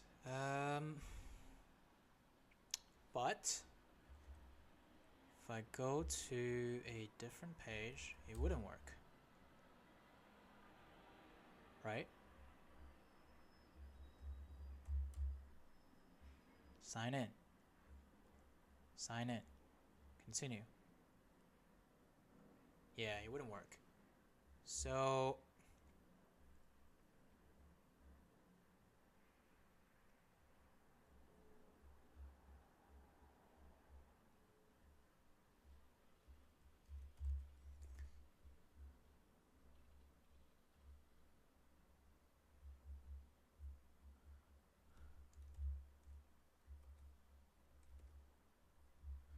okay, let's fix this. We're almost there. Help me fix this issue when I try to sign into a new account.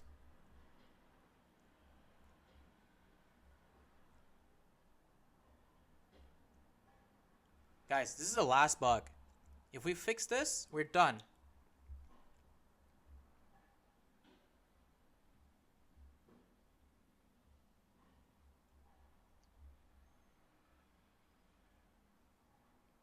And you better work.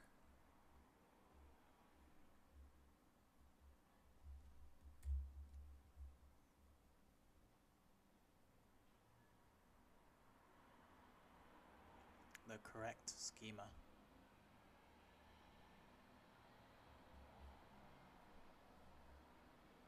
You better work this time. Sign in.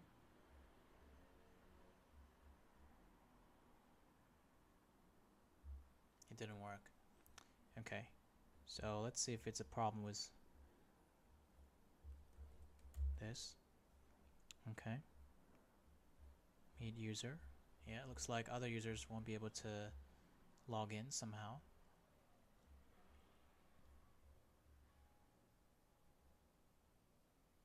Cool. Now it works. Let's refresh. There should be 2 users, man. Where to meet users? Oh, God. Where to meet users?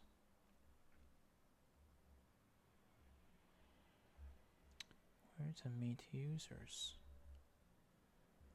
So what happened was that a new table was created automatically called where to meet users, but we already have a table called where to meet users.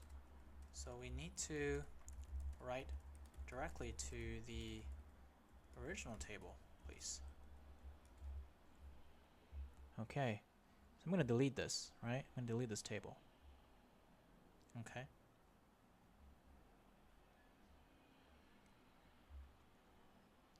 Yeah, sensitivity is causing the problem. Another thing to learn, I guess. Let's go to routes, apply, accept, save. Right? User. Okay. Let's see. please.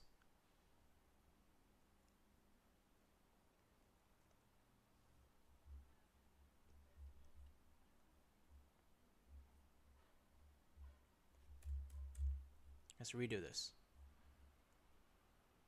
Error fetching. Is that a problem?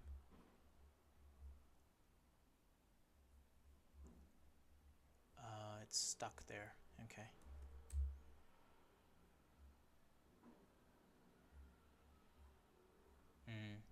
A lot of them are stuck there.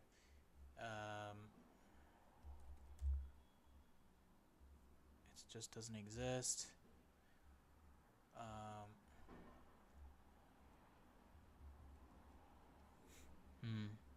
Okay. It's supposed to be this, right?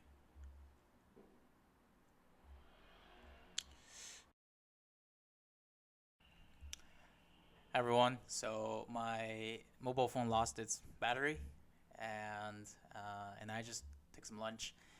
Let's continue. Let's finish this, right? Let's pick up where we came from, where we end up with. So let's see.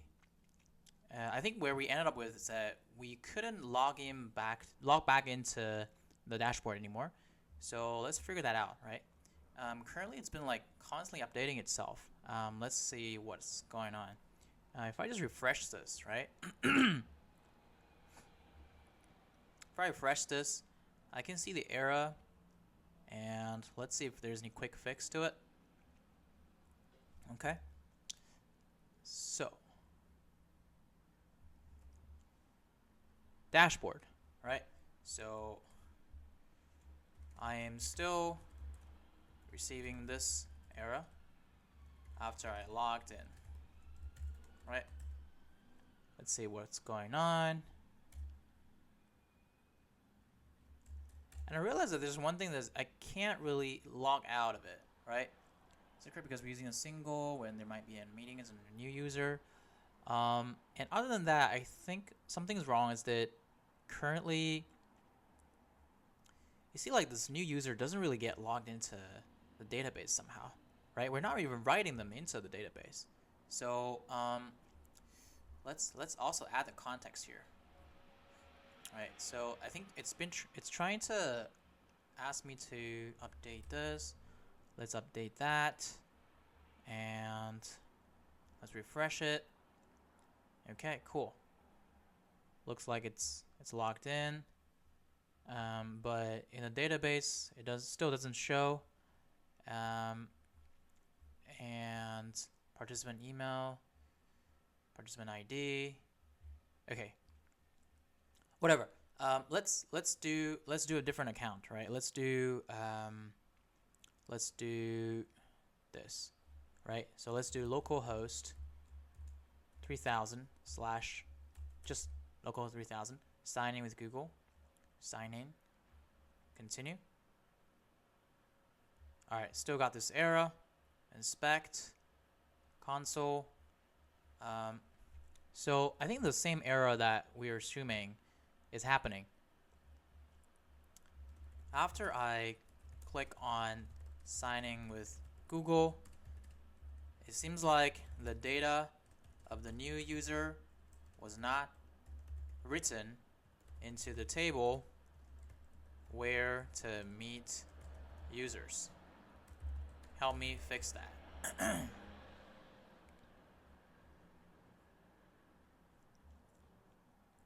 And we can find out by ourselves, right? Where to meet users.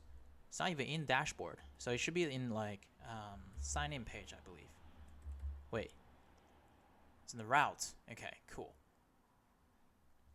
Yeah, it should be somewhere. It's currently in the route, but they should be to ensure. Oh, maybe it's because are we able to write it? Insert their own data, update their own data. Yeah, this is fine.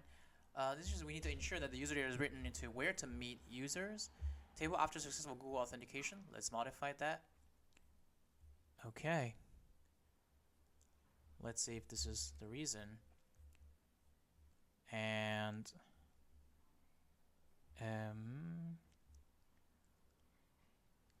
yep. So if I say MIT, generate link, Copy that. Go somewhere else. Put it here. Meeting not found. Interesting. But if I do it here, because this email has already been generated, MIT, generate email, copy, and if I go to a different browser without logged in, meeting not found. Okay, weird.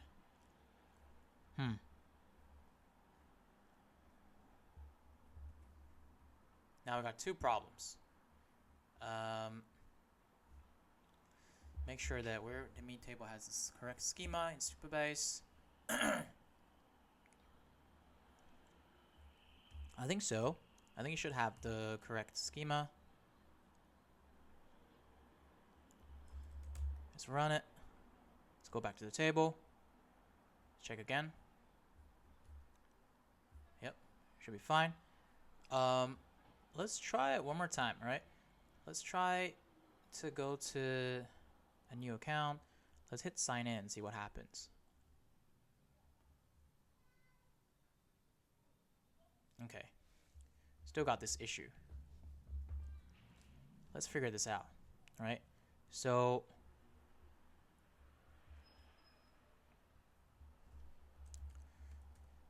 we get this in the console after we try to sign in with Google. And there was no data being written into where, let's see, the database, where to meet users.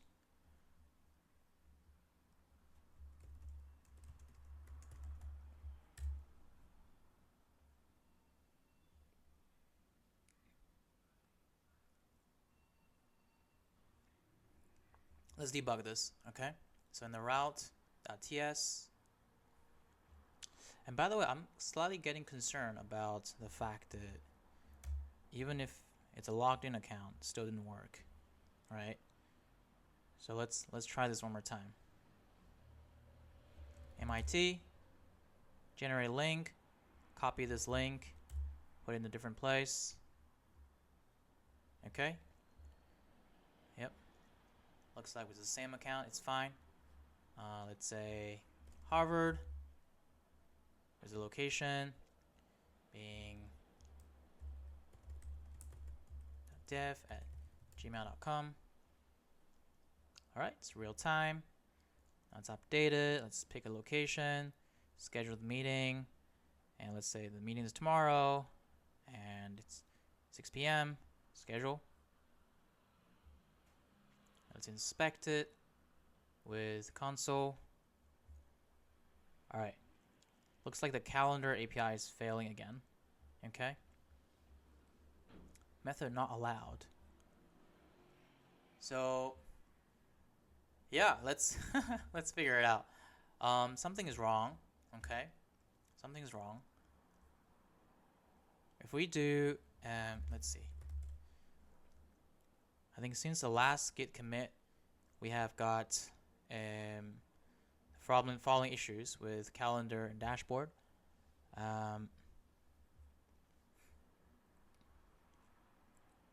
Yeah, cool. So let's figure it out. If I hit schedule meeting, I think the problem is probably because, let's see. Schedule meeting.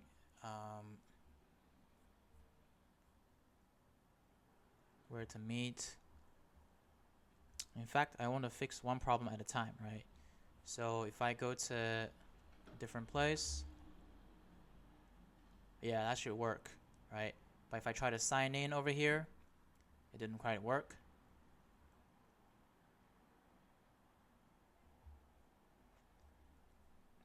Yeah. So what happened? Let's debug by modifying both the auth provider and the auth route. So let's try that.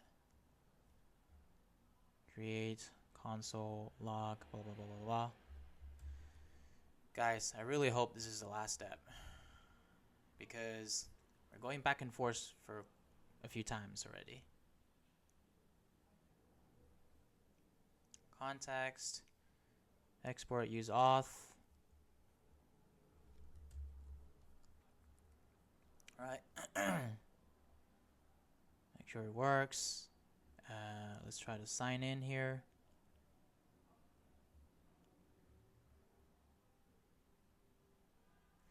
Okay, so now it seems like I've got something, but let's see if it works with the Supabase.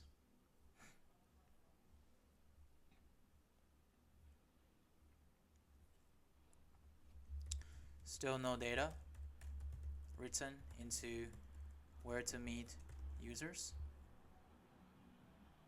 As the following: allow select authentic users, insert authentic users. The policy definitely has it, right? Yeah, the policy definitely has it. So something is wrong.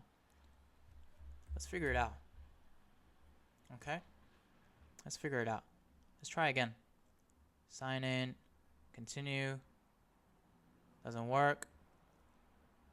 Check table. WhereToMeet users. Doesn't have it. Okay, cool. So let's at least tell the AI that we got some updates, right? So I got no data written into this, but the console log has changed. Right? And let's also check if the terminal has got any updates. The terminal also showed quite a few problems here. So let's show it to our data, to our AI.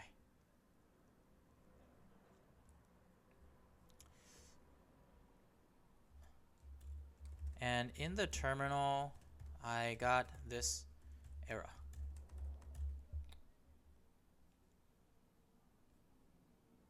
All right, guys, let's fix this. Let's fix this as soon as we can.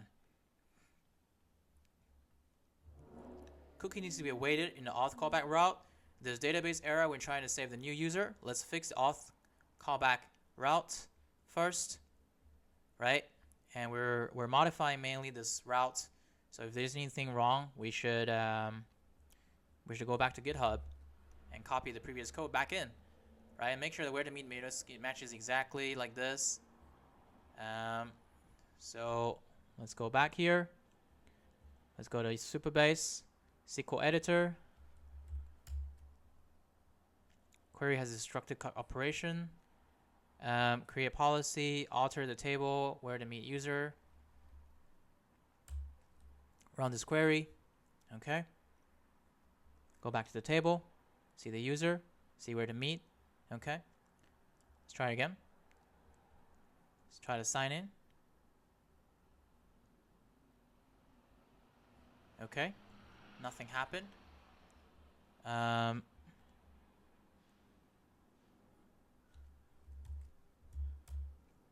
Look at this error.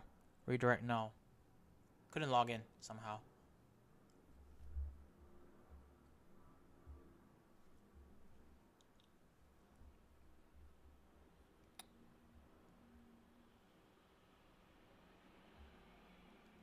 Modify the login button.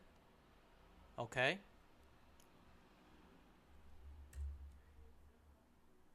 And go to the routes.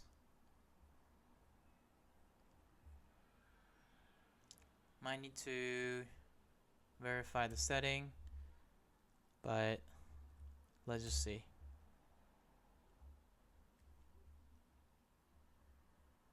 Inspect. Console. Uncaught syntax error already. Interesting.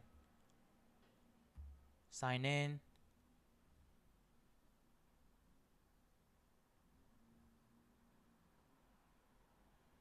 Still doesn't work. Somehow it's not writing it into this table.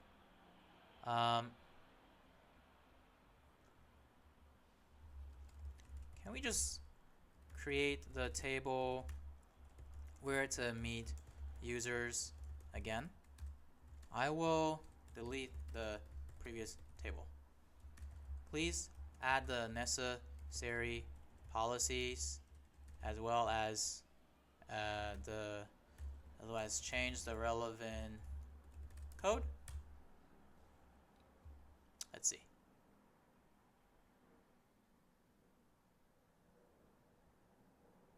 Drop table, create table, alter table where in row level security, yada yada yada. Okay, let's do that. Let's go over here.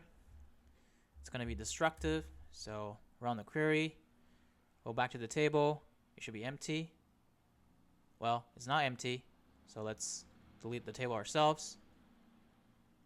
Failed to delete. Cannot find a table with ID. What's going on? WhereToMeet. Let's delete. Okay. So, SQL editor. Let's do this again. Run query. Go over here. Refresh. Meet user. Empty. Good. Update the auth callback route to match the table schema. Guys, we're going to fix this. We absolutely is going to fix this. Okay? Let's run this again. Okay. Click over here. Try to sign in.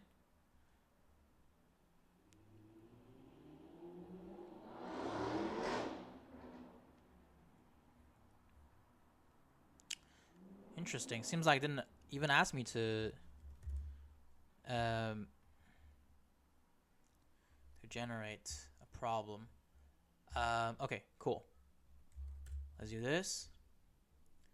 Let's firstly make sure that the sign-in account is working. So Harvard University with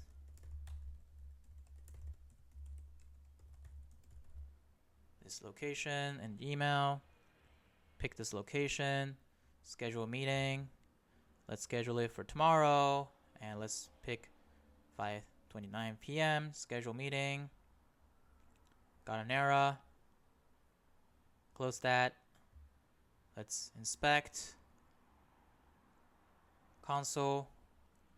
Okay, something is wrong with the calendar. Schedule meeting doesn't work. But that's fine. That's fine. Okay. That's okay. Yeah, the current deployed version, I don't think allows us to log in yet. Oh, that's fine. That's fine. Okay. That's fine. Why? It looks like... Okay, this is interesting. Looks like it's working for certain browser, but not for every browser, if you know what I mean. So let's close these and let's use the deployed version. Okay, let's close all of these. Let's use this deployed version. All right, let's do sign in. Let's sign in. Continue. Okay, great. MIT generated. Right, so I'm gonna go to a different place.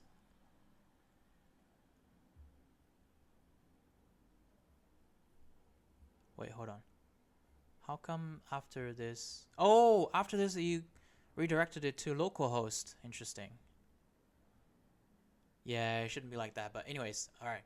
At least this is working. Cool. Enter location. Let's do Harvard University. Chen.dev@gmail.com. Confirm location. Choose the location. Schedule the meeting.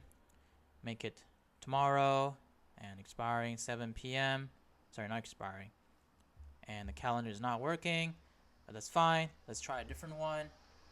Let's refresh. Sign in with Google.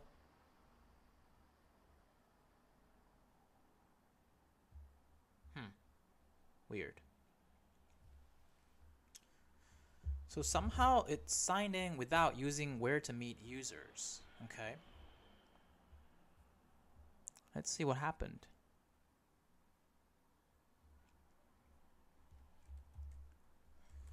somehow with the email Sean Chen, it logged in without a problem. But for all other Gmails, it couldn't log in successfully, which is odd.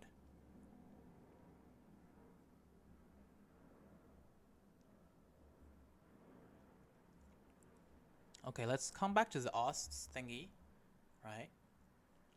Awaiting cookie, yada yada yada. Let's see. And there's an error.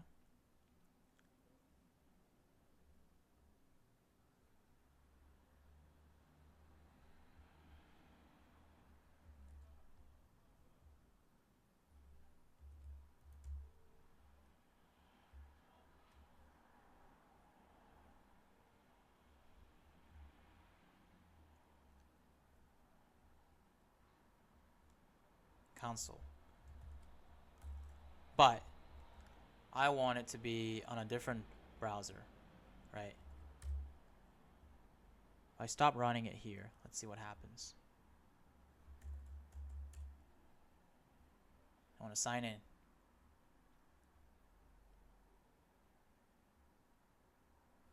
So after signing successfully, somehow I'm being redirected back to the dashboard, right?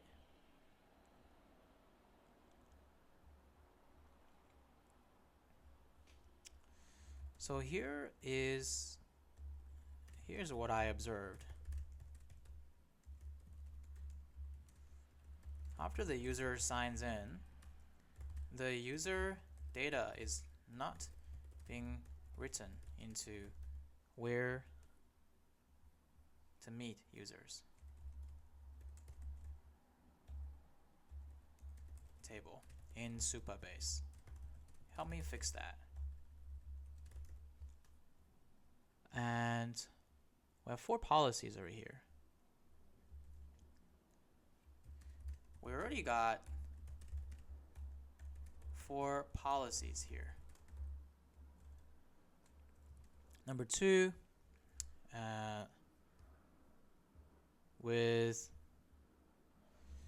somehow without any data inside of WhereToMeet users, only one Gmail is able to log in without any difficulty. I think it remembers the auth info without asking to log in again. Number 3 is calendar scheduling stopped working again.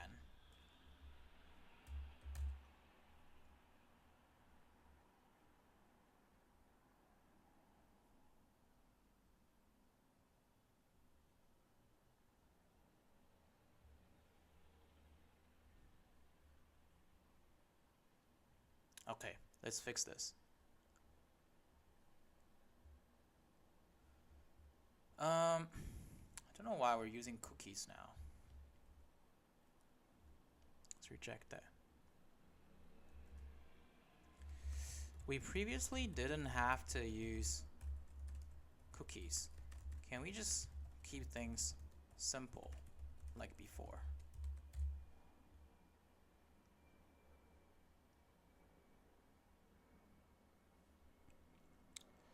And for a calendar, I don't know what's wrong here. Oh my god, my calendar file got deleted somehow. That's probably why. Okay. Let's go to API, calendar, route, right? Jesus Christ. Cursor, man. Cursor sometimes joke with me like that. Okay. So now I'm gonna do select 19, 6 p.m. schedule meeting. Looks like it's, yeah, it looks like it works. Okay, cool. Yeah, this one works. Look at this. It deleted my code, that's why. Okay. Is it possible that something else was deleted too? We can simplify the color, removing cookies. Let's come back here.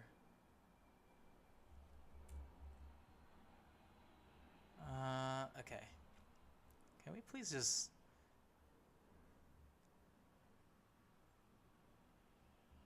Yeah, it doesn't work. Interesting.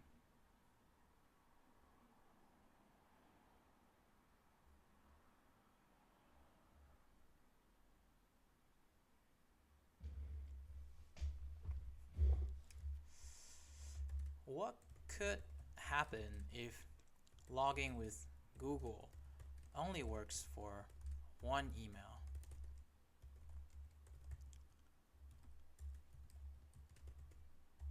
Which is the Gmail we used to create the GCP project. I'm suspecting it's something related to the account I'm using, right? Why does only one Gmail works, but the other ones don't work? And we're not writing it to anywhere. Your related OAuth configuration, both GCP and Supabase. Okay, Supabase, check your... I definitely have all of these. Okay. Is it because of the whole publishing thingy? Maybe. Let's see the consent screen again. Don't tell me it's back to testing, huh? What if I say back to testing? Confirm. And let's try to...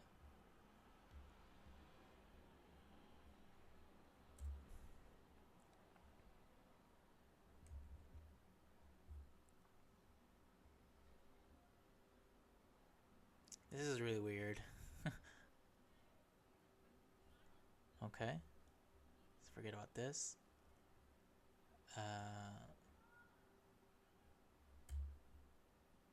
Yeah, let's forget about this. So somehow it works only for only one account.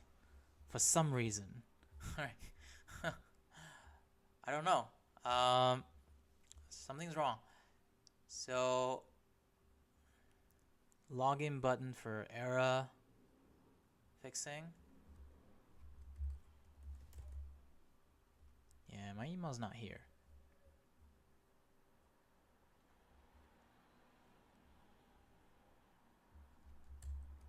Is that really gonna work?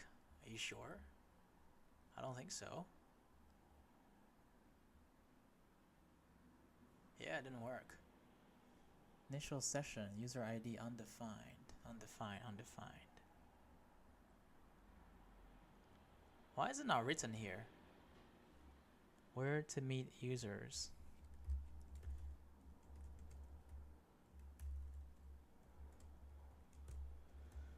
Yeah, we're only writing data over here. So it seems like this create data doesn't really work.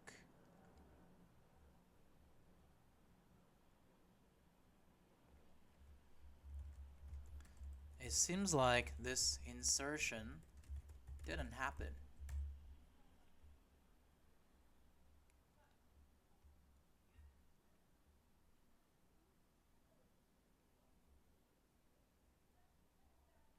It's really funny. I tried to figure out what was wrong with the calendar API, and it was actually because Cursor deleted my calendar API routes. More detailed error logging. Using upsert instead of insert. Okay. That makes sense.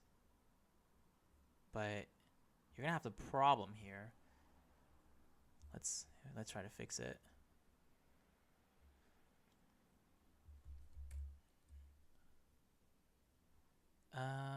Okay, so that's interesting. Let's use the... Okay, let's do this.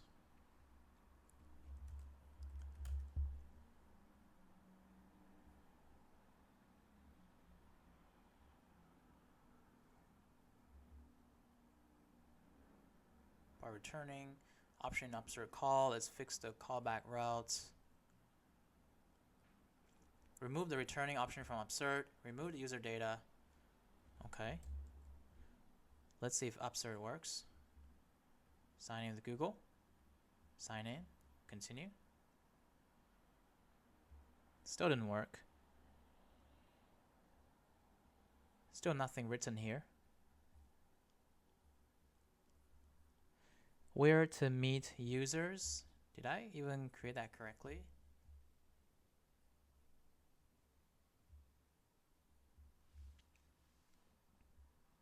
Avatar URL.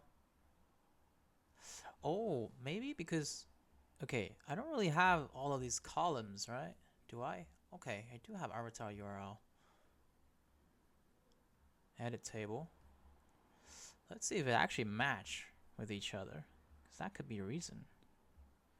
Let's see. Okay. I have ID, right? I have email. We have name. We have avatar. We have created at. We have updated at, right? And it didn't seem to be uploading anything. No code found. Okay.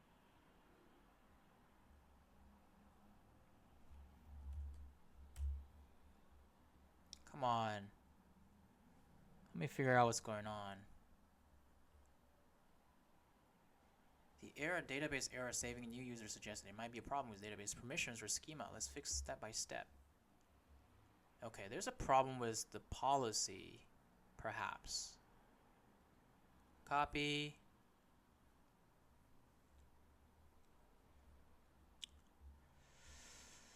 Oh, guys, I really hope we can fix this quickly. But look at us. We have come through a long way. We have done a lot of things, by the way. And we should be proud of that, to be honest.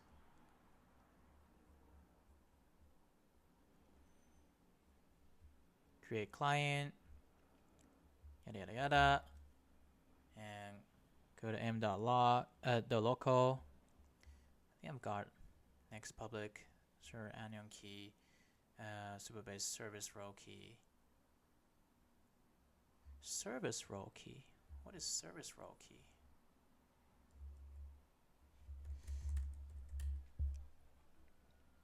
Probably don't have that, right? Home. Service row key. Where can I find that?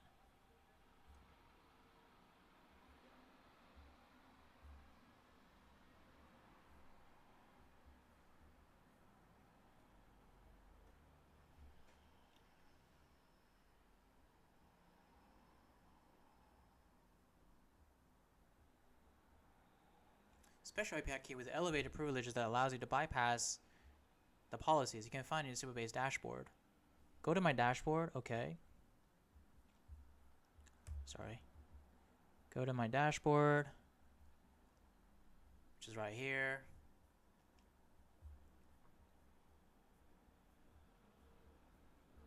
Oh, come on.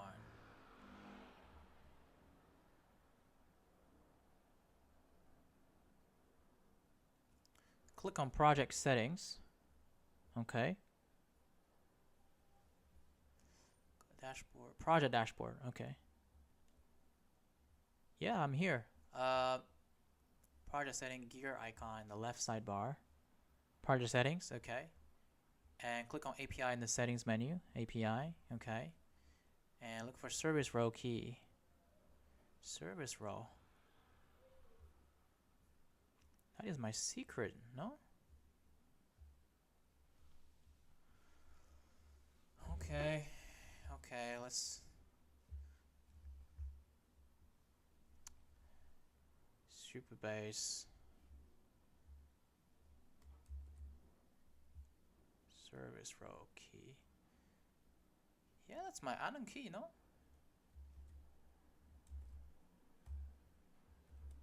Okay. Callback routes. Oh, that is why, huh? because you're using this, and then you're not. Oh my god! Make sure this is set. Oh my god! I think that's the reason. Let's delete this. Let's make sure this is working. Let's try again. Let's go to a different browser. Yep. Let's try this. Dashboard auth doesn't work. That's fine. Let's go to. Yep. Let's try to sign in.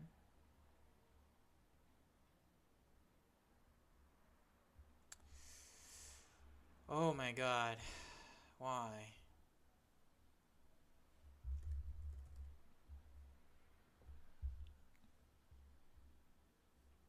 This project doesn't exist. No, it does exist. What are you talking about?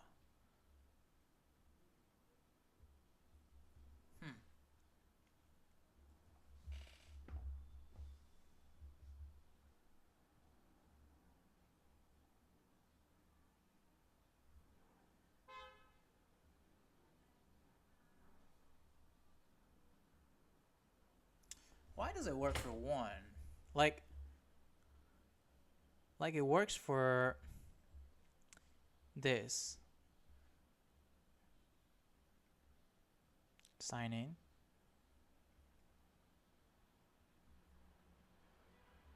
Yeah, it works for this. So I think I'm just gonna keep it this way, right? Like, let's figure it out in the future. But yeah, basically, I think overall it's really good. Let's do a quick demo, right? Let's say we're back to this project, right? And let's do localhost instead. Localhost 3000. Let's get in. I already logged in with my Gmail. Right? So this is it. So let's try it. So it's automatically logged in. Wait. Okay. This is not good. Constantly getting this error.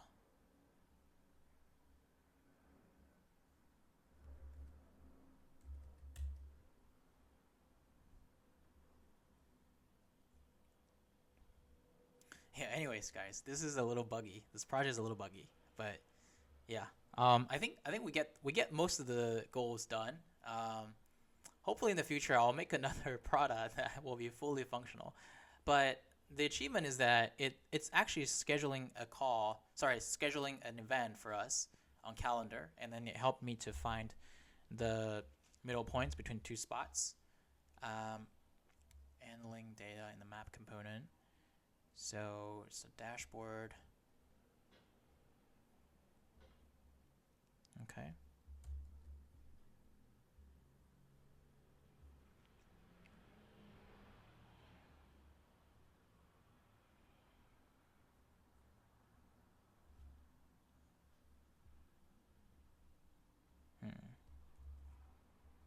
It's still same error.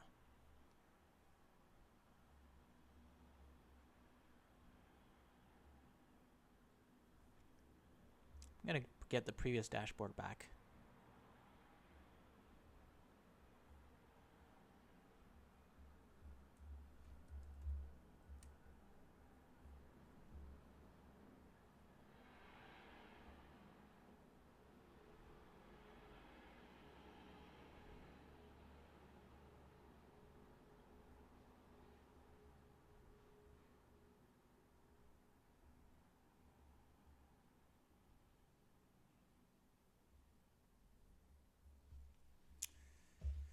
Oh boy, get longitude and latitude error because map component is receiving invalid location data. Let's fix it.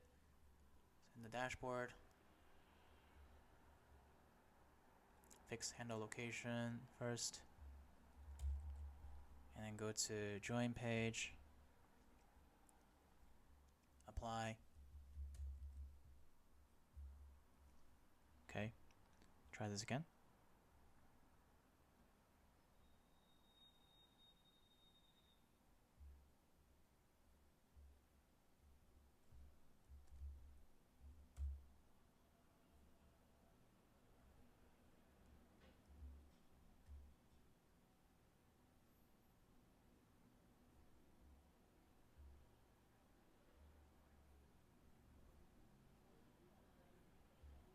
valid set center.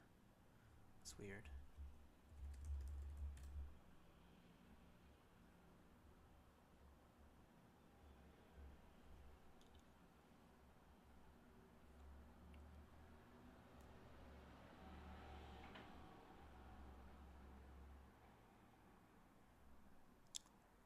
I want to just revert it all back, man. This is not making sense anymore. Because the current deployed version looks like it's fine.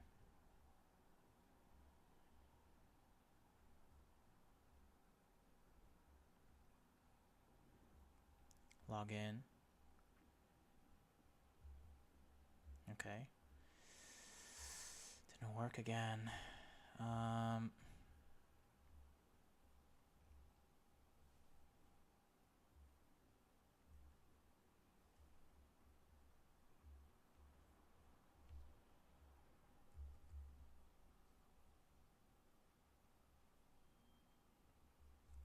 Let's start a new page. Let's do this.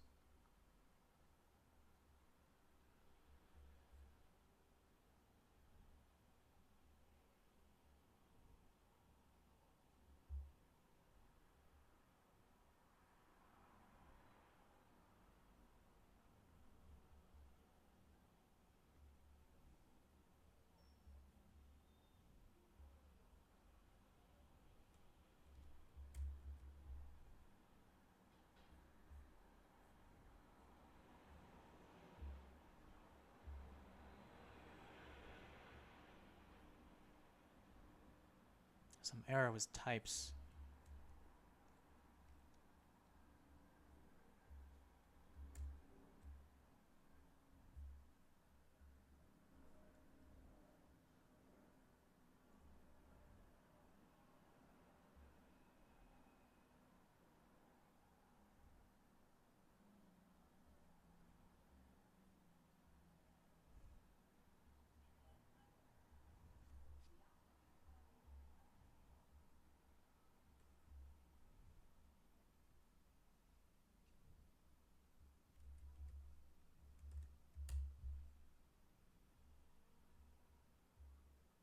Let's fix it.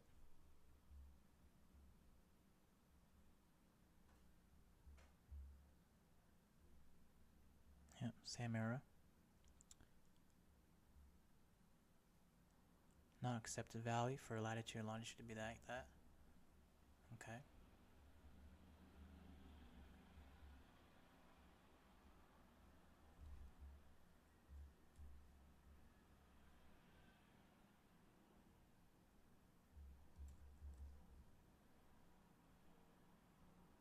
But he didn't fix this problem.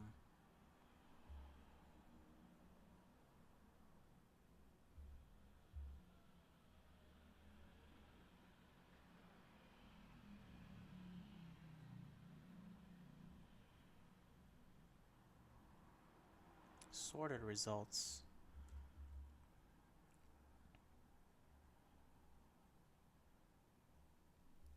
Same problem remains, right? Same problem remains. Set position. No, it doesn't repeat itself anymore. Let's refresh.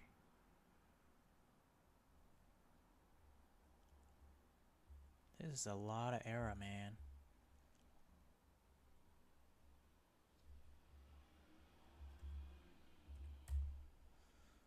Oh boy. It's getting a little bit frustrating.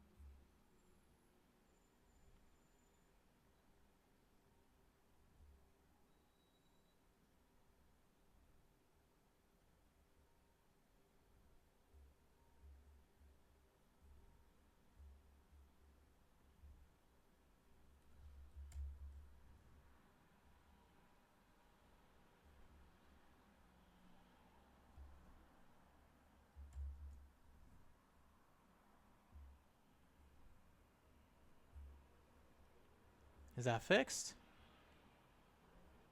No, it was not fixed. What was my original map.tsx? Let's just find the original code. Components. Map.tsx. Copy this. Paste it here. Relaunch it. Let me delete all of these things, right? I think it's a little confusing when I have too many pages open at the same time. Okay. Let me set up a new page and run it again. Okay. Click on it. Let's open inspect. And let's show the console. And this is an error that keeps having problems. I think it's not the problem with. Okay. So here's the thing. I'm gonna revert a lot of the code back to the previous code. Okay. So I'm getting a little bit tired now.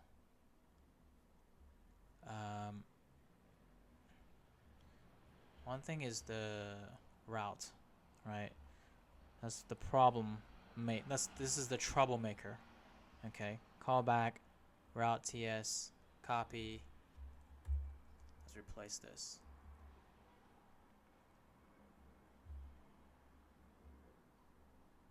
See if this works.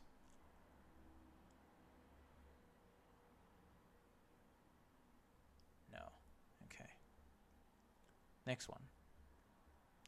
Dashboard. Right? Let's change the dashboard back.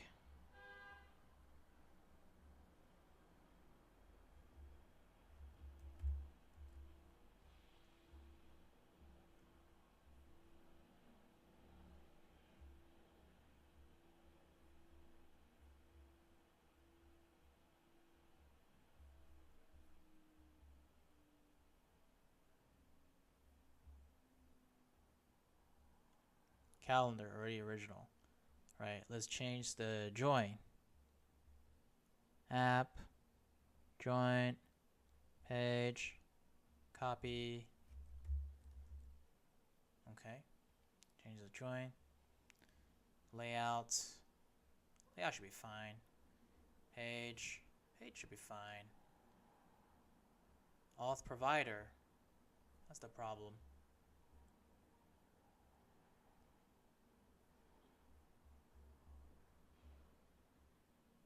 Components, auth provider.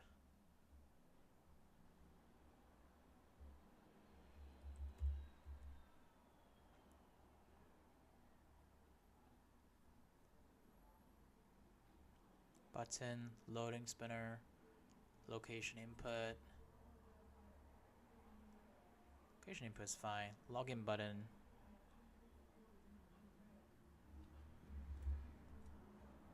Login button, map.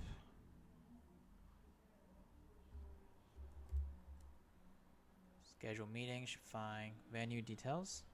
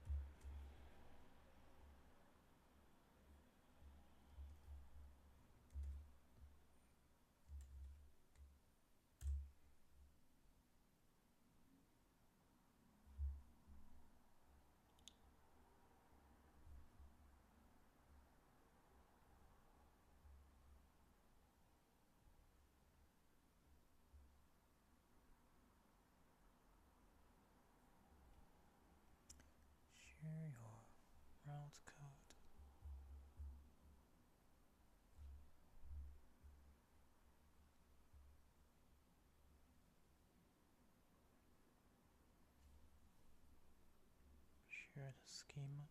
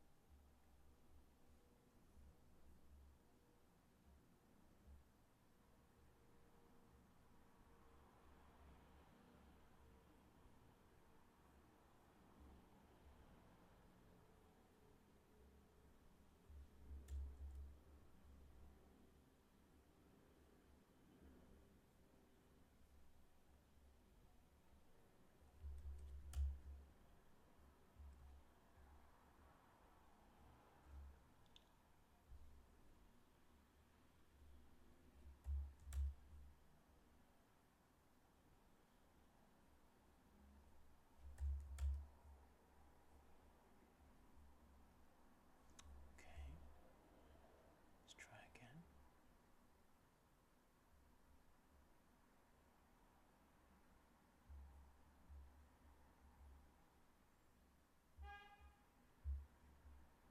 Interesting.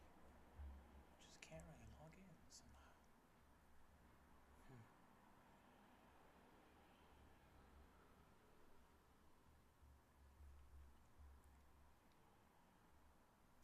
Anyways, let's just do the final demo here, right? Cool. So let's try this. There's still a bit of a problem, but so far I think it represents most of the features that we already built.